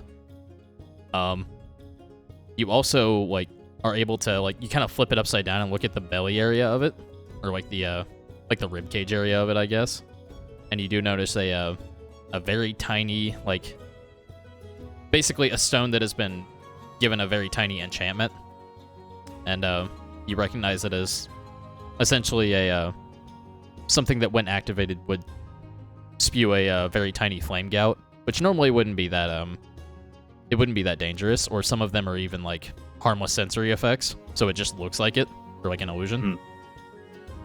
This one looks like it's a little overcharged and unstable, and would probably... He did mention that people use them as lighters sometimes. You imagine that this would probably do a bit of fire damage if you stuck your hand in this, and that it would probably shoot out a lot more than it should. Picture taking the safety guard off of a lighter, except like spewing that at, like, the initial spew is like a good, like, I don't know, like a foot long. Did you say this is marketed to kids? Yep, that's what he said. I'm not gonna lie with you, Gloom. This is pretty much a bomb right here. I feel like we should probably tell the authorities about that one. Yeah, I would say so. This is definitely not safe for any kid at all to be around. Yeah, hopefully he hasn't sold too many of them today. We look around, every kid has one. Whoa. I mean, it sounds like there's like a, you know, I mean, that's borderline terrorist behavior. You need me to go take care of someone? I mean, Equilibrium, you only saw like 5 of them on the stall when you showed up. You took 2 of them. oh well, I mean, I'm just saying. If we were to sell out of those things, I mean, we might find some use for them in a more useful fashion. Not to be an explosive, you know, event here. That we certainly could.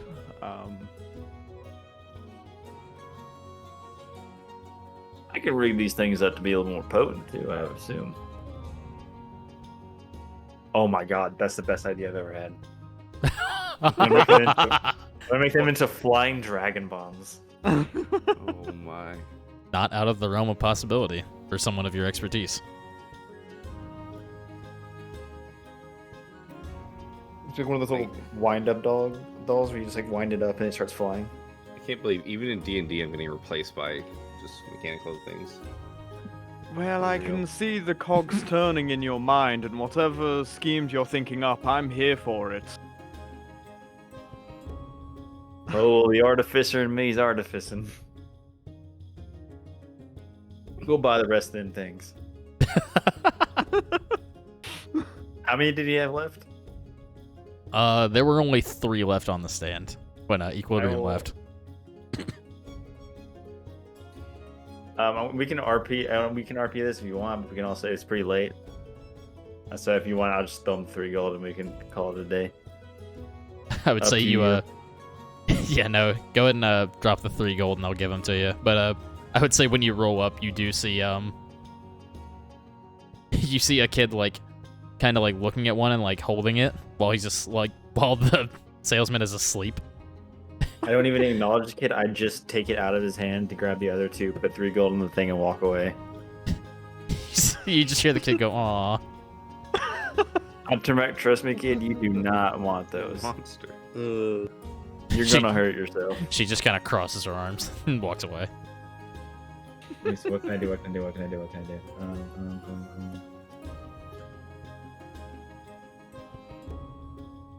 Yeah, fuck it. Sorry, kid. Eat your kid. All right, but if that is all everyone's got for now, I would encourage you guys to write down anything that you think is of importance from this, since there was a lot of information tonight, I know. And then we'll come back to going back into this in a couple of weeks when everybody is hopefully available again. Yeah. Thank you, everybody. I'm surprised so many people were available tonight, but I'm so glad because it was hella nice. Yeah, good to do such again. GG's, boys. Indeed. We're gonna spend a holiday doing something I actually had fun and not being I know. stuck with family. Oh yeah. So Happy New Year. Yeah, Happy New Year, everybody. I basically met all of you. Happy New Year. Y'all have a good one. You too. Have a good night. Bye. I'm going to bed. I love y'all. Good night. Have a good night. Love you, bro. I'm gonna go collapse into the void. Y'all rest well. Yep, I'm glad you could join us, Gunner. Take it easy. Yeah. I'm popping over this way. Yep, I'll be there in a moment. I'm gonna do outro real quick, everything. All I want to say to y'all is thank you so much for coming out. I hope you guys are having a great, safe New Year's Eve, and if you're not safe, then I hope you're at least having fun not being safe. I have... I guess this is just a little thing from me to you.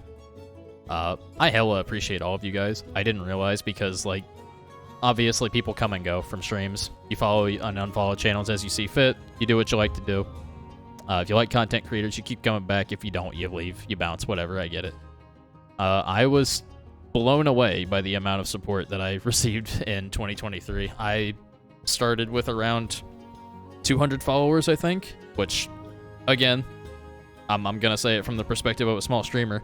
That's not a lot to a lot of people, or like big streamers, or you see people with like, 20, 30K or whatever. That's huge to me. 200 people is a lot of fucking people. And I love you guys for the support that I have been shown this year. I have been genuinely, I'll be honest, most of the year was pretty good, but the end of the year was really, really rough for me. And that's why I wasn't streaming as much. So I just wanted to let you guys know that I really do appreciate you. Anytime that I am having a rough night, basically anytime that I had a rough night and I decided to stream, it turned a rough night into a not so rough night. It was just, it's therapeutic to have the people there, to have you guys there to talk to hang out with, to just chill and have someone else there. It's nice. I have great friends that take care of me and I take care of them, I like to think. But even then, sometimes you can't always be there and like do everything you want to do with the homies. So like doing this has been a wonderful outlet for me and I super appreciate it. I plan on picking back up here in January. I want to get back to streaming a bit more now that I'm less busy and life is less chaotic. I've got some time off of work right now, but I'm going to be hopefully going back to some work soon. I've been doing my best to make time for, myself and my girlfriend to hang out as well. So, a lot of new and a lot of new stuff going on, a lot of old stuff going on, staying the same. But moving forward, I want to make sure that I always make time for you guys and that I always make time to pop around and stream, as it does mean a lot to me, even if I am still a small baby streamer, But no. This is basically just my way of saying I appreciate the hell out of you guys. I love you guys. Thank you so much. Crow, I will stretch and hydrate happily once I am done doing this. But if you guys can bear with me, pun fully intended, we're going to pick back up here soon. I plan on hopefully finishing Sanabi on stream, probably playing some more Lethal Company, honestly. I just picked up Death Must Die. That's been a lot of fun. I've been playing Predecessor, Baldur's Gate, Risk of Rain 2, doing Eclipse runs. Monster Hunter World has been a great time. Might do some Resident Evil 4 remake. these are all just like some things that I've been doing lately that I'll probably throw up on stream. So if that's anything you're interested in, hopefully you guys can stick around and come hang out. And if it's not, I still appreciate the support regardless either way. But thank you guys so much. Let me find, hopefully, someone also doing D&D stuff to send you guys over to. And I would super appreciate if you could stick around, at least for the raid, for a little bit here. You don't have to stay once we get here. I know it's super late. But again, Happy New Year. Hope everybody's off to a good start. I know I am. Let's see. Dungeons and Dragons.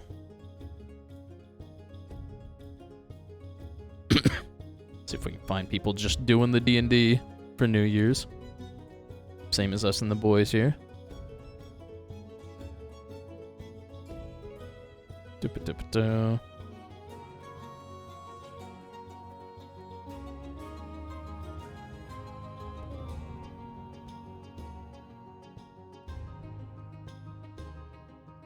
This looks like another small streamer doing D&D stuff. Another variety streamer. I'm gonna make sure that they are speaking English real quick. Give me just a moment here.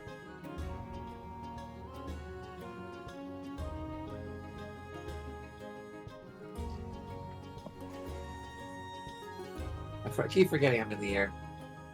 Yeah, okay. Looks like they've been going for about 3 hours. Hopefully they keep going for a bit. We're gonna send you guys over to Ignis here. And hope you guys have a great new year. Hope to see you guys soon. Stay safe, stay warm, stay healthy. Fucking COVID's going back around. That shit sucks. Be careful. Do what you gotta do. But go show them some love. Hopefully we can find more streamers we like and we can hang out with and support other communities.